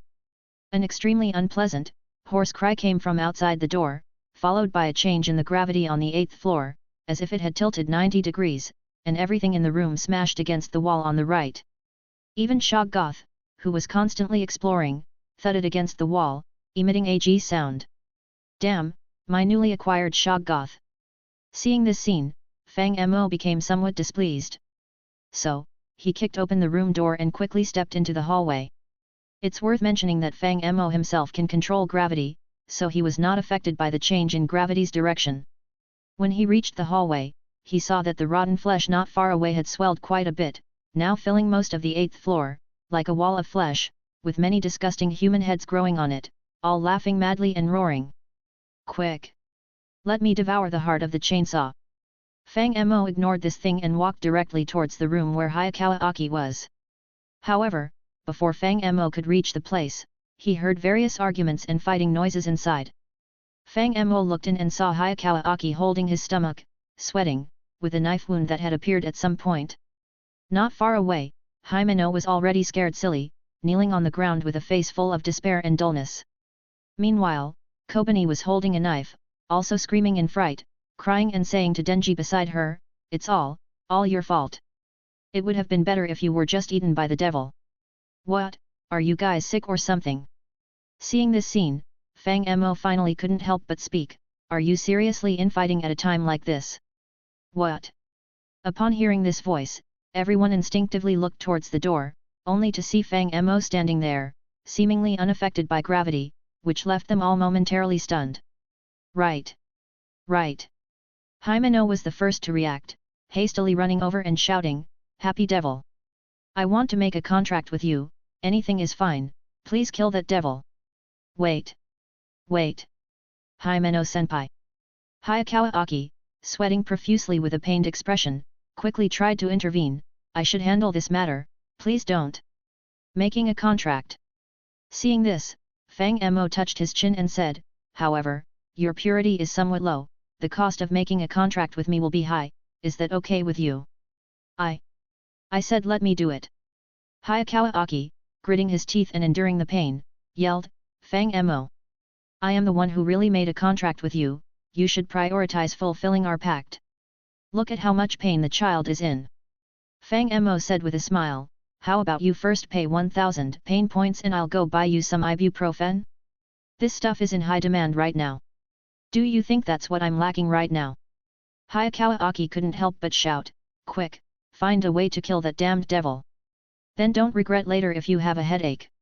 After hearing this, Fang Mo agreed with a smile, then turned to look towards the Eternity Devil not far away. "He, do you think you can kill me?" The Eternity Devil also heard this conversation, but it was not afraid, instead, it began to laugh sinisterly, "This is my stomach, you cannot possibly defeat me. You say this is your stomach?" After hearing what the other party said, Fang Mo also started to laugh, then, "How about learning about gallstones?" "What?" The Eternity Devil was startled. "Finish him off, smart guy." Fang Mo couldn't be bothered to continue talking nonsense with the other party, and directly took out his simple state greatsword, releasing the bedrock golem inside. A flash of white light, and the huge, grey-black stone statue smashed down onto the Eternity Devil. The Eternity Devil didn't seem to react much, and when it suddenly saw something falling, it opened its mouth to catch it, instantly swallowing the lower half of the bedrock golem, and then bit down hard with its 2 rows of large teeth. As a result, these 2 rows of teeth were instantly shattered. On the other hand, the bedrock golem didn't even have a single mark on it. "This, what?" The Eternity Devil was also stunned. However, just at this moment, the bedrock golem slowly lowered its head to look at the Eternity Devil. For some reason, the Eternity Devil suddenly felt the other's anger. Yes, although it looked like a stone statue, it somehow felt the fury of the other party. In the next second, the huge black-grey hand forcefully slammed down. The Eternity Devil didn't have time to react before its body exploded into a bloodbath. With just this one blow, countless limbs were crushed into pulp by the immense force. However, this place was, after all, the stomach of the Eternity Devil, and soon these flesh and blood reformed into limbs and started to attack the bedrock golem. The Eternity Devil, roaring, bit towards the bedrock golem. Then its teeth were shattered, and these toothless heads started to continuously scream, "Ah, it hurts." Immediately after, the Eternity Devil transformed countless arms, attempting to attack the bedrock golem, but these arms were also smashed into a bloody mess, and the bedrock golem remained unscathed. On the other hand, the bedrock golem, with a casual swing of his big bag, he could make the Eternity Devil explode into a rain of blood. "Ouch, It hurts so much. Seeing this, the Eternity Devil also felt a bit helpless. What the heck is this thing? Why is it so hard? Silly child, this is the heart of Makima. Fang Mo, who was watching the drama unfold, chuckled and replied, this woman's heart, the more you lick it, the harder it gets. If you don't believe it, try biting it a few more times. Denji, who was also watching from not too far away, seemed stunned for a moment. Is a woman's heart really like that? But before he could figure it out, another scream came from the Eternity Devil below. As for Fang Mo, he slowly walked into the guest room where the others were. All done. Fang Mo clapped his hands towards Hayakawa Aki and said, anyway, just wait a little longer, and this devil will be in so much pain that it will want to kill itself. Now, it's time for us to discuss the payment. What do you want to do? Hayakawa Aki looked at Fang Mo and asked. Oh, nothing much.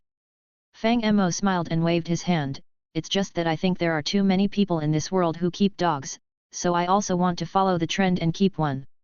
Now that we're on the subject, let me introduce you to my newly adopted little dog.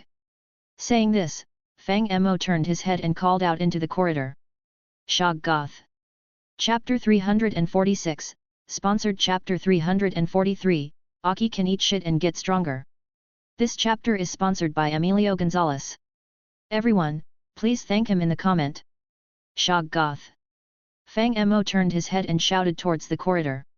Then, under everyone's watchful eyes, the living, petroleum-like Shoggoth slowly slid over from a distance. It left a faint trail of slime on the wall before swiftly slipping into the guest room. Ah! It's an asphalt devil. Upon seeing this, Kobani immediately let out a piercing scream. Yikes! Ere, who was nearby, was also terrified, crouching on the ground with his head in his arms. What is this thing? Don't eat me. I promise I'll resign as soon as I get back. Squeak, squeak, squeak. Seeing this, Shoggoth also started to make noise. It didn't mean anything by it, it was simply having fun and imitating the two people. So, Hayakawa Aki, clutching his stomach and trying to bear the pain, said, is this what you call a dog? Do you have some misunderstanding about dogs? No misunderstanding here. Fang Mo reached out and touched Shoggoth's body. Dogs like to eat meat and bones, they love their owners very much, are obedient and cute, and can understand simple commands from their owners, right? Of course not. This time, the one who retorted was Denji. I also like to eat meat and bones, does that make me a dog? Aren't you? Fang Mo first responded with a question, then pulled out a bone and handed it over. Denji, suck, suck, suck. Brother, this bone doesn't have any meat on it at all. Denji first complained, but the next second, he helplessly reached out to take the bone. There's no helping it, I'll have to go home and boil it in water, make it into a soup to drink. Hey! Seeing this scene, Hayakawa Aki couldn't help but intervene. Wait a minute, something's off about the shape of this bone. It looks like... The expression on Himeno's face beside him also changed slightly. It looks like a human leg bone. Ah! Denji was also startled upon hearing this. No way, isn't that disgusting? This is the bone of a small white, skeleton archer. Fang Mo saw that Denji didn't want it, so he simply threw it away, tossing the bone directly to Shoggoth beside him. Even if you have never encountered real undead creatures, haven't you ever played the game? Don't you know about skeleton soldiers? Even if you say that, it's useless. Hayakawa Aki covered his stomach, clearly not believing Fang Mo's words. Ah yes, yes, yes, this is the stupid human leg bone. Fang Mo was also amused and said directly, this is the leg bone of the person who was contracted with me before. Everyone who contracts with me meets a bad end. Are you satisfied with this explanation? After hearing this, Hayakawa Aki quieted down, seemingly accepting this explanation. That's why I hate your world. Everyone is like zombies, not even struggling when they hear they are going to die. Seeing this, Fang Mo sighed, seeing your listless expressions makes me lose the mood to do anything. Maybe I should just go cut the moon. You can't cut the moon. Hayakawa Aki spoke up at this point, our contract hasn't reached that stage yet, cough cough, hiss. Unfortunately, he had just begun speaking when he aggravated his wound, his face contorted with pain. Aki-kun, you better not talk. Himeno saw this and advised him, then turned to look at Power. did the blood devil just help Aki-kun stop the bleeding properly? I already stopped it. Power said, after all, if the little braided man dies, there will be no one to cook for me. I'm not seriously hurt. Hayakawa Aki, hearing the conversation between the two, also explained, I have eaten his meat slices. My body is much stronger than before. The cut from Kobani probably didn't hit my vitals. Meat slices. Himeno was momentarily stunned after hearing this. Oh, it's just a method to make him stronger. Fang Mo briefly explained and then turned to look at Hayakawa Aki, so, do you want to eat more? You are too weak right now, any ordinary kitchen knife can break through your defense. You should at least start with a thick skin, or get yourself a more formidable weapon or something. What's the cost? I lost 2 things in Japan. Fang Mo said with a smile, you'll help me find them later. What did you lose? Hayakawa Aki asked, somewhat puzzled. It's nothing too important. Fang Mo casually scratched his head, just, lost 2 atomic bombs, that's all. Hey! Hayakawa Aki was also stunned after hearing this, what's that? It sounds like bullets. Is it related to the gun devil? Yes, because the nuclear bomb devil was devoured, the world also forgot the concept of nuclear bombs. It's not related to the gun devil. Fang Mo shook his head. Alright then. Hearing this, Hayakawa Aki also nodded in agreement, I consent, please make me stronger. First, eat this. Fang Mo said, tossing a golden apple directly to him. Hayakawa Aki caught the golden apple, but he didn't immediately start eating. Instead, he hesitantly stared at it for a long time, and finally mustered the courage to close his eyes and take a bite. With a crunch, the sweet and sour juice filled his entire mouth. Hayakawa Aki opened his eyes in astonishment. Hey, what's with that expression? Fang Mo teased with a laugh, don't tell me you haven't had enough of eating shit? Don't worry, when I have time, I'll make you a real shit sword, how about calling it the shit curry stick? Shut your mouth. Upon hearing this, Hayakawa Aki suddenly roared, have I not had enough of eating shit already? What? Hearing this, Himeno, who was beside him, covered her mouth in surprise, Aki-kun, you actually went to such lengths for power. Not just Himeno, but even Kobani and Ere, after hearing Hayakawa Aki's words, looked at him in shock, and Ere even blurted out subconsciously, as expected of a senpai who will defeat the gun devil, you even went as far as doing such a thing. I didn't do it. Hayakawa Aki roared again in despair. Ha ha ha. Fang Mo couldn't help but laugh after hearing this, walked over and patted Hayakawa Aki on the shoulder, and spoke earnestly, old Aki, I understand how you feel right now. It's like accidentally exposing your secret and then being publicly executed. It's a disgrace that leaves you with no dignity and makes you the subject of gossip for a lifetime. You devil! Hayakawa Aki gritted his teeth and glared at Fang Mo, was this also part of your plan? You're the one who let it slip. Fang Mo reminded him with a smile. It wasn't a slip of the tongue. Hayakawa Aki first shouted, then quickly turned to explain to the others, it's not true, I didn't do it, don't listen to his nonsense. However, everyone just silently watched him without interjecting. F***ck. Seeing this scene, Hayakawa Aki couldn't help but hit the floor hard with his fist. It was clear that he couldn't explain this matter anymore, and continuing to talk would only make things worse. Realizing this, Hayakawa Aki felt both angry and anxious. He didn't expect that right after completing the deal with Fang Mo, the next second the price would come, and it was the social death he could least accept. However, at this moment, Fang Mo suddenly patted him on the shoulder again and spoke earnestly. Actually, sometimes people inevitably have some negative and pessimistic thoughts, like who can help me destroy the earth, which shows you're too tired and need a good rest. When you've rested well, your thoughts will become much more optimistic, and you'll want to destroy the earth with your own hands. Sorry, I have no interest in doing that. Hayakawa Aki immediately retorted. My point is, you guys should take some time to rest first. Fang Mo spread his hands, I still need to train this devil for a while, but your current mental state is not very good, especially Kobani and Ere. Staying awake like this will only provide the devil with the power of fear. It would be better to rest for a bit. Perhaps by the time you wake up, this devil will have killed itself. Kobani asked a bit timidly, really? Why don't you see for yourself? Fang Mo pointed towards the door. Kobani didn't say anything, just carefully crawled over to peek, and happened to see the scene of a bedrock golem brutally killing the devil. The entire corridor was filled with the devil's screams of agony. Are we finally going to be saved? Seeing this, Kobani finally breathed a sigh of relief. Actually, this devil was quite adept at manipulating people's hearts. It started by gradually creating an atmosphere of panic. The more people feared it, the stronger it became, and then people became even more afraid of it, forming a vicious cycle. But the problem arose when Fang Mo took action. This cycle was broken. Under the relentless torment of the bedrock golem, the devil couldn't even utter harsh words anymore, just kept screaming in pain. Now, who would be afraid of such a thing?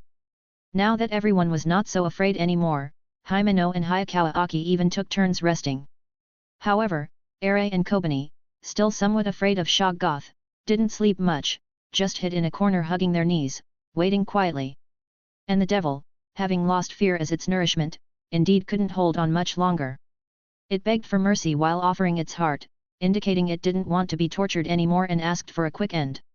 Seeing this, Fang Mo didn't hesitate and plunged the Ender Great Sword into its heart. With the devil's scream, all the rotten flesh around formed a vortex and was absorbed into the blade. After absorbing the devil, the Ender Great Sword in Fang Mo's hand also changed. The hilt turned into a bone-like texture, and the blade was entwined with a lot of intestine-like stuff, with the mouth in the middle. Overall, it looked extremely ugly. How disgusting, this thing! After seeing the new look of the sword, Fang Mo also felt a bit repulsed by it. Enduring the disgust, Fang Mo tested it and found that the weapon's ability was quite similar to that of the devil. First, it required finding a relatively enclosed space, then activating the ability to summon the devil's stomach, and turning the space into a closed loop of sorts. And since the devil was dealt with, the gravity direction on the 8th floor also returned to normal. So, not long after, the group slowly came out of the guest rooms. Has the devil been dealt with? Hayakawa Aki observed the environment of the corridor and asked after noticing the devil's disappearance. Here it is. Fang Mo shook the sword in his hand, then smiled maliciously. How about it, want to make another deal with me? Chapter 347, sponsored Chapter 344, Mads Mikkelsen. This chapter is sponsored by Emilio Gonzalez. Everyone, please thank him in the comment. Under Fang Mo's gentle persuasion, Hayakawa Aki ultimately couldn't resist the temptation of this sword.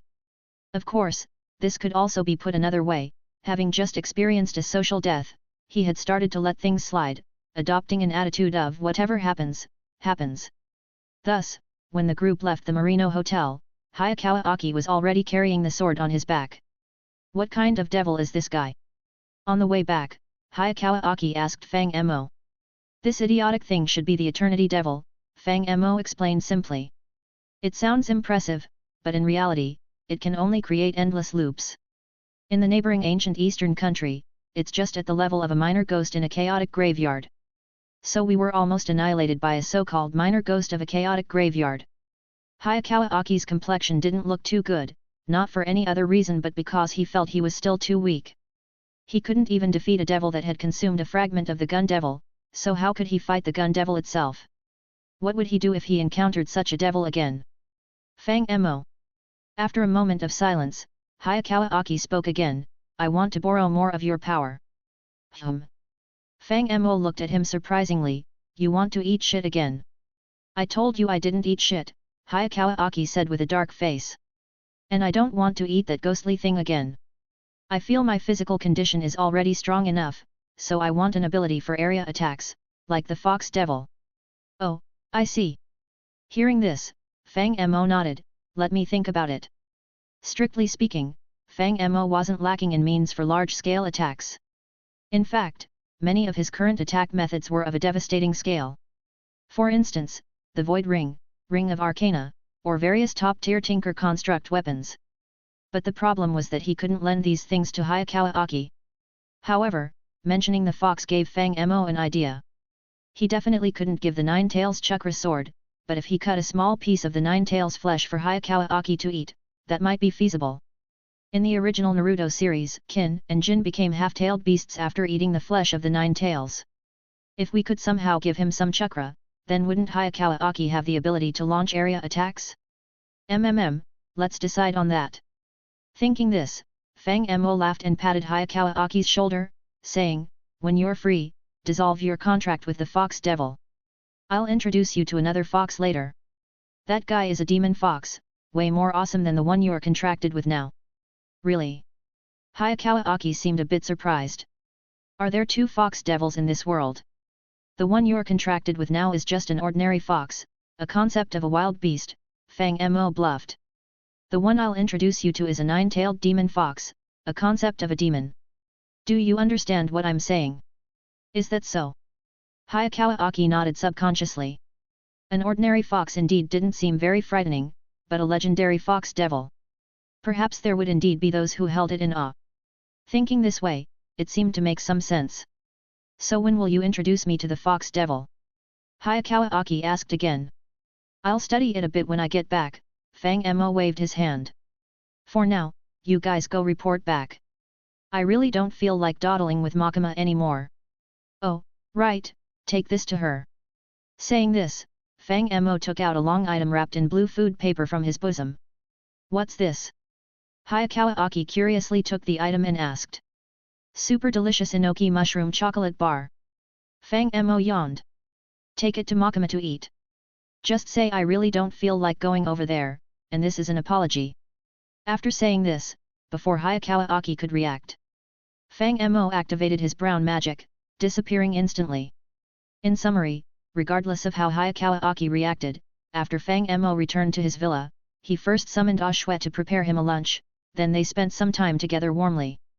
Subsequently, he continued to work on his experiments with materialization. Concerned about blowing up his villa, Fang Mo did not choose the statue of Nyarlathotep. Instead, he turned his attention to the repair amulet.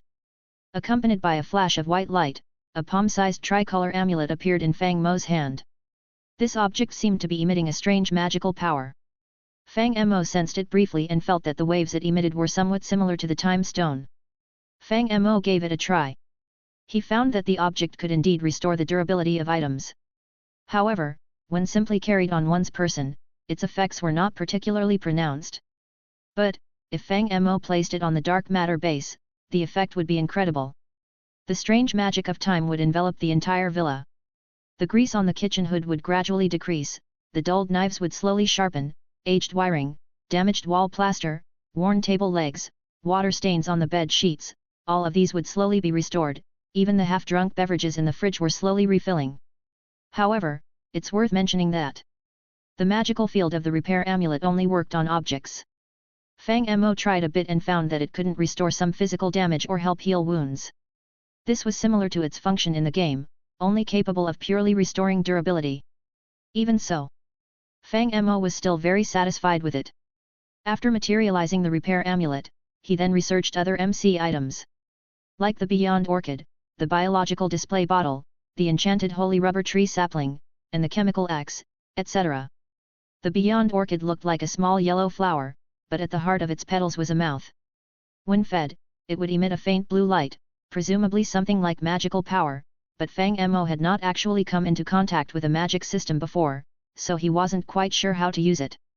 Fang Mo's conclusion was, to keep it for Thorn Dominator as a wife in the future. The biological display bottle was nothing special, just a translucent glass bottle emitting a spatial fluctuation similar to Ender resonance, seemingly intended to display creatures inside.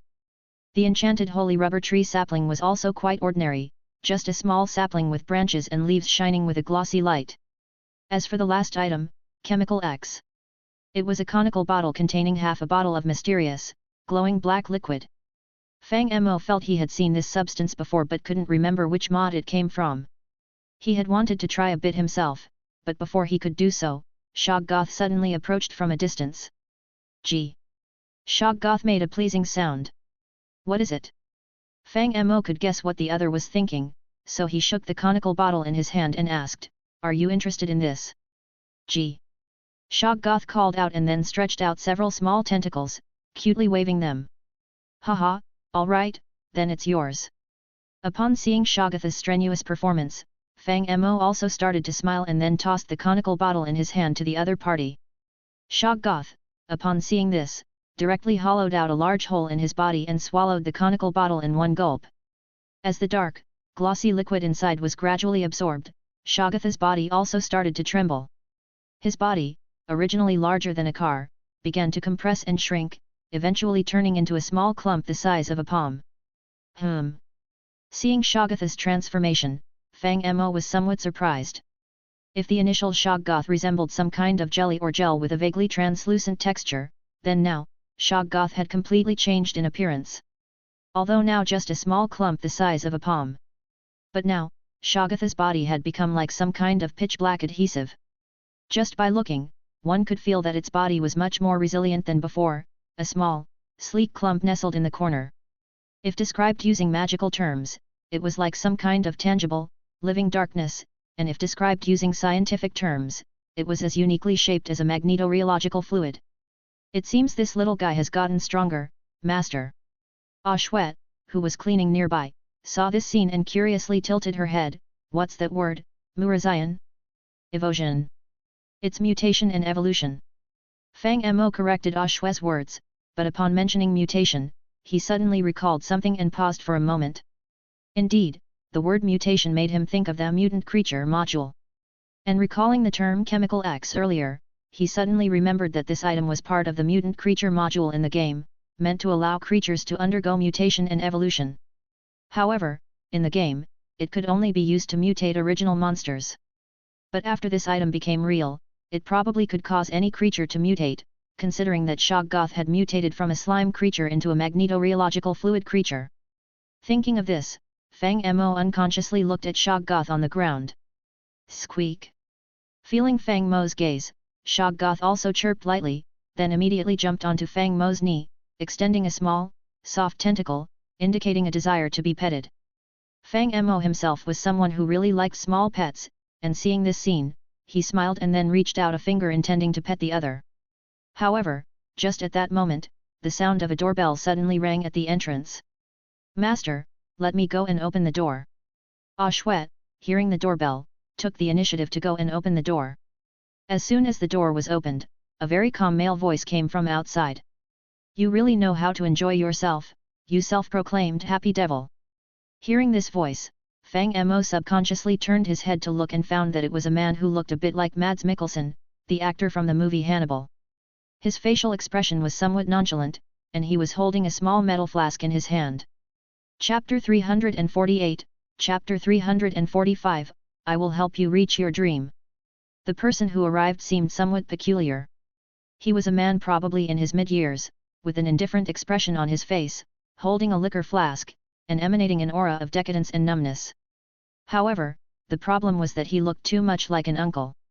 Whether it was his hairstyle or facial structure, and especially the scar on the left cheek, even though he appeared run down, it was hard to take him lightly. It seemed like his true capabilities were hidden beneath this disguise. Fang Mo recognized this guy. He seemed to be called Kishive, reportedly the world's most powerful devil hunter. Hey, isn't that Kishive? After recalling a bit of the story, Fang Mo smiled and waved at him. Come in, have a seat. Ashwet, get him a pair of slippers. Yes, master. Ashwet obediently nodded, then took out a new pair of slippers from the shoe cabinet. Please come in, guest.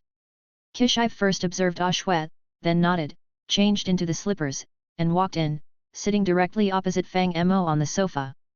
Fang Mo, the man who claims to be the happy devil. Sitting on the sofa, Kishive took a small sip of his drink and then calmly started speaking. I did some research on you, but found no relevant information, not even rumors in hell, as if you just appeared out of nowhere. I didn't expect you to even investigate hell. Fang Mo smiled, you have quite an extensive information network. Is it because you failed in pursuing a woman, so you focused all your energy on your career? You seem to know a lot about me. Kishive glanced at Fang Mo, not appearing too surprised. I guess we're not friends yet, so, did you find out about me through Guangzai? Sorry, I'm not fond of that Sea Emperor Guangzai. Fang Mo shook his head, I like women, but not the ones who can upstage mine, so I don't have much to do with her, nor do I want to bother with her, unless she's seeking to NTR me. It seems you really do know a lot. Kishive looked at Fang Mo with some surprise, acknowledging that what he said was indeed secretive. So what exactly are you? Human? Or something else? I am the happy devil. Your claim might deceive Hayakawa Aki, but not me. Kishive shook his head, not to mention whether there really is a happy devil in this world, but you are definitely not a devil, that much is clear to me. The agreement you made with Hayakawa Aki wasn't a contract, it was just a verbal agreement, right? So I ask you, what is a devil? Fang Mo asked with a smile. Do you want to play a word game? Kishive asked, it seems like you place great importance on the identity of a devil, why? Does this benefit you in any way? Fang Mo lowered his head and pondered for a moment, does finding amusement count? What do you mean by amusement? Kishive asked, is it just about teasing people? Like what you did to Hayakawa Aki? Is this your idea of a twisted happiness? There are many kinds of amusement. Fang Mo said with a smile, encountering interesting people can be amusing, and so can dealing with those you dislike. A true master of amusement is not constrained by the environment. For instance, right now, what if I turned you into a woman and threw you in front of Kwangzai? Wouldn't that be a great amusement? I'm past the age of dating. Kishive was momentarily stunned, but soon his expression calmed down, our allegiances are different. I stopped thinking about such things long ago. After saying this, Kishive suddenly pulled out a small notebook from nowhere. He flipped to the first page of the notebook, and Fang Mo glanced at it. It read Makima is listening to you. In that case. Fang Mo subconsciously touched his chin, then raised both hands, the world. It must be said that Kishive's reflexes were really sharp. The moment Fang Mo raised his hands, he was already prepared for battle. Unfortunately, humans have their limits. He had just moved when he was frozen in place. Of course, it wasn't just him who was immobilized. The spherical field of time stasis rapidly expanded outward, as if the entire world had lost its color at that moment, and everything was frozen in this instant. Seeing this, Fang Mo also slowly stood up from the sofa. He first took out the sword of time and stuck it in the ground, maintaining the ability to stop time. Then, he placed one hand on Kishive.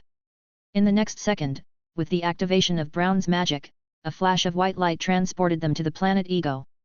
Planet Ego was sealed by Fang Mo within the Sword of Light, and the Sword of Light was inside Fang Mo's storage space, not in the same space-time as Earth. Therefore, the time stop naturally became ineffective. Kishive staggered momentarily and then returned to normal. Kishive seemed slightly startled upon seeing this. He only felt Fang Mo raise his hand, and the surroundings changed. The sky here was like a deep abyss, pitch black, and the ground was covered in reddish-brown rocks. Only some fissures emitted a faint blue-white light, barely illuminating this dark and cold world. Clearly, this place could not possibly be Earth. Where is this? After looking around, Kishive began to speak. It's probably what you'd call my backyard, Fang Mo briefly introduced. You can think of this place as another planet, one without those annoying rats. Really? Kishive pondered for a moment, seemingly somewhat skeptical. That sounds a bit hard to accept. It's not that big, really. Fang Mo casually waved his hand. At present, it's probably about the size of the moon relative to your Earth. After all, this place is still in its early stages of development, with a sense of burgeoning industries and opportunities. I see. Kishive nodded, then bent down to touch the reddish-brown gravel on the ground, secretly pinching some and hiding it in their sleeve. This place does feel quite barren, so your real purpose is to develop it, using resources from Earth. You're worried I'll exhaust Earth's resources. Fang Mo also smiled upon hearing this. That would be disappointing for you, I'm afraid. To be honest, I don't really value the resources here. Your world almost shattered by devils. Logically speaking, I have more resources at my disposal than your world. So, you're really not a devil. Kishive wasn't upset, but rather calmly speculated. But you're not an Earthling either. Could you be an alien? Though theoretically you could call me that, I'd suggest you use a different term, Fang Mo suggested, stroking his chin. Alien sounds too trivial. For someone of my level, you should at least refer to me as an outer realm devil, a dimensional deity, or perhaps a subspace overlord, a subspace evil god, perhaps. If what you're saying is true, then that's quite strange. Kishive slowly said, you seem to have a disdainful attitude towards our world, yet you hold yourself in high regard. Normally speaking, if you looked down on Earth, you wouldn't voluntarily come here, just as humans wouldn't willingly enter a pigsty. so, there must be something on earth that attracts you. Oh, that's indeed true. Fang Mo didn't hide much but nodded directly. There are indeed many interesting things here, otherwise I wouldn't have come. By interesting, you mean? Kishive, he asked. Of course, I'm here to have fun, Fang Mo laughed. Otherwise, why would I come here? To play house with you fighting devils? Or to watch your dirty political games? Alright then. The man Kishive nodded and then took another sip from his flask. So, one last question. Humans and devils, which side are you really on? Whichever side makes me happy, that's the side I'll choose. Fang Mo smiled and spread his arms wide, that's my attitude, so try to please me, mortal. Understood. The man Kishive put away his flask, no longer intending to communicate further with Fang Mo. His purpose for this visit wasn't to persuade or recruit Fang Mo, but merely to understand his stance, which was now clear. Are you leaving? Fang Mo glanced at the man Kishive, don't you want to make a contract with me or something? That was just a verbal agreement, not a contract. The man Kishive spoke calmly. It's more or less the same thing, Fang Mo said with a smile. I'm a man of my word, and a verbal agreement from me is as good as a contract, isn't it? What kind of agreement do you want to make with me? The man Kishive looked at Fang Mo, not really intending to make a contract, just curious about his purpose. Your personality and identity suddenly remind me of an old friend, Fang Mo said with a bit of malicious glee. That guy was also very serious at first, but I eventually changed his style. Now, I really want to see you frustrated and upset, so I'm quite tempted to torment you a bit. What would I gain from this? The man Kishive asked. I'll help you fulfill one wish, Fang Mo pondered before replying. Whether it's to destroy the world, make someone fall in love with you, or gain money, wealth, the conditions are up to you.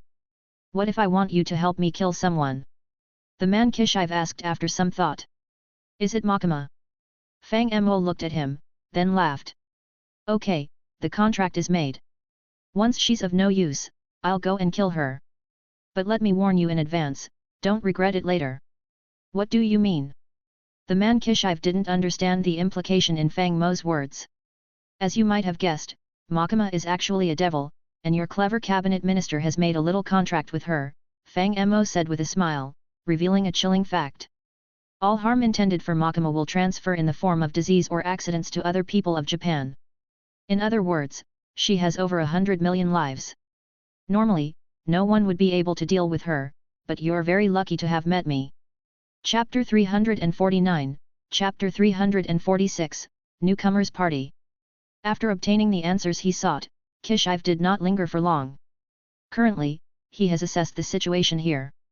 Although this Fang Mo was a very troublesome presence, the only piece of good news was that this person was not in league with Makima. Moreover, Fang Mo had even cooperated in a one-on-one conversation with him. Although the results of this private communication were not ideal, Kishive still gained considerable intelligence. Previously, his superiors had ordered him to test Fang Mo's stance. Now, he had a general guess about it. Fang Mo's attitude towards Makima seemed rather negative, even hostile. Perhaps this could be exploited. This seemed like good news since everyone understands the saying when the snipe and the clam grapple, it is the fisherman who profits. However, Kishive couldn't shake the feeling that this matter was not so simple. Fang Mo's attitude was peculiar, and his abilities were astonishing, stopping time, instant movement, sealing devils, enhancing strength. Fang Mo even joked about killing Makima over 100 million times to exterminate all the Japanese. Although Fang Mo's tone in saying this seemed nonsensical, Kishive, perhaps due to his devil hunter's intuition, felt that Fang Mo was not joking about this matter. Just thinking about this made him furrowed his brows, unable to alleviate his tense nerves even by drinking heavily. Up until now, the powers that Fang Mo had shown were just the tip of the iceberg. But this alone was enough to warrant their serious attention. Honestly, Kishive was more worried about the decisions of the higher UPS. After all, he knew about the deal between Makima and the cabinet ministers, using the lives of the citizens as the price of the contract and then creating a monster gradually escaping control. These people were indeed hopelessly foolish. Of course, Kishive was more concerned about how the higher UPS would handle Fang Mo. Fang Mo seemed to be very familiar with the Japanese government. During their discussion on this topic, Fang Mo's expression was always filled with a mocking and disdainful smile. Considering the nature of the people at the top, Kishive felt he could vaguely understand the headache that Hayakawa Aki experienced. While Kishive was suffering from this headache, on the other hand, the instigator of this whole affair, Fang Mo, did not take this matter to heart. At this moment, he was still engrossed in his experiments on materializing MC items. As mentioned before, Fang Mo had accumulated many items. These included not only the Eye of Mercury from Equivalent Exchange and the portable transmutation table, but also various other items from different mods, such as the Dusk Quadrant Wand, Disassembly Table, Sorter, and Ore Tree. Fang Mo had just tried to materialize the Dusk Quadrant Wand. The appearance of these 4 wands was quite similar. They were less than a meter in length, entirely carved from some kind of bone, looking very exquisite. The top had a gemstone base shaped like a bone claw, embedded with a fist-sized round gemstone. I don't know. Different scepters correspond to different colors of gemstones. The Dusk Scepter has a dark green gemstone, while the Vampire Scepter features a deep, translucent red gemstone. Fang Mo had Ashwe try out these 4 scepters and discovered that the Dusk Scepter shoots a twisted ball of gravity, which tries to tear and destroy any matter it touches upon contact. The Vampire Scepter targets a unit and forcibly extracts blood from their vessels. The scepter then absorbs this blood and attempts to heal its holder. The Shield Scepter is relatively simple, using it creates a pale golden protective shield around oneself. Actually, the effects of the first 3 scepters are quite ordinary, just meeting basic expectations. However, the last one, the Zombie Scepter, was somewhat unexpected for Fang Mo. The Zombie Scepter in the game. It can summon a green zombie out of thin air to attack enemies. But after being realized in the real world, its effect seems to have changed somewhat. Summoning zombies out of thin air has turned into controlling the dead bodies. For this, Fang Mo even made a special trip to the cemetery. Ashwet, holding the scepter, sensed that she could potentially revive all the corpses in the entire cemetery. Out of curiosity, Fang Mo also tried using the staff himself, and in an instant, his spirit covered the whole of Tokyo and kept expanding outward. This meant that if Fang Mo wished, he could instantly raise an army of the dead. However, he wasn't really interested in zombies. This wasn't like the Edo Tensei from Naruto.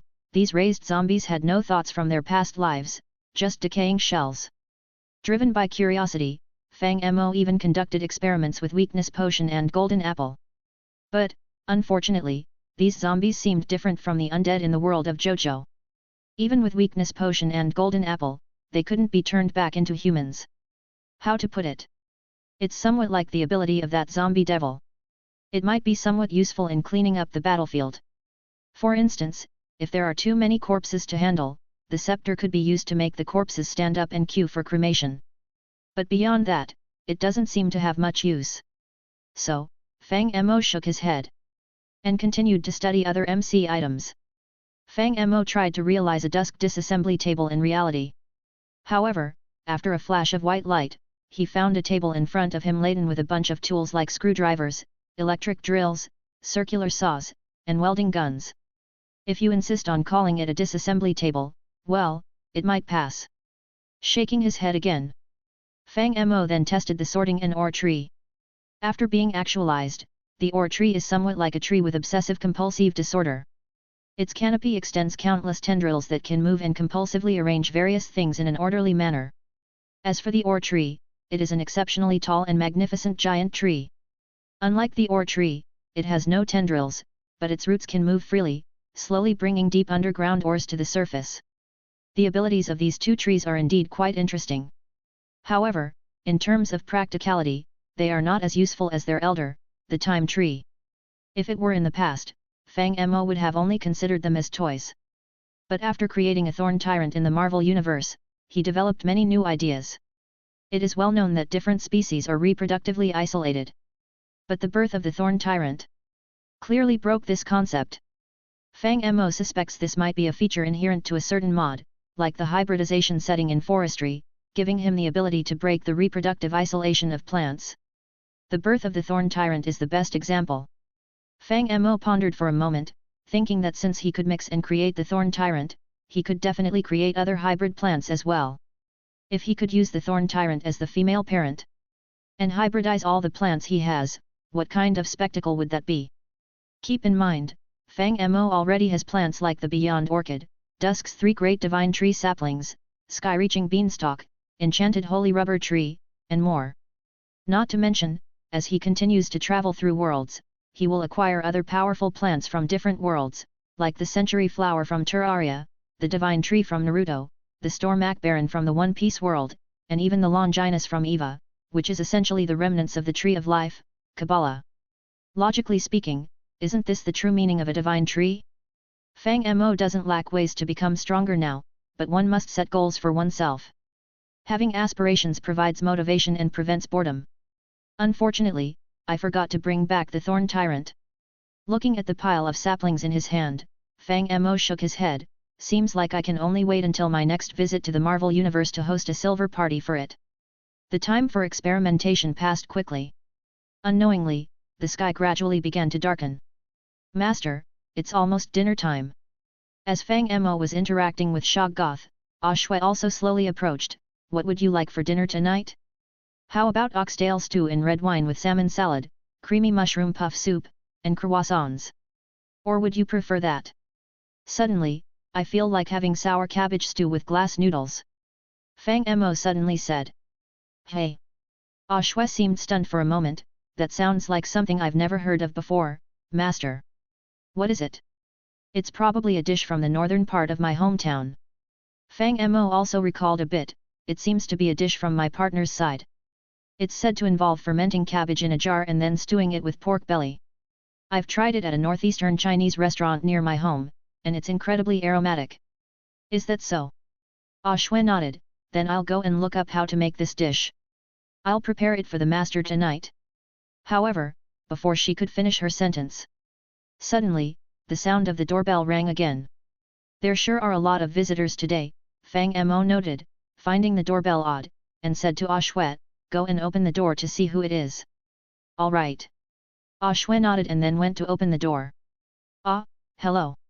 Soon after, the unexpected voice of Hayakawa Aki at the door said, excuse me, I'm looking for Fang Mo. Hayakawa Aki. Hearing this voice, Fang Mo was also a bit surprised and thus got up and walked towards the door. Meanwhile, he didn't stay silent. We agreed to take a day off today, why have you come over again? You wouldn't be craving my meat slices again, would you? But I don't have many hemorrhoids left. Who would crave that? Hearing Fang Mo's words, Hayakawa Aki indeed couldn't hold back. You devil are always talking nonsense. That thing could never be, hemorrhoids. Young people these days, so young yet already suffering from hemorrhoids. Fang Mo teased with a laugh. Fker. Hayakawa Aki seemed to feel a bit nauseous, but then he shook his head vigorously. Forget it, I don't want to discuss this with you now. Anyway, I came to invite you to a newcomers welcome party. All the newcomers from the 4th course will attend. Will you come? Oh, that. Hearing Hayakawa Aki's words, Fang Mo then realized. In the original story, there indeed was such a welcome party. Because Denji killed the Eternity Devil, Himeno promised him a tongue kiss at this newcomer's welcome party. However, because Himeno got drunk and vomited, Denji's first kiss experience turned out to be the taste of vomit. The most outrageous thing was that he subconsciously swallowed a mouthful. Haha, sure. Thinking of this scene, Fang Mo also laughed. Tell me the address, I'll bring a camera with me. Chapter 350, Chapter 347, Iconic Vomiting Scene. Upon seeing Fang Mo, excitement suddenly began to rise. For some reason, Hayakawa Aki had already started to feel uneasy. Of course, this was inevitable, after all, he was almost traumatized by Fang Mo's antics. To be honest, after seeing Fang Mo's schadenfreude expression, Hayakawa Aki suddenly regretted telling him about this. This welcoming party was organized by the entire Special Division 4, and even Miss Makima, whom he respected the most, would be attending. If he made a fool of himself in public, Hayakawa Aki couldn't even bear to imagine that scene. That's why, after dropping an address, Hayakawa Aki quickly slipped away. Fang Mo did notice Hayakawa Aki's subtlety, but he didn't bother to explain. After finding the camera, he simply used his ability to customize Steve and completed a quick outfit change. Ashwe, don't cook tonight. After dressing up, Fang Mo invited his little maid, come with me to the welcoming party. I'd rather not go, master. Shue surprisingly shook her head, I really don't have much interest in such lively gatherings. Compared to that, staying at home alone is more comfortable. Alright. Fang Mo didn't force Shue and simply said, then take care of Shoggoth at home. Leave it to me, master. Shue nodded. Shoggoth, be good and listen to Shue, Fang Mo said, poking Shoggoth as a reminder. After eating chemical X, Shoggoth seemed to have grown smarter. It obediently chirped and then jumped off Fang Mo, extending its small tentacles on its head as if saying goodbye to Fang Mo. Fang Mo nodded. Then, he left with his camera. Although Hayakawa Aki didn't wait for Fang Mo, the venue for the Special Division 4's newcomer welcoming party was easy to find. After asking for directions, Fang Mo quickly found the place. It was a small izakaya, not very large, but surprisingly popular. When Fang Mo found the place, he coincidentally met Kobani, who was dressed casually, looking a bit lost at the entrance, glancing around. Yo, isn't this Kobani-chan? Fang Mo approached and greeted, why not go in? Ah. It's you. Seeing Fang Mo, Kobani was visibly startled, then quickly began to sweat, shaking nervously or perhaps out of fear. Seeing this, Fang Mo smiled and took out a green gemstone from his pocket. Here, your reward. Fang Mo handed the emerald to Kobani, here's the reward I promised you. Ah, this. Kobani was a bit surprised to see the emerald Fang Mo handed her, but, wasn't it me who killed the devil? No worries, just consider it a gift from me in a good mood. Use it to buy something tasty. Fang Mo smiled indifferently, now that my identity has changed from a devil to your sugar daddy, don't you feel less scared? Hey. Kobani subconsciously accepted the emerald, then said somewhat confusedly, if that's the case, it seems, indeed. Aren't you Kobani and Fang Mo? Before she finished speaking, suddenly the voice of Himeno came from not far away. Fang Mo instinctively looked up and saw the other party staggering towards the restroom, go in quickly, you two are already late. Let's go. Fang Mo also laughed, then turned around and called out to Kobani, today's meal is on the public expense, don't waste this opportunity. Ah, right. Eventually, the two of them arrived at the private room, one after the other. Himeno was right, Fang Mo was indeed a bit late. Almost everyone from the Special Division 4, except Makima, had already arrived, creating a very lively atmosphere in the private room. Besides Hayakawa Aki, Denji, Power, and Ere, Fang Mo also saw several unfamiliar faces. These people didn't have much screen time in the original work, and Fang Mo couldn't recall their names at the moment. So, he simply sat next to Hayakawa Aki and cheerfully greeted him. Yo, having a drink? Hayakawa Aki's face immediately darkened. Who is this? The man sitting next to Hayakawa Aki curiously looked at Fang Mo, a new face I haven't seen before. Are you a newcomer from Mr. Hayakawa's side? He is. Hayakawa Aki opened his mouth, but before he could say anything, Fang Mo started speaking on his own.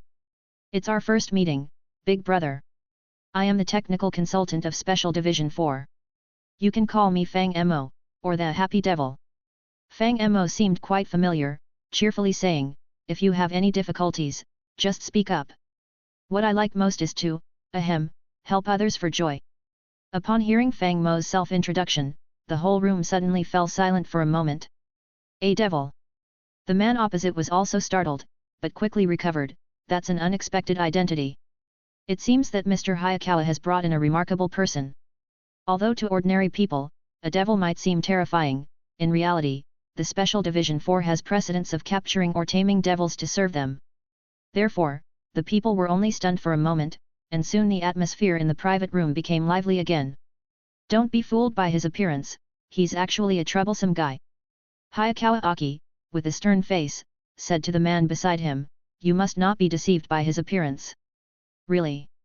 A woman not far away seemed curious, Mr. Hayakawa, what do you mean by troublesome? Come, this is a gift for our first meeting. Before he finished speaking, Fang Mo suddenly pulled out a handful of gold beans from his bosom and slapped them on the table, 10 jin of gold, for everyone to share, feel free to take. What's this? Everyone was stunned at this scene. For someone like Denji and Power who had seen such scenes before, it was okay, but the others from Special Division 4 had never seen such a thing and were completely dumbfounded, looking at each other, not knowing what was going on. This seems to be real gold. A man with glasses sitting in the corner touched the gold beans and then said in surprise. Meeting is fate. I see your lives aren't easy, so I'll reluctantly give you a piece of advice, Fang Mo said earnestly. Friends, the waters of Special Division 4 are too deep for you to handle. Take my advice, consider this meal as a farewell dinner, and use this gold to start anew in civilian life. What? Everyone was stunned again after hearing Fang Mo's words. Can you stop messing around? Hayakawa Aki, unable to restrain himself any longer, put down his beer glass and spoke directly to Fang Mo. We gather here for a welcome party for newcomers, and you're advising everyone to have a farewell dinner? What are your intentions? I mean well, too. Fang Mo spread his hands and said, you're holding a welcome party for newcomers today, but tomorrow you might have to hold a memorial service. I'm just in a good mood to remind you all. Everyone here is just an ordinary person. Isn't it nice to be alive? This is Mr. Fang Mo. Hearing Fang Mo's words, a robust man not far away also smiled and started speaking. I appreciate your kindness, but indeed this line of work comes with risks. I've been prepared for that, so I won't be backing out. As a token of thanks, let me buy you a drink. After saying this, he raised the beer mug in his hand. TCH. All right then. Seeing the man's insistence, Fang Mo didn't want to continue. He had only intended to save a few people on a whim. Since he couldn't persuade them, there was nothing more he could do. Anyway, after this little interlude, the atmosphere in the private room quickly became lively again. Encouraged by some of the seniors, the newcomers took turns introducing themselves. Meanwhile, Himeno also apologized to Denji, explaining that they shouldn't have thought about killing him when they encountered the Eternity Devil, and asked for his forgiveness. Denji was initially reluctant. But Fang Mo jokingly suggested that Himeno should kiss Denji to make up for it. Himeno hadn't responded yet, but upon hearing this, Denji immediately blushed and excitedly stuck out his tongue like a dog, giving Fang Mo a grateful look and secretly giving him a thumbs up. Seeing this, Fang Mo just smiled and said nothing. Quickly, Himeno also reacted, saying that if it was as an apology, she would do it, but it was too embarrassing, so she would first drink some alcohol to bolster her courage. Thus, the atmosphere at the gathering quickly heated up even more. Since Denji was underage and couldn't drink, he waited excitedly next to Himeno like a little puppy, eager to see when she would kiss him. Ha, hee hee. Denji kept staring at Himeno's lips, blushing and muttering to himself, my first kiss, today. However, he was so focused that he didn't even notice that Makima had arrived. Kissing. Makima leaned in close to Denji and asked, startling him so much that he let out a strange scream, almost as if he was scared to death. So, who is Denji going to kiss? Makima took off her coat, sat down, and curiously looked at Denji. Not kissing. Denji quickly shouted. Hey! Hearing this, Himeno, who was some distance away, licked her lips, her tender little tongue skillfully moving. Denji-kun, aren't you going to kiss me? I will kiss. Denji once again roared into action. Hearing Denji's contradictory words, everyone was amused. Clearly, nobody considered Denji as an adult since he was only 16 years old. He seemed more like a teenage boy being teased. As for Denji himself, he seemed somewhat conflicted. To be honest, he didn't know what to choose. If he kissed, he was afraid Makima would dislike him. But if he didn't kiss, his impatient youthful desire was unbearable. Just thinking about it was embarrassingly eager, and he was utterly clueless about what to do. However, while he was contemplating these things, Hayakawa Aki raised his own work-related doubts. He mentioned that the previous Eternity Devil seemed to recognize Denji and even desired Denji's heart, and wanted to ask Makima if she knew the inside story. However, Makima obviously couldn't say. So, she suggested that if they could drink her under the table, she would tell them. What followed was quite tedious. The group mindlessly started to drink heavily with each other, and Fang Mo, seeing this scene, secretly prepared his camera. And soon, everyone was drunk under the table by Makima. Especially Himeno, who had already drunk quite a bit before and then foolishly challenged Makima to a drinking contest. Given that she could transfer alcohol to the people of Japan, it was obvious she wouldn't be easily defeated. Initially, Himeno had already slumped on the table. But somehow, she suddenly stood up, slamming the table, then grabbed Denji's mouth and kissed him. At first, Denji seemed to enjoy it, his little face flushed red and his eyes involuntarily darting around, clearly indulging in secret delight. But quickly, there was a dramatic turn of events. Himeno vomited into his mouth. Denji even unconsciously swallowed a bit. After hearing that dreadful gurgle, not only Denji, but also the others started to vomit. Everyone present, except Fang Mo and Makima, seemed unable to hold back. They covered their mouths, turned their heads away, feeling their stomachs churn tumultuously. Some even ran out, presumably to vomit in the restroom. Fortunately, Eri managed to hold out. He immediately took Denji to the bathroom to induce vomiting. Mr. Fang Mo, it seems like you had already anticipated this scene. After Denji left, Makima shifted her attention to Fang Mo. You have been holding a camera from the start, waiting to capture this moment, haven't you? I am someone who likes to collect iconic scenes. Fang Mo didn't even lift his head, busying himself with the camera in his hands. Mr. Fang Mo, can you see the future? Makima asked curiously, tilting her head. Mr. Kishive must have come to see you today, right? What did you two talk about? He suggested that I have pickled cabbage stewed with glass noodles for dinner. Fang Mo casually made up, but I think ginger pork is tastier. Oh, by the way, did you eat the Snickers I gave you? That kind of prank isn't funny, Mr. Fang Mo. Makima didn't get angry, just spoke as gently as usual, but since it's from the Happy Devil, a bit of wicked taste is normal. You are really easy to talk to. Hearing this, Fang Mo also looked up at Makima. With such a gentle personality, it's no wonder others like you so much. In that case, then. Next time, I'll just stuff it into your mouth. Thanks for listening.